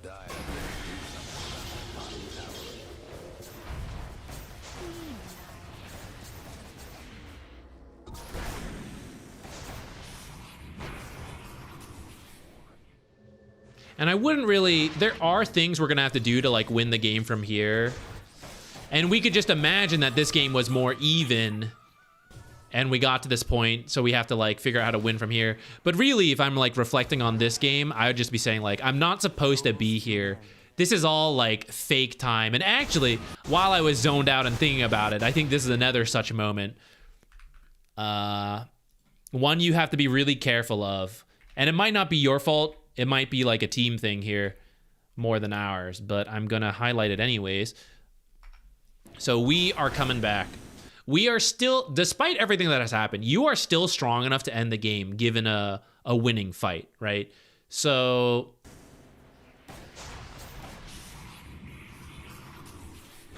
this one is a little bit more understandable because it's a tier 3.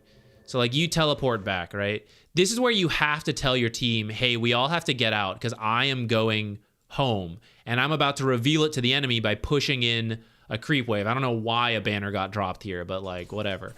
I am showing that I am not with the team and they should look to fight, right? It's not a 5k gold lead for the Dire. It is currently a 25k gold lead for the Radiant. So they should absolutely look to fight and invade this area and seize control of this. And that's what's going to give up this area. So we're going to give up this ward, give up control of this area for a creep wave. Because this is tier 3, and because you guys have lost Aegis, I don't actually hate that you TP'd back, but the team has to be very, like, you have to share it with your team. Like, hey, you guys need to get out. I'm going here.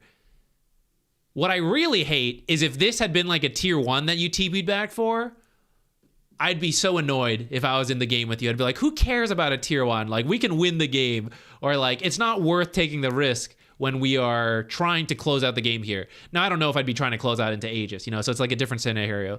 Again, I think what you're doing is kind of okay as long as your team gets out. But you see like Rubik stuck around, so he's now gonna die. Omni's sticking around. Like, these guys are not being concerned that the 30k carry is not with them. I almost feel bad. And sometimes the 30k carries don't really think about what they're doing when they TP out, like what that means for the team. Especially if the team cannot escape from the enemy. The most common is what you did earlier, which is like we push up to the high ground and the carry just like TPs out right here. Yours was not as bad as that, but it's that idea of like, we cannot get out. We have all been signed to our deaths if you leave us for 100 gold and like a tier 1 tower. That's the most egregious. If I could find an example of that, that'd be great. I don't know if we will this game though.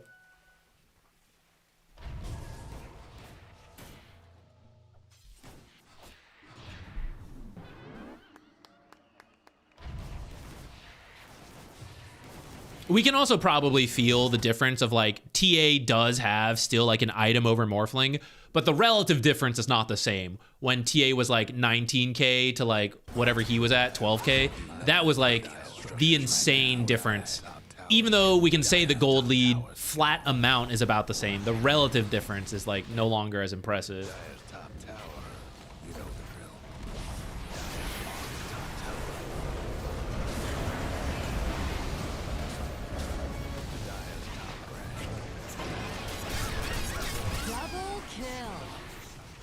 And then we don't win off of this. Let's see what happens. So death timers in the late game are so long, it doesn't matter where you win the fight, you can make it to the base. Anywhere you're at, you can make it in. So even top is a long lane. You will make it here and he will still be dead. And then the question will be, does he have buyback or not? Is he going to use it? But we can force that. So right now, your whole team should go push top to finish like the megas. Anything outside of that, like one person not speed running this will be griefing. Like you guys are griefing yourselves. These creeps cannot stop moving. So everything in front of them must always be insta-killed. And Omni Knight is not really the best hero for that, but he might be able to. All right, we're losing time, right? Because they stop moving, we're losing time. Now maybe the plan is, hey, we're going to go through mid and we're just going to tank top tower. Okay, you know, also open to that as long as this hero can reconnect with you guys. But that is also inherently a more dangerous plan. If they have buyback. If we do this at least and they buy back, we have like the creeps with us. I am open to that though it also means this creep wave cannot stop moving. Okay, so 4 of us seem to be going for the mid plan route.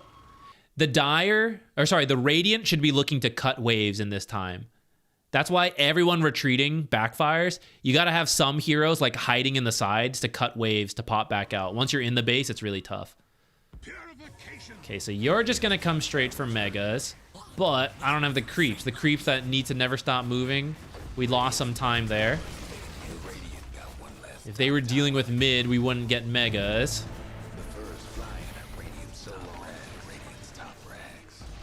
Okay. This is the messiest push in the world, but you're mostly focused. Morphling getting real close.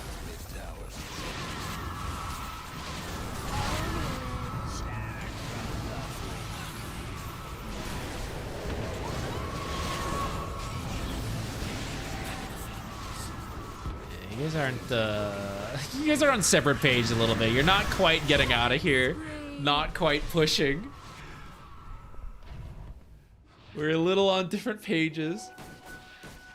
I'm relatively happy with what you did, though. I think yours was the most reasonable actions of your teammates. And now you just wait for Roche and get that.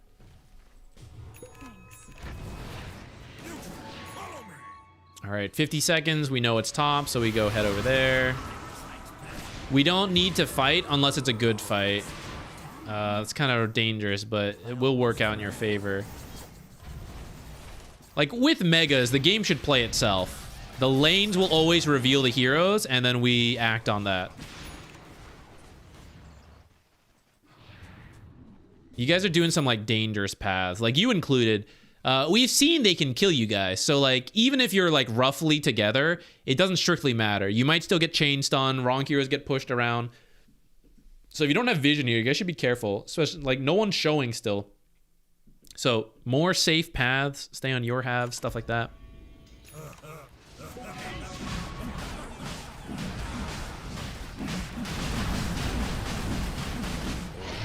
All right.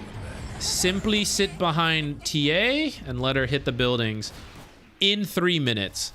Spend 3 minutes sieging the base and farming and looking for a pickoff. If you guys hold the whole map for 3 minutes, you'll grow a 10k gold lead plus. More than that.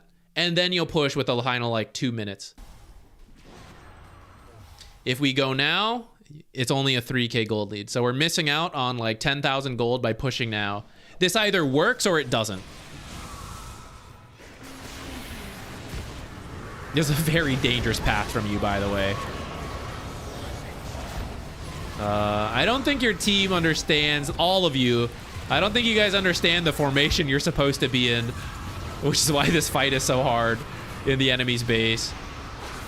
And because we only have a 3k gold lead, which is pretty much nothing at this state, right? And then that formation was bad, we end up losing this fight, and that's what extends the game for so long. But you guys could have given yourself 3 minutes to find a pick-off to make this easier on yourselves, or do this with like a 10k gold lead, which would have also been easier. Instead, the game has become very dicey. I will probably cut it here, but yeah, hopefully that helps understand like what went wrong in all these different stages.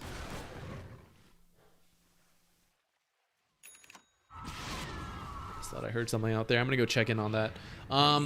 Feel free to start submitting match IDs. I never realized she has pointed ears. Is she an elf or something? I forget exactly. She's some like secret keeper society.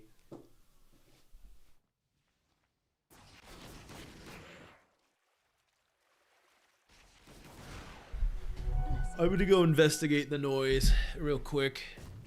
If I don't return, it was a monster. Oh wait, let me slow it. It'll drive me crazy. The Radiant's courier didn't make it. The Dire went and fortified their structure.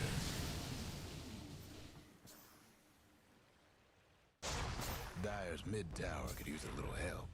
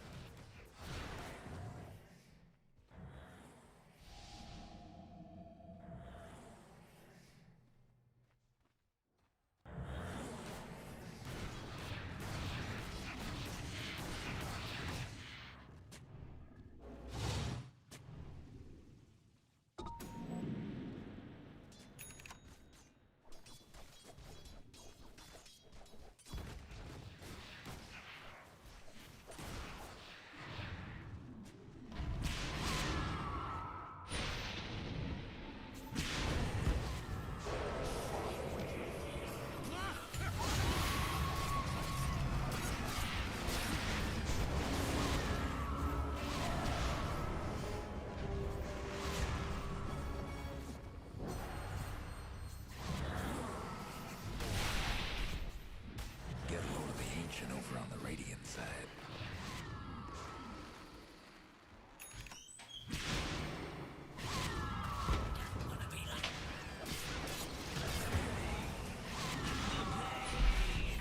We're back to standing on sea.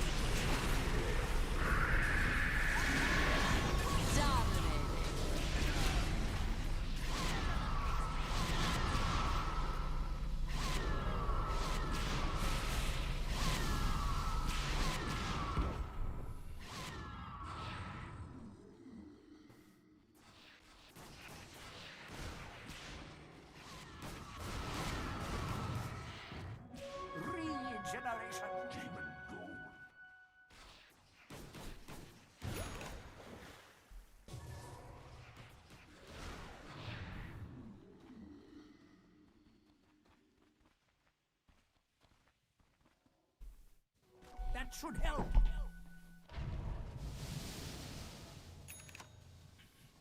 Let's see.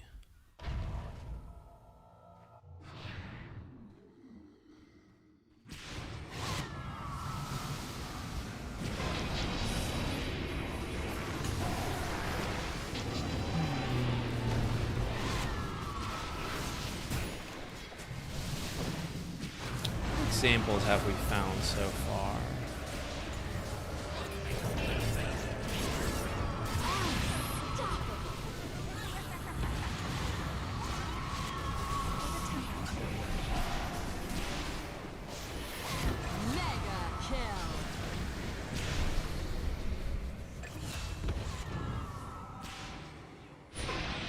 This game's getting wacky. I left and I came back.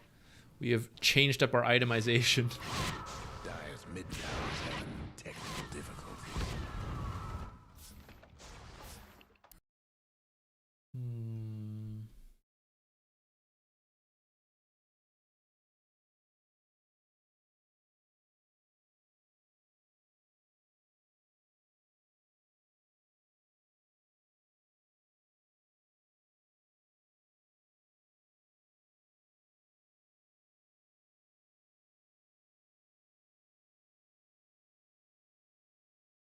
It wasn't a monster. Yeah. Just my fiance was moving things around. It was mostly just to see if like cats hadn't knocked stuff over, you know. Okay, I'm gonna check this one out. Looks like it's actually like a team effort kind of thing. Cause your question was oh well, let me do the timestamp before we, what do I call this? I'll say Guardian team review, maybe. Not maybe, I've already done it. Guardian team. Okay, what I'm looking for here is that you asked about how to win games with a lead from early, which is also a very long game, but looks like around 10 minutes, we had like a 4K gold lead, which is huge at 10 minutes. And then at 20 minutes, it's like 9K. It's also pretty good, but we aren't able to quite like grow it further, it looks like. And eventually it kind of goes the other way.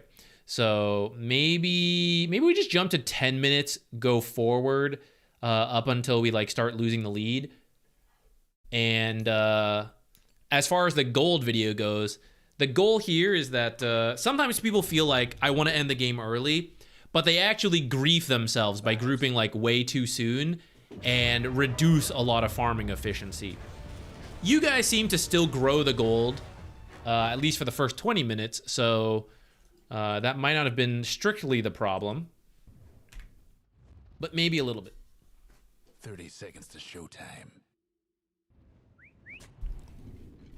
Let's skip the laning stage. It seems like you guys won the lane. Radiant's mid tower's getting banged up. Radiant's mid tower could use a hand. Okay.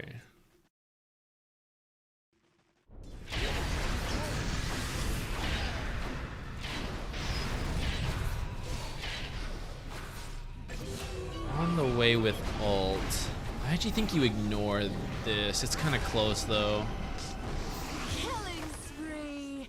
All right, this one's kind of a hard call to make.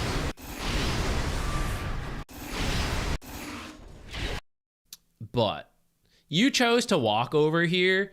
This is about a 30-second walk. You could have TP'd here for 3 seconds and then been here in like maybe another 5-10 seconds.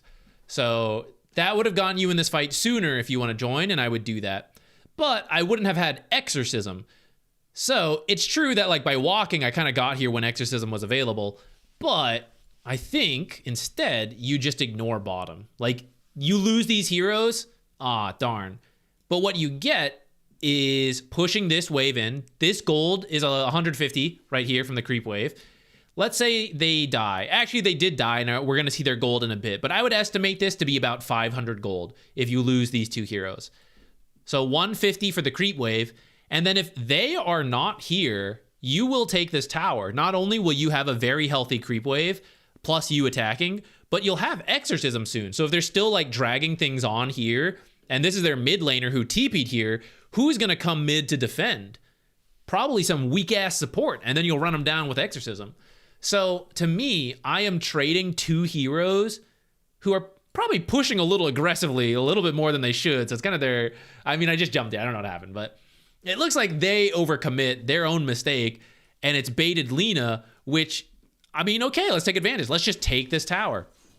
Instead, you walk away from a full wave, so you don't even deal with this, which can now backfire. Like, as you're walking, someone can come here, push us in, and you guys will lose mid and lose this bottom fight. So you should just stay here, shove this in, punish them for leaving. And instead, okay, Shadow Shaman dies. He gives 236 gold and some assist gold. And I guess you made it to help Underlord, though he did end up dying, and he gave 260 and 170. So I was maybe a little low on the estimate. We can say maybe say this was more like 800 gold total for them. But this, plus the creep wave, would be a similar amount of gold distributed differently, but like, you know, it would be. Then we can make a better push with Exorcism and find our own kills as these guys respawn. This is kind of a late to the fight, low chance of success. This was very guaranteed, just being here. And now we're walking back. So 30 seconds walking here, 30 seconds walking back. I've lost a minute of time just to go back and forth. A little less. You're kind of fast on Death Prophet now with boots. So we'll call it 40 seconds.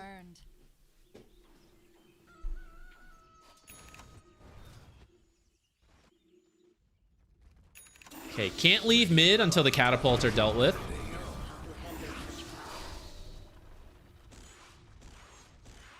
In fact, you're a team effort, so actually if your team came to you right now, that'd be pretty good.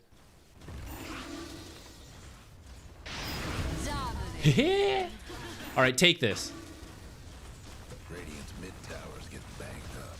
Just do some little backpacking here. Take this, and now we can go somewhere. We're leaving early. We're looking for bounties, and we're going through. So these getting kills, not guaranteed. It can be hard, right? We end up getting a witch doctor. The tower can't run from you, right? Like this can't move. So this is a lot easier for you to do. And it would have been the same gold for you and then more for the team, what they shared. So we kind of left the higher value target to chase something that might happen. And you got one, you got the witch doctor. But that's literally just less. You know, it's like, would you like 700 gold or 200 gold? But I'm going to throw this 200 gold. And you're like, throw that 200 gold. I can get it. I can get it. And you're like, are you sure? I'll just hand this 700 gold to you. It's like, no, chuck that 200 gold. I can get it. I know I can get it. And it's, that's the kind of like quick mind math you want to do when you're like, I can do this or I can do that. What's worth more? And having a rough understanding of like the gold values can help you quickly decide. And I know that there's more value besides gold. So like, what does the tower offer? What is getting this hero kill on, let's say we got the carry, you know, like what does that offer? I know there's differences like that, but starting with just like the flat gold value can help.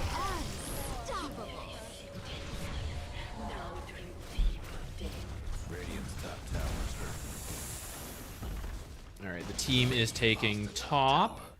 We are now entering a cooldown period where all our abilities are used. So now we're just farming and finishing items.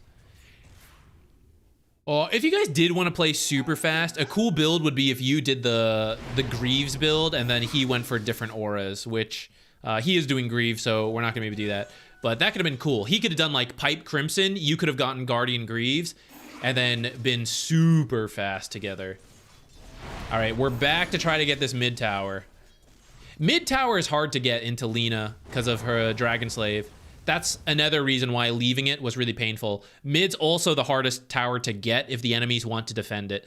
So being given chances to take it and then choosing other things is, I'm not guaranteed to get another chance at taking a free mid tower, you know? Okay, we're trying to make this top fight happen as the Wisdom Shrine spawning. Left the Wisdom Shrine though. Okay, 2 kills. Funny thing is though, the Wisdom Shrine still gets captured and then there's no tower here. I like the idea. I think you guys gotta stay focused though and make sure like some heroes are getting the Wisdom Shrine.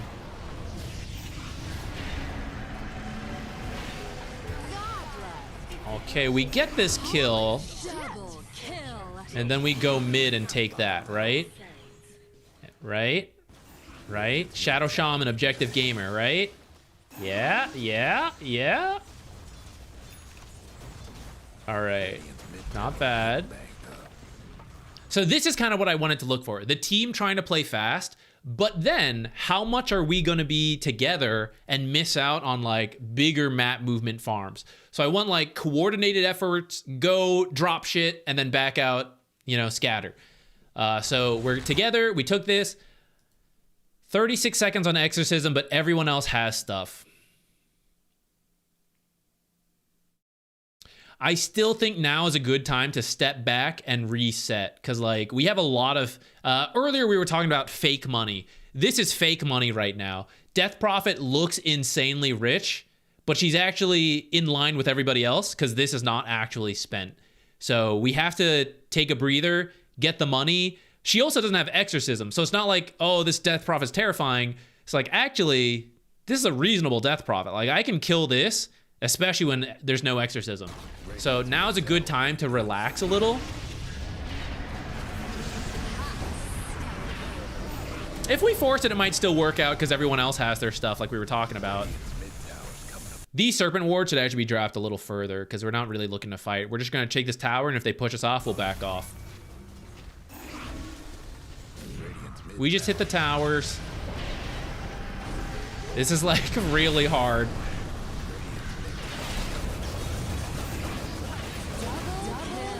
Okay, I think we experienced it.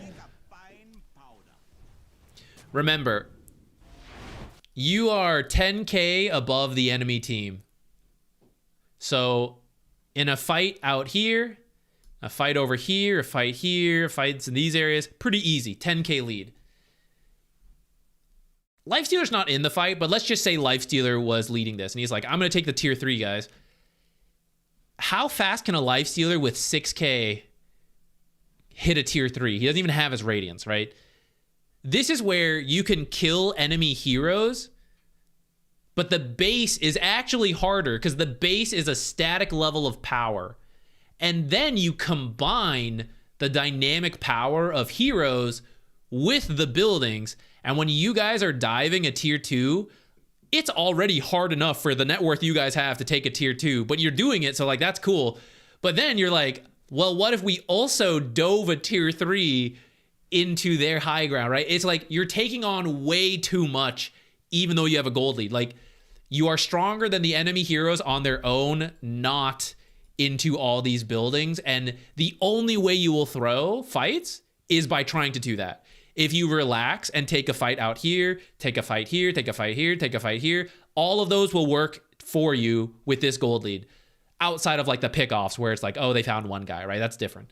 Like any team fight will work. These are the only areas it will not work. And it's what you guys went for. So that's really important to realize when you are trying to end early, trying to push fast. You might be strong enough to beat the enemy heroes everywhere else, but these are the places you have to rethink. Can I actually do this? Tier 2s, especially if it's really early. This is like really early, you know? Otherwise, tier 2s are usually like not as bad. But for this early, it is still pretty strong because it has the split shot.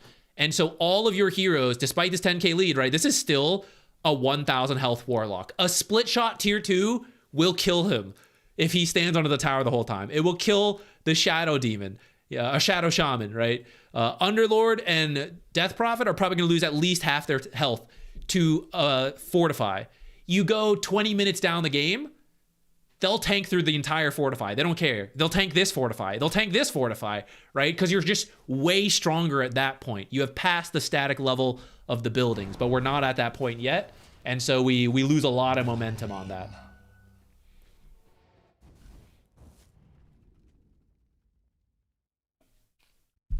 You guys don't even have to like, you should take towers when you have all your abilities up, but you aren't even forced to do all that much. You guys are really strong right now. There are slides in the shit. I guess I'll show them. What slide do we need? Do.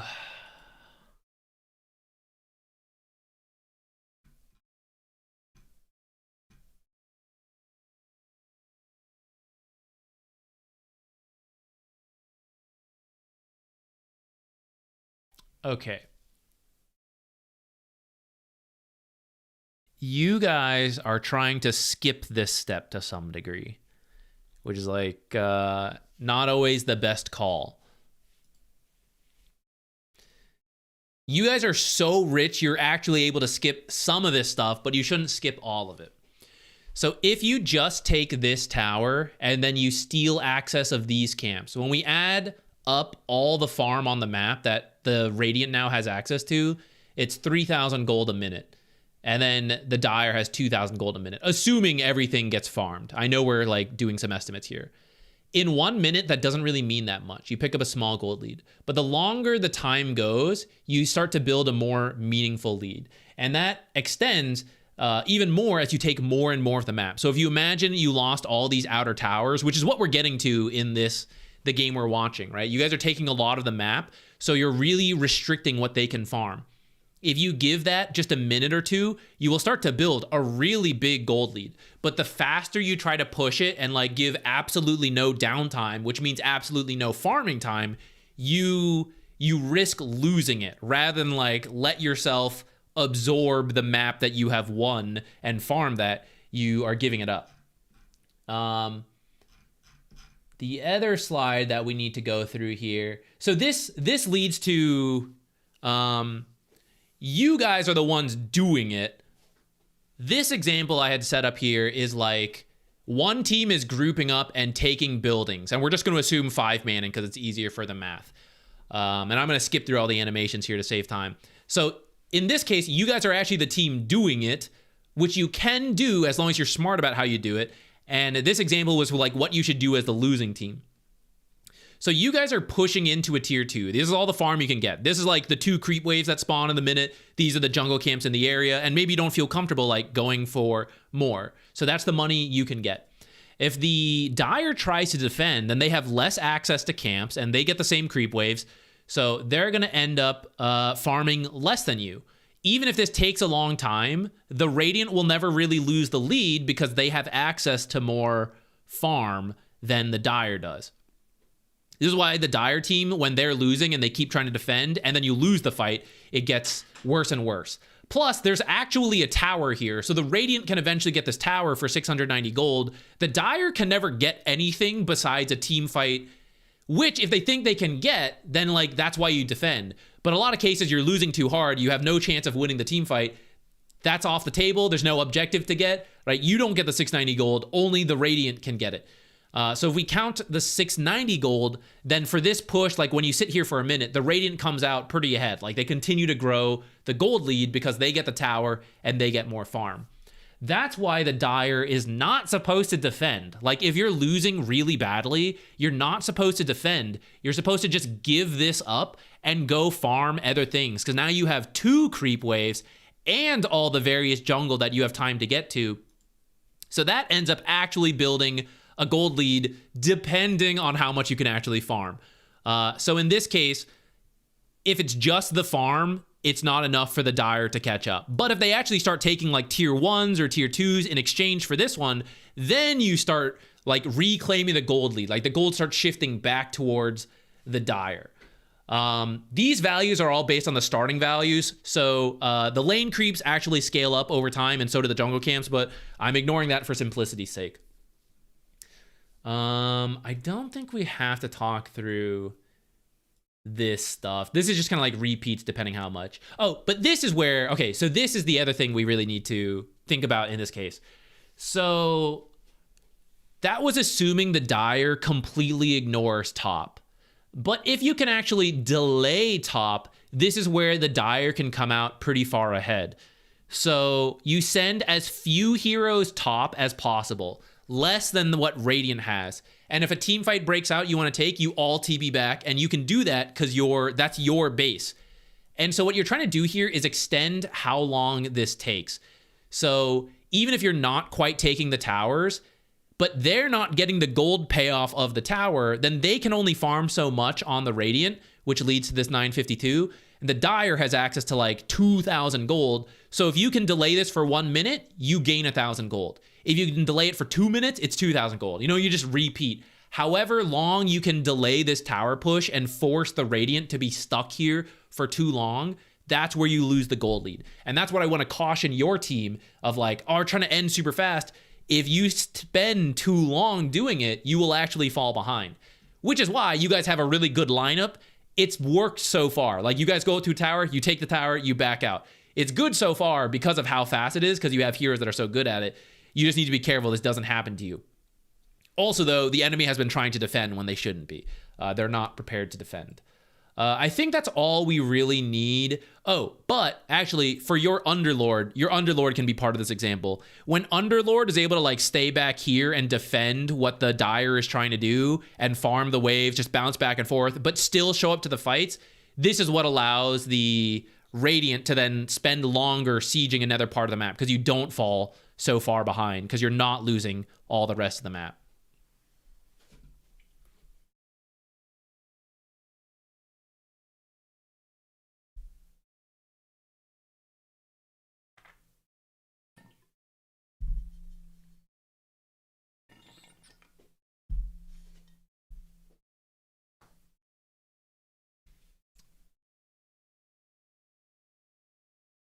Yeah, your current game is actually a really good example of like what's going on in this case. I don't know how, maybe I will use your game.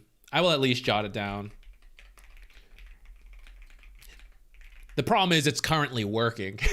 I need an example that's not working, I think is a little better. You guys are actually, it's a little forced, but it's mostly worked out so far. I guess it did backfire at some point, right? So let's keep going and see where that happens. Depending when you guys are trying to win, I think you can even skip the Ags.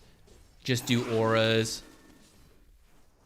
I think you do have a window to win. Lifestealer farms one more item. You put the Aegis on him and you sit behind him.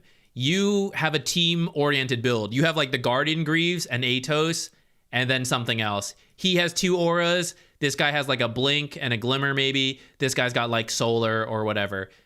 He should use this to get the ult faster. I didn't see he didn't do this, but you should. Well, I didn't see how many charges he had, but if you can use this to get a sub 10 minute 6, you should do it as Warlock.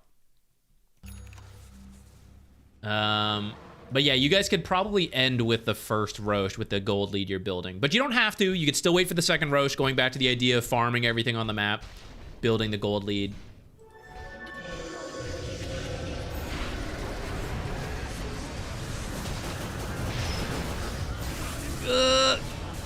All right, you end up dying. This was starting good. It was a really good Witch Doctor ult that got you guys, and Lifestealer wasn't here yet. I think, so this is like a separate issue. This is where, based on the map, they're actually all down here, because no one is top. Like, this is the value of the deep wards you guys have. I know that they're not here because they're not here. You know, they're not going to be smoked in their own jungle, not farming. If they're smoked moving out, then that's like a separate thing. But they're not pushing mid and they're not pushing top. So actually, I think a lot of heroes are bottom. And that's where you guys shouldn't be doing this quite yet. Also, your Underlord is like in the smoke, which doesn't make any sense. He should be on his own. Or he should be next to Lifestealer. Well, okay, actually, if you want to like Fiends Gate the Lifestealer into the fight, that also works. And then I'd be up for this. But like some mix of that needs to change. So actually, there's a good chance a lot of them are bottom in this fight, which is what happened. I'm not just saying that because of the power of hindsight, but looking at the map, we can actually read it. I kind of skipped that step when we were watching it the first time. Once you reach this point, let's say you've already smoked and you realize like, wait, I haven't seen anything like Zach said, so should we do this? You can just back out at this point and it's still okay. You can also just hang around a little bit, right? You can just see if anyone shows in any of these spots, and then you know you can jump. And if not, you can wait. If Lifestealer's on his way and he joins, then you can do it because we have a 9k gold lead. But without Lifestealer here, and we take out his money, it's actually a very even game, and then it's like 5-on-4, right? Also, no Warlock ult. So a couple reasons to not force this right now, and just wait.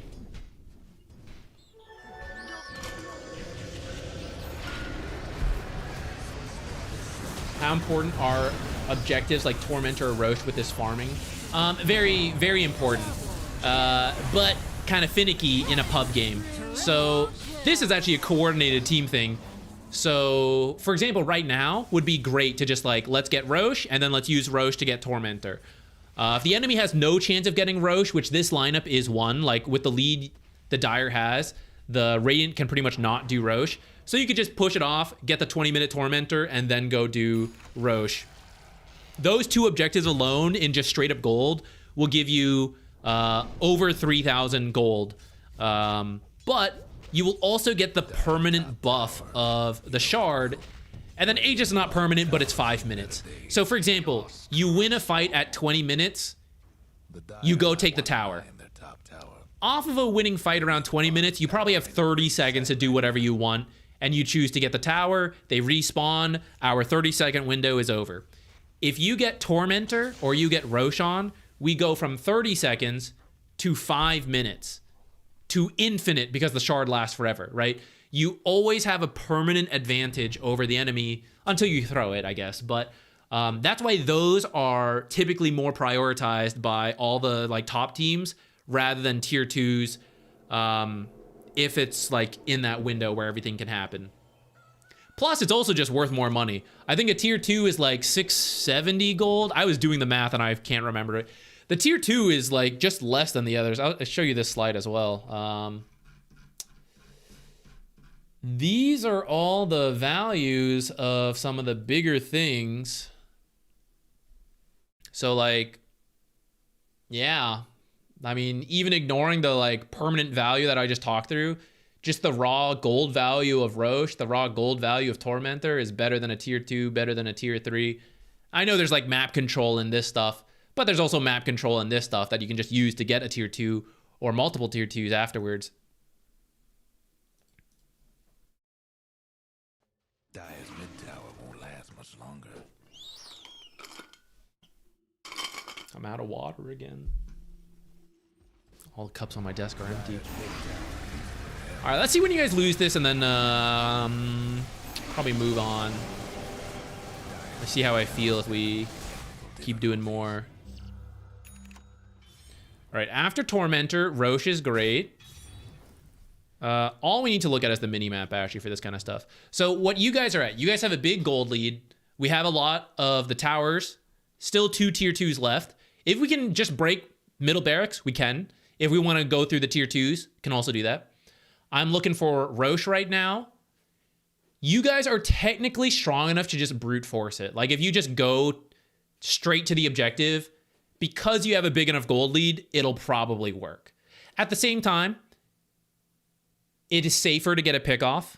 And if the game was closer, then we would be looking for a pick off first before going for any of these objectives. We can do a quick check of like, are we close to any major items? Maybe Yasha on Lifestealer's not bad. You want to finish your Ags. Underlord, kind of far off from the pipe, so it'll take him a little bit to get there. We're very close to the Blink, and then nothing quite yet on the Warlock.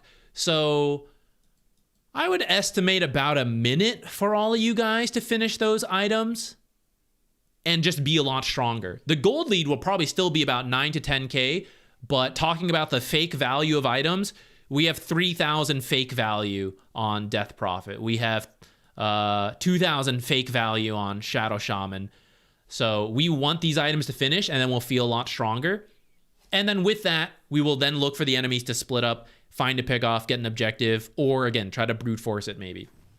So we just look at the minimap. I see Lina mid. See, this is you guys pushing too soon, not like farming up the rest.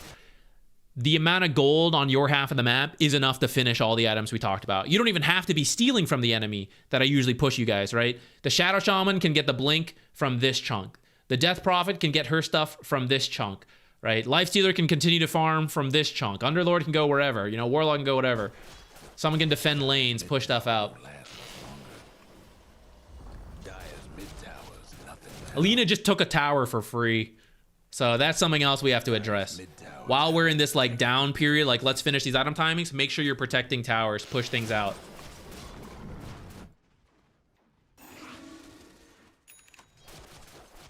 Okay, you have your Ags. And I believe Blink is on the way. Yeah, Blink's on the way. So now if we want to group, now we do it. So you three are necessary. And if you don't get into a full 5-on-5, you don't need to bring Lifestealer. Like, you can keep letting Lifestealer farm whatever, and then have the Underlord Fiend's Gate in. So you three can at least get together. If you do want to 5-on-5, someone needs to grab the Lifestealer. The fact that we lost all our deep wards means it's hard to make a play, but also notice they're all missing. But we are being very aggressive. We're on their half of the map. Although he's global, it will take time for Underlord to show up. And this guy certainly can't show up. So what you guys should be doing is actually be back a little bit, because Underlord and Lifestealer have done their part and information is coming in. This lane is moving in. This lane is moving in. The enemies are stupid if they don't deal with it. And then we're going to win no matter what because they're big dummies. But they're not big dummies. They're going to deal with it. And once they deal with it, I will now know this hero is top, this hero is bottom. And that will allow you to make the play wherever you want. Like which heroes you want to target, which ones you want to avoid. Or maybe you just do like the objectives like this. Lifestealer TP's in, you guys steal this, whatever.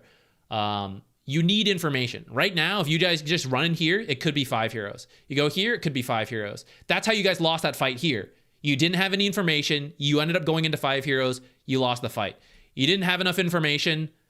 Actually, here, I think you did have enough information. You just like went behind towers, took a fight into 5 on their high ground. We lost the fight, right? The only fights we're losing are these situations. That's the situation right now. So we don't force anything until I see heroes show up. Going in this Lina would be a mistake. I don't know where the other heroes are. You moving into their half of the map is very dangerous because more heroes could have been here. I see Witch Doctor. So it turns out maybe they were over here. I had no idea though. Totally random coin flip if I threw or if I am okay and I'm alive right now. So we want to avoid that. Someone's just eyes on the minimap, glued looking for this stuff. I see more defensive wards being placed, but these defensive wards are not helping you go through what we're talking about. Like we're having to wait for these lanes to push in because I can't just see someone in the triangle. I can't see someone here. I can't see someone here. I don't know. So I'm waiting for lanes to push in. But now that you guys have made it here, whether you should or not, now we need to place deep wards and hopefully these guys still have some. Warlock's got one.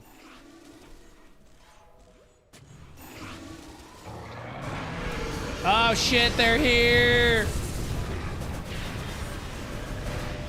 And then we've lost this fight. No one has showed top. Still. And that's how I know they're not top. They're coming to me.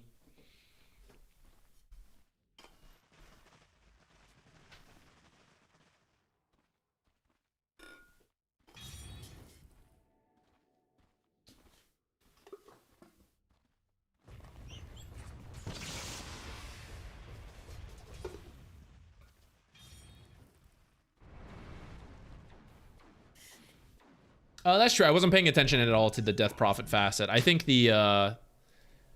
actually neither is the hero is not meta right now, but I know for amateur leagues it's kind of whatever. Death Prophet's actually pretty popular there. I do think the other one is probably better. Though I'm kind of open to Morning Ritual, especially if you did do the Aura build. I think that could actually be kind of cool.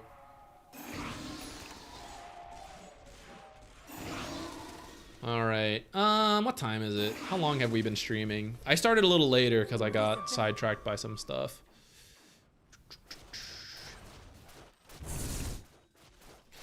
Let's do one more, I think.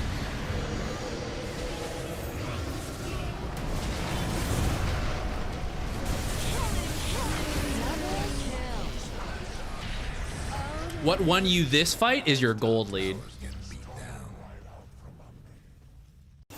Before I move on. Right, once again, no information. I think they're kind of scattered. We weren't all together. Faceless wasn't together, but he can TP here. Or just run, I don't know what he did. But the others are missing. So we're in that same situation. You guys are doing stuff without really knowing where the enemy is.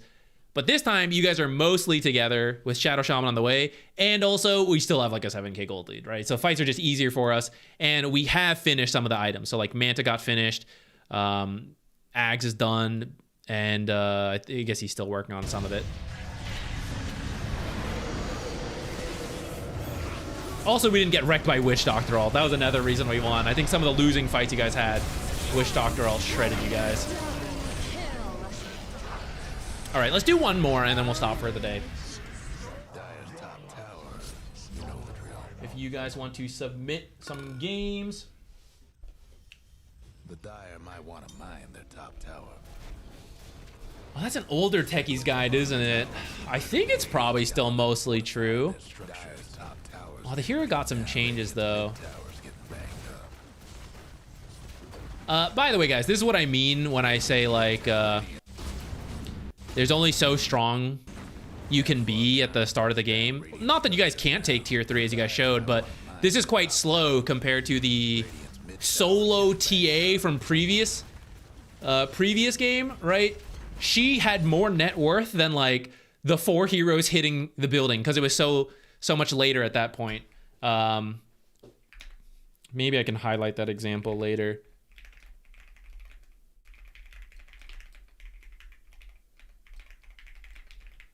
There's only so strong you can be at the start of a game. Radiant's mid tower's getting the water. And you guys should get out sooner because you've used everything at this point. Okay, yeah. Submit some match IDs, guys. We'll pick one more, and I'm gonna get some water.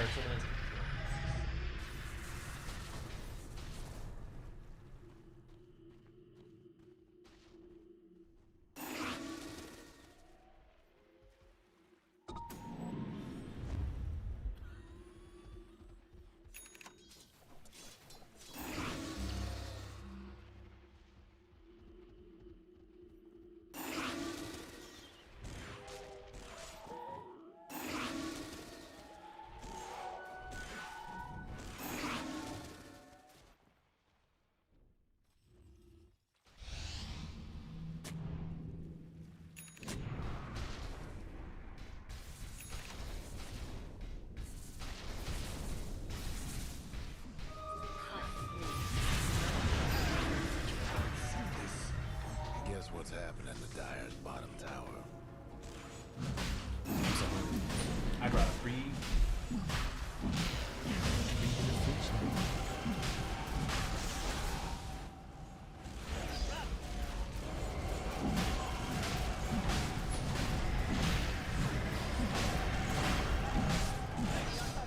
Ooh. I do need a support farming example. This could be good. This could be what we need.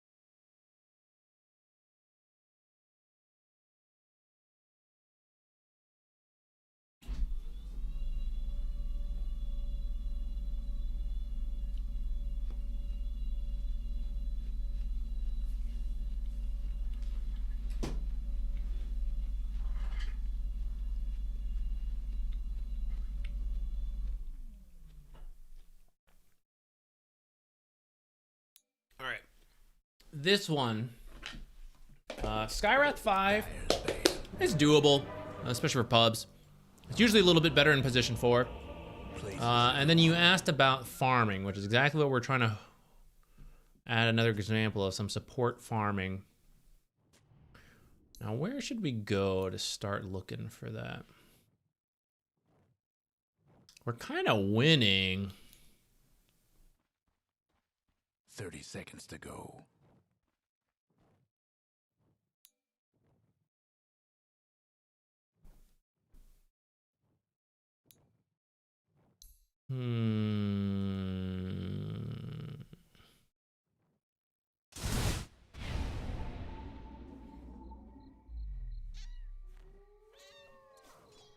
Trying to think about where the best place to look around. This game's a bit of a stomp. I was just confused about how the game happened, I guess. We can see. It looks like you guys have some good kill potential, and it looks like Tinker... not Tinker, sorry. Phoenix. Phoenix looks really good this game. I could see Phoenix is just being able to dumpster people if they had a strong start. Because this is a core Phoenix, right? Oh, no, wait. Is Pango support? It is, yeah, it's a core Phoenix. Core Phoenix and dumpster people. Support Pango's pretty funny. I see what you mean. This is a weird game. Well, we get into weird games. Something bad's happened to the radio. First, I want to talk about what's happening right here. Once these catapults are dealt with, unless you guys think you can kill these guys, you're gonna slow down Juggernaut if you spend too much time here. He actually just wants to push this out on his own, and you should help other people. For example, Storm, 6-minute rune, we'd like to help with that. I think he got a rune and then got a kill, right? So I want to be part of that, making sure it happens all the time. These are the things that can backfire, right? Where we try to, actually this could also be a clip for the tower take. I don't know how many, again, I don't know how many clips I actually want to add because it adds so much extra time into the video work. But yeah, sometimes we try to keep playing with the carry. We think we're strong, but there's always a danger to the tower, and then it can backfire. And the safest way, I think someone else, I don't know if we'll make it to your game, but the safest way for a carry to increase farm is not through getting kills and taking towers, but just pushing the lane and jungling. And so when you hang around like this, Juggernaut can do all of it on his own. This is up for the carry players to like know how to do safely. Our job is to place an observer somewhere to help him be safe, and then to go distract the enemy somewhere else. And then TP back as necessary. So try to walk to do all this. And then Juggernaut will push the lane and he'll jungle. And if he can't jungle this stuff, he'll jungle back here. He'll move back here. We have gotten him to the point where he has some items, right? Without items, he can't jungle, and the time to walk takes forever. He has boots. He can clear the jungle. He has some levels. It's not the greatest. Juggernaut's not the best at it. But Juggernaut's also pretty good at staying in the lane longer than others because of the hero. So there's like pros and cons, whatever. The more we stand around, I'm just kind of like watching him farm and taking his XP. And I'm baiting the enemy heroes to be here. And sometimes it'll cost Juggernaut his life. Sometimes he'll get kills. Sometimes he'll be killed. And I'd rather him be on his own versus Mars. And we go up here and slow down their carry. And our carry just jungles, right? Like all this stuff. Juggernaut just shouldn't be... He just wouldn't engage with the lane, right? He would jungle, come here, do his own pull, and then this would pull out. And then you wouldn't be needed here. They're burning a whole lot of regen on like the offlaner. It's like okay. But no actual gold for any of this. Right? Gold reward for us. Now Jug is like, oh, what should he do? Jungle, jungle.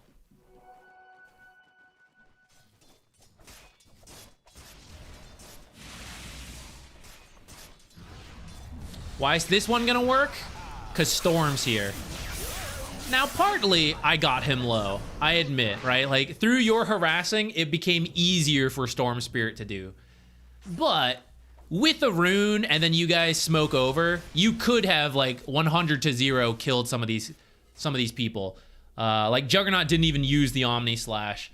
Maybe he just got it. I don't know if he hit 6 off of that fight. But like it would have been doable. He would have 6 if we like gave him solo XP. And all you need to do is like slow people. So we could help guarantee these runes. This is worth more than the kill, by the way. Radiant's mid tower's getting banged up. You should actually take that. Well, if you felt scared, I get it. Tinker at this stage of the game is often jungling at low health. So you can actually just go look with that rune and see if you can kill him.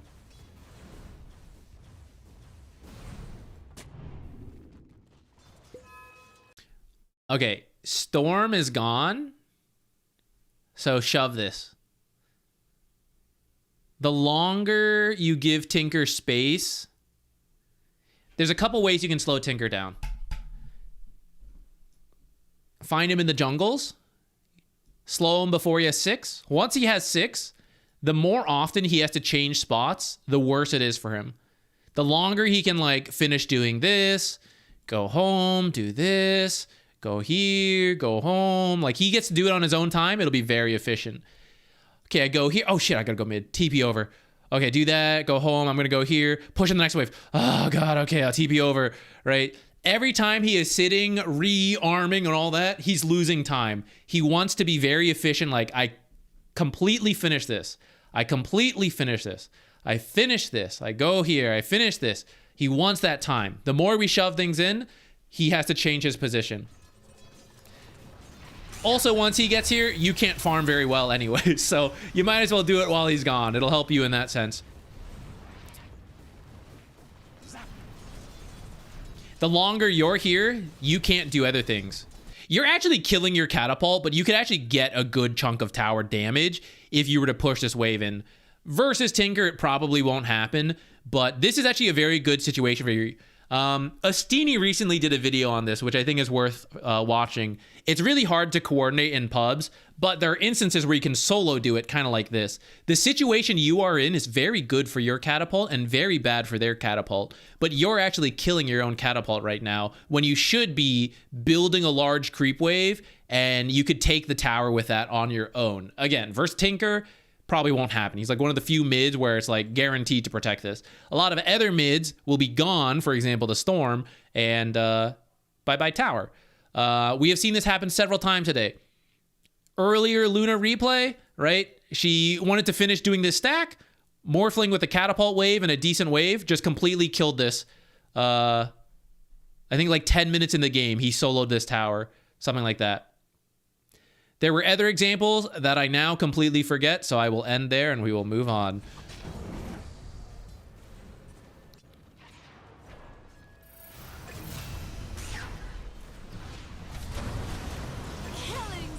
I'm so glad I was catching my breath. I was about to ask you if you like, are we really gonna solo kill Tinker? We should go, like, we need to push this and go like other stuff. And then you solo killed him, which is hilarious. Okay, when you kill your own catapult and the enemy catapult's still alive, you are trapping yourself here. You're not allowed to leave this lane until you deal with this catapult. So you are getting a lot of farm here, but you, as soon as you leave, you will lose your tower, or you'll lose a lot of health, is the danger. You have to deal with that enemy catapult. Try to kill theirs before killing your own. Fortunately, Storm came over. We never lost the tower. But if anyone needed our help, you would leave a catapult in that wave to take half your tower. And then you came bottom by default, but this should be the last place you come by default. You should go top. Now, maybe if you came here to ward for him, that would work, but we already warded the triangle, which kind of counts as warding for him, so I would just use this. I would push this further. I'd push this further away, because they're going to put a similar sentry, and then you're just going to lose your stuff.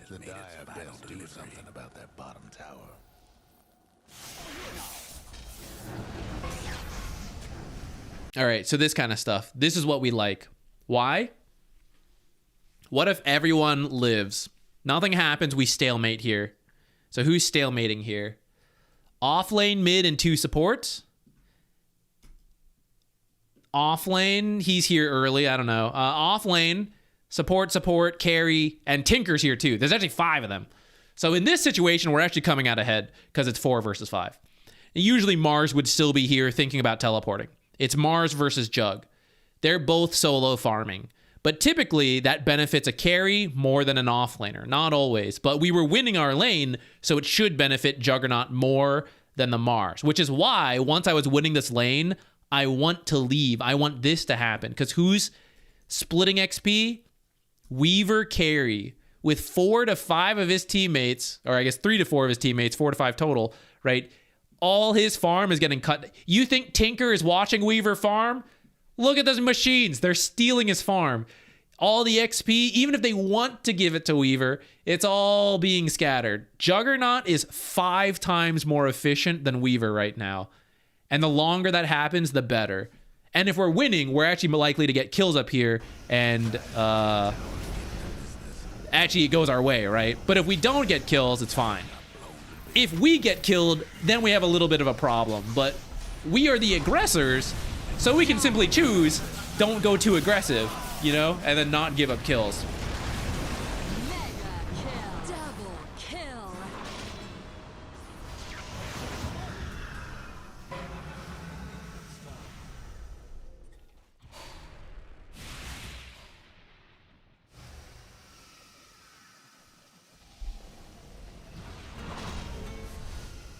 Oh, almost killed that Weaver.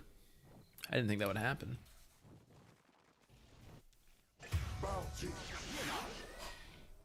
I would say with Storm, I'd be willing to get Arcane Boots. I know there are some Skywrath builds that skip it, especially for like Kaya. I feel like Storm's been doing well. I would be willing to enable him. Trouble brewing What's at up? Radiant's bottom tower. Can't do nothing about dire structures right now. Let me exploit you. He's run away. Dire's mid tower could use a little help. He's back.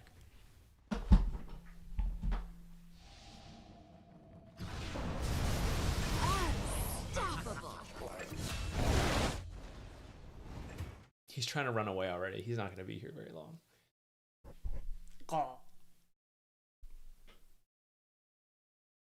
Make it. Dire's top tower's getting beat down. Radiant's bottom tower's seen better days. Dire's At top this tower- point, you guys are kind of running away with it. Though I guess this is pretty similar to the last game we looked at where they had a gold lead similar to this at this stage of the game. For you guys, this lineup is not as fit for pushing, right? The last one had Underlord, Death Prophet, Shadow Shaman. So this is a lineup where you want to set up vision. See, you lost your observer to the really basic sentry. Actually, their sentry was even further to the right than it should have been. It should have been further this way. But whatever. That's why you want to push yours further to the edge to avoid that stuff. You guys cannot easily take towers. Like, even if I want to and we bring all 5 heroes, we are simply not tower taking heroes. So what we need to do is to grow the gold lead, right? You put down the various deep wards. So when they are trying to farm, you are smoking out, you're getting kills, you're chipping down towers when you do get kills, and you're just farming up more jungle camps, taking what objectives you can, and you continue that until you have a bigger gold lead. So 8K is great, but we go to 20K, we go to 30K.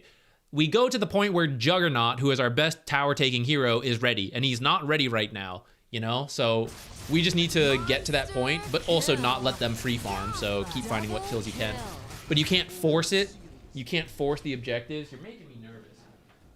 Get out of here. You can't force the objectives the same way the last lineup we looked at could.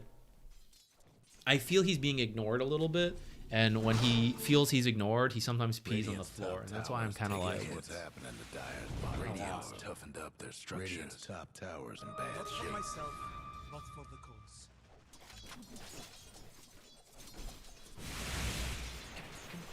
Stupendous!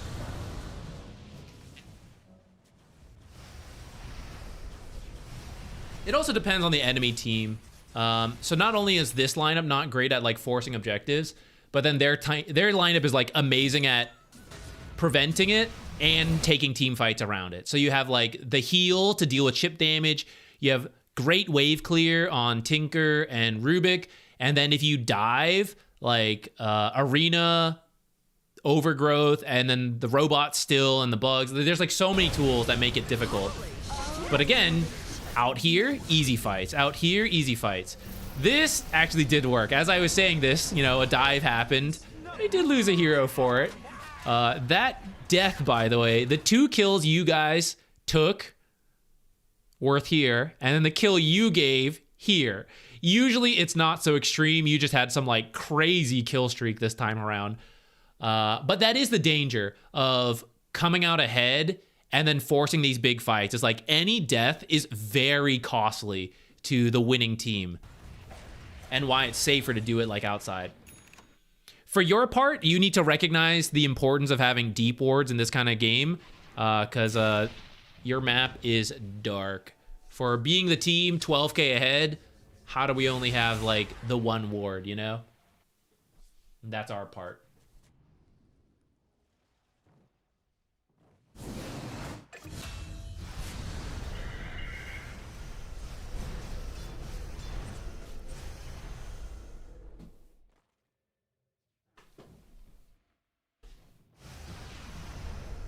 I'm getting nervous.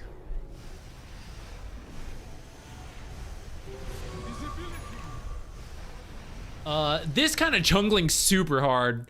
Ancients are very difficult to kill with magic damage outside of the purple satyrs, whose name I'm forgetting. Radiant's bottom tower. You should farm other stuff, but also if we go back to when you started that.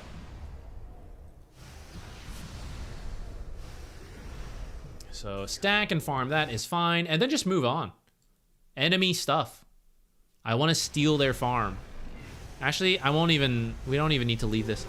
Again, despite being 12k, look where everyone is, you know?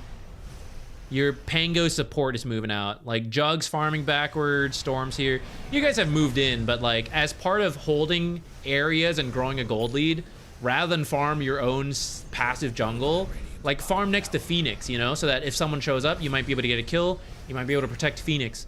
And you steal the farm in that time. You're pushing lanes in to get information. And you'd feel better with deep wards still down. Currently, everyone was just doing very safe farming. Phoenix just TP'd over here to farm next to Storm. Like, what the hell am I looking at? Why, you know? What? If you're gonna farm, at least be scattered. That's actually so funny. Hold on, that was a TP, right? Oh my god. I'm at it. That's a good example. I needed an example like that.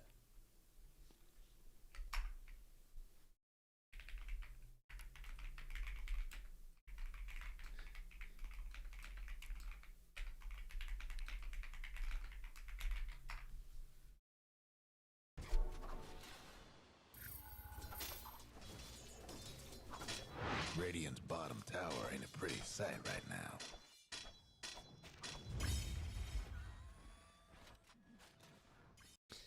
Because we have no deep wards down, and because the lanes were not pushed hard enough, this smoke is happening, but it's a bad time for a smoke. Where am I going?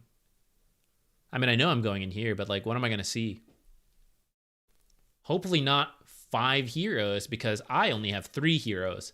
So the 14k gold lead you guys currently have with, who's in this? Juggernaut, and then Skywrath and Pango. If you were to run into that 5, now suddenly we're actually like 6k behind, because Phoenix and Storm are like 20k of your gold lead. So it'd be a 5v3 with a gold deficit.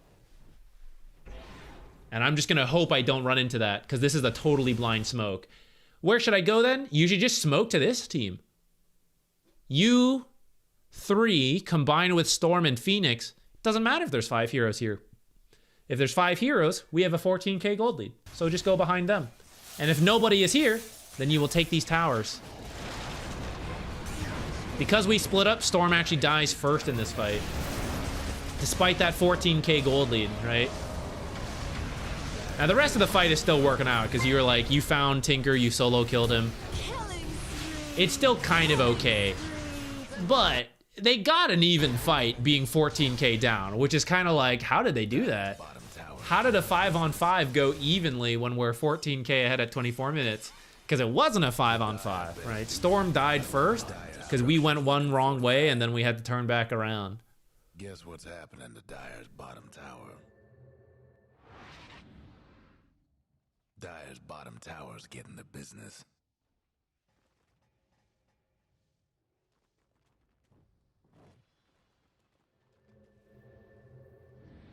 Isn't being 3-on-3 lanes too greedy? I thought you were supposed to vacate 2 when winning.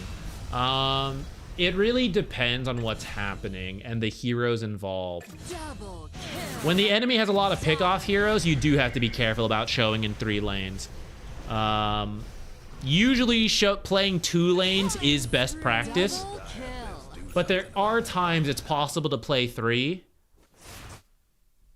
Dire's bottom tower's getting the business. It usually involves global heroes, a massive gold lead, or the enemy team's draft is like kind of bad.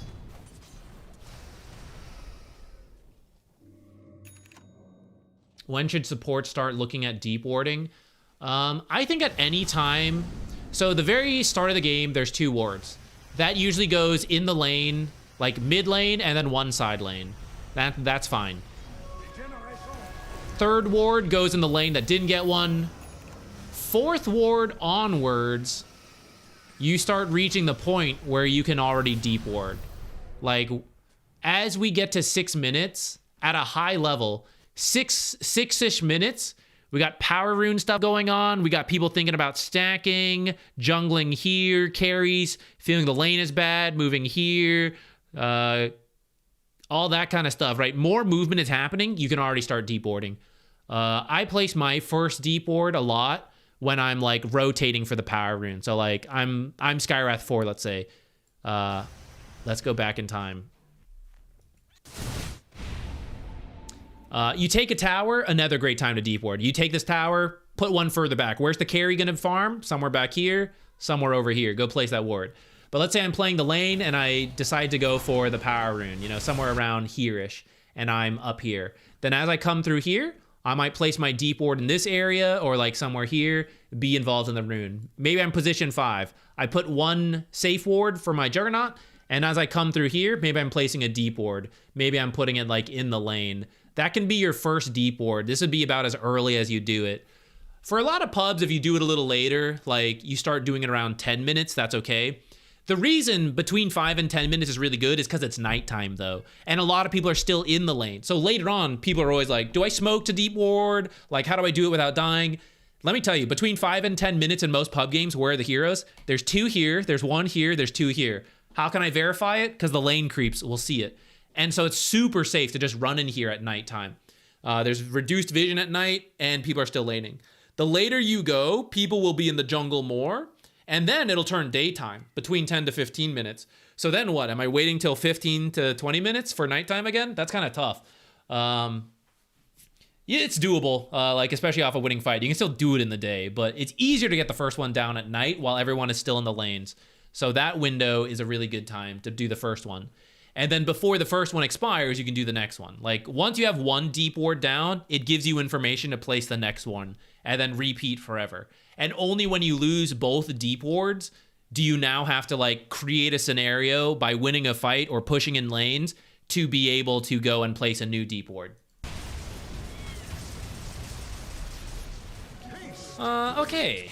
Any other like random questions from anybody? I don't think we'll do another full replay today. We were able to collect some good examples, which I'm glad about. We'll see which ones end up being in the video and in what form.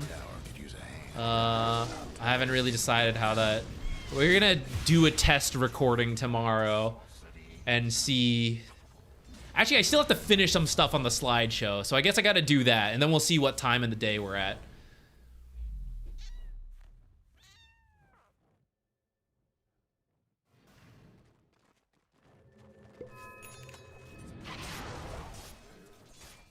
How do I win the game? 0% win rate so far. Start with laning.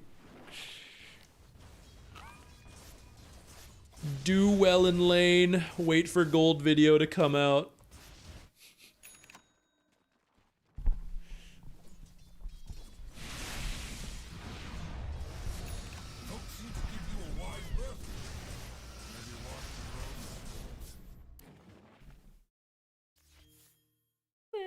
Genuinely for new players, you just you slowly learn like what all the different heroes do and just focus on the lane. There's like a how to get out of Herald video, which is a good starting point. Like getting last hits as a core or learning to harass as a support. It's a very basic fundamental. For higher like experienced Dota players and you're like in a losing streak, like where do I start? It's the exact same advice. Go watch that Herald video again. Like it always has to start in the laning stage.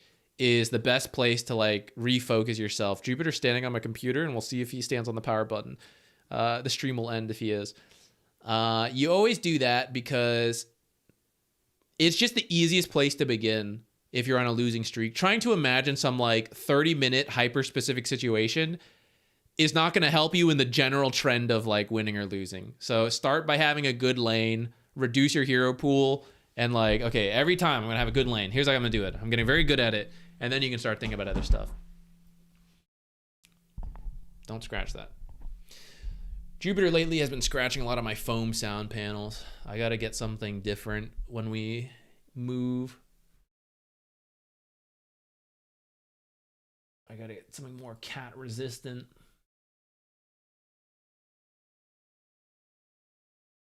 top priority from High Crusader to Archon? It's really difficult to say, because as you get to Crusader until...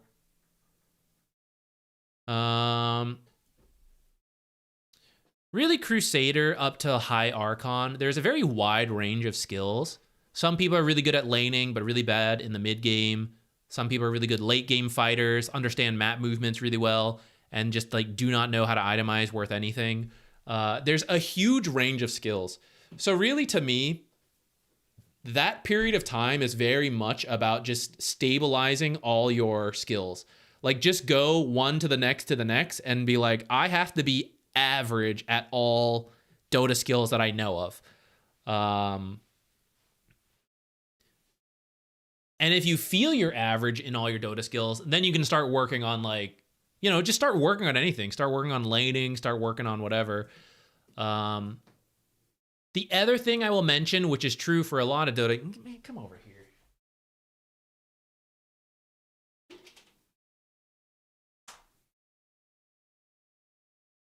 Trying to destroy the foam. The other thing I will say for Crusader and Archon is that people are starting to understand a baseline of, like, Dota. You know, like Herald and Guardian, you'll see like the craziest draft. This is not a good example, you know, it's still kind of a wacky draft. But like there's people who like, oh, I didn't know what offlane is. Like, oh, I didn't know you picked Sven to be carry. I thought that was like, I don't know, Sven offlane.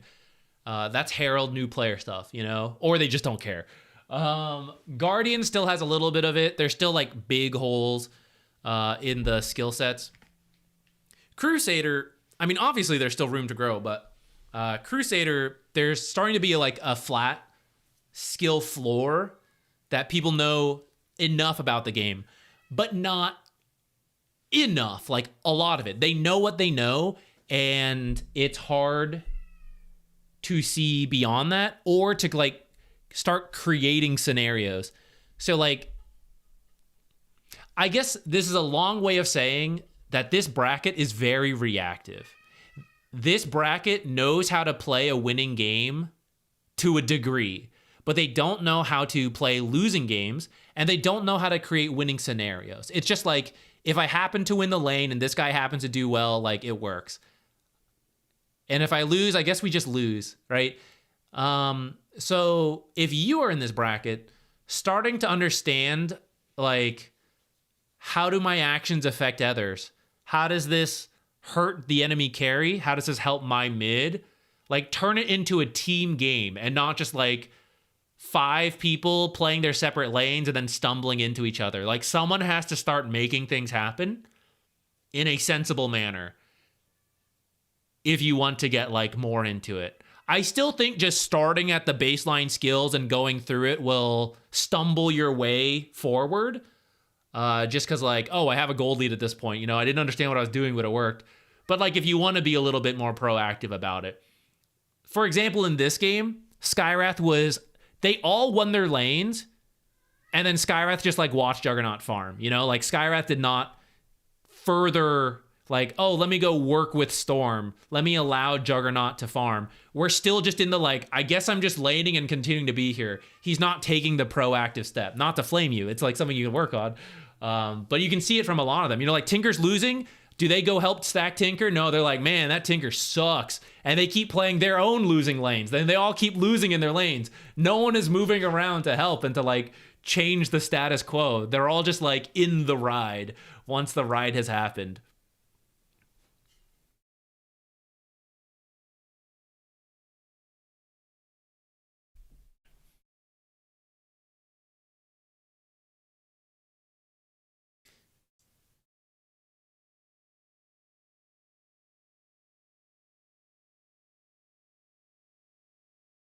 I had Clinks 5 and Ancient yesterday. People don't care. Yeah, the thing is, like, anything can kind of work. So people will try anything, and I don't really blame them as long as they, like, give it their best effort. It's whatever to me. But yeah, some games will be easier than others due to draft.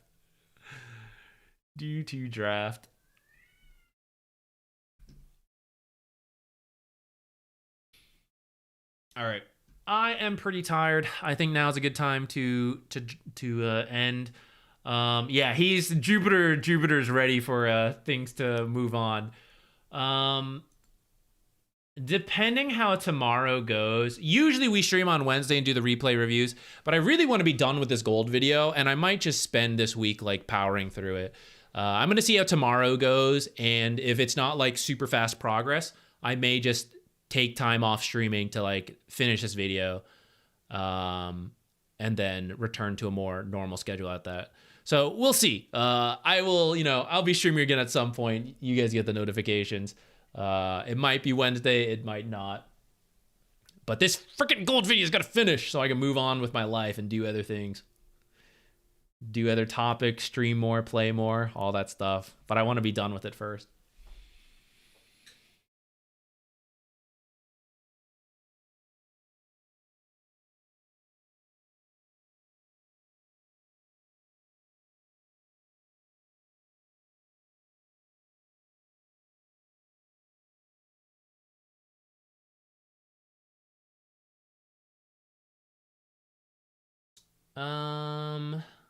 As a position 5 main, my position 1 duo sometimes yells at me when I take 1 or 2 last hits. He shouldn't. It's honestly fine. It does depend exactly like when it is, but like some CS here and there is no big deal. Like if he's gonna yell at you for taking 1 or 2 CS, then just point out that like, I believe you had 30 out of 80, so there was 50 for me to take.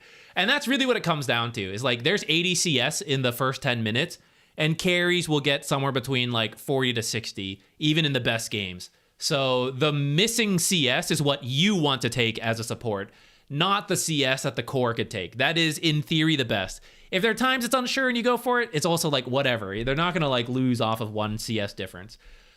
So we shouldn't really yell or be upset about it, as long as you're not making a habit. I'm saying that without seeing what you're doing. Maybe what you're doing is horrible. So, disclaimer on that. But otherwise, the small pulls, as long as you're not destroying equilibrium, like you do the small pulls at the right time, you do the half pulls, that can be good. Stacking can be a source of gold. Making plays with your mid or going to the off lane. Carries will cry about it, but off laners are typically more chill. And when you're tri-laning in the off lane, going for kills, and you get some CS, the off laner, he's just like, yeah, I was already getting griefed by the position 4, so the position 5 coming and griefing me, like, it's no different. Like, his soul is already broken and the rage is gone. So, go steal last hits in the off lane is a little better. Hey, Tultrus, what's up? I'm wrapping up here, but, dude, Ghost, I need to finish the other one. I didn't even finish, what's the first one before Ghost of Yote? Ghost of Tsushima, right? I started that one and didn't finish.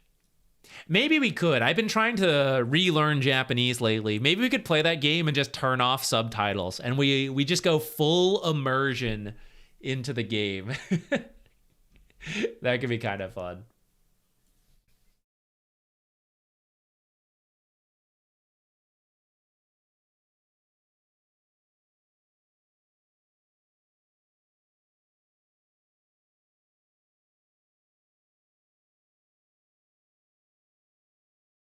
Happy birthday. Hope you have a good time. I'm glad the stream was fun. Hope the rest of your day is also good. You enjoyed the Elder Stream run? Thank you. It was pretty fun. Honestly, I've been thinking about it. I'm trying to finish Expedition 33.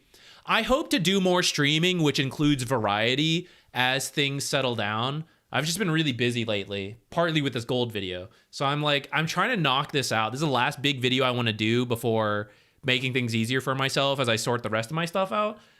And I hope that includes like some other variety stuff. I don't know if it'll be Ghost of Yote, but like something, you know?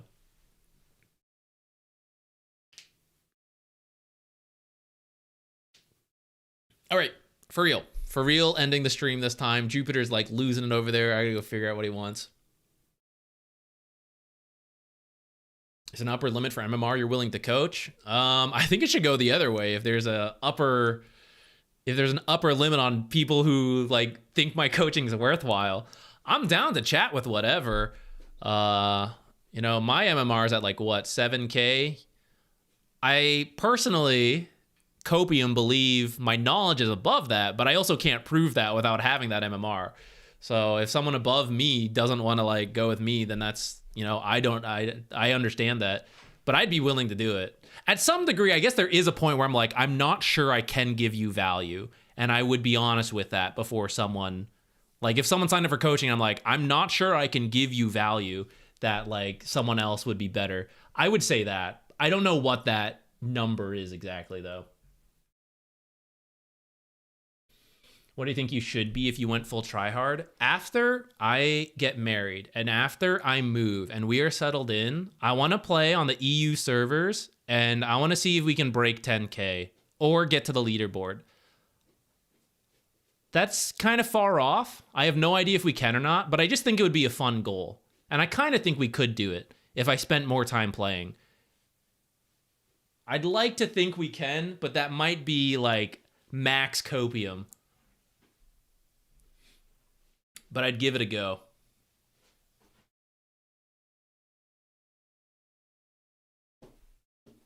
You can do Battle Pass from time to time. It's fun, but if you're playing by yourself, I think it's a lot less fun. I think if you can get a group together, Battle Pass is a fun experience. I used to do it more in the past, and it was always a fun time. You think of the game a little differently. I'm not sure if I've coached someone above 7K. In the replay streams, we've had some people above 7K, but actual coaching, no. Not quite yet that I can think of.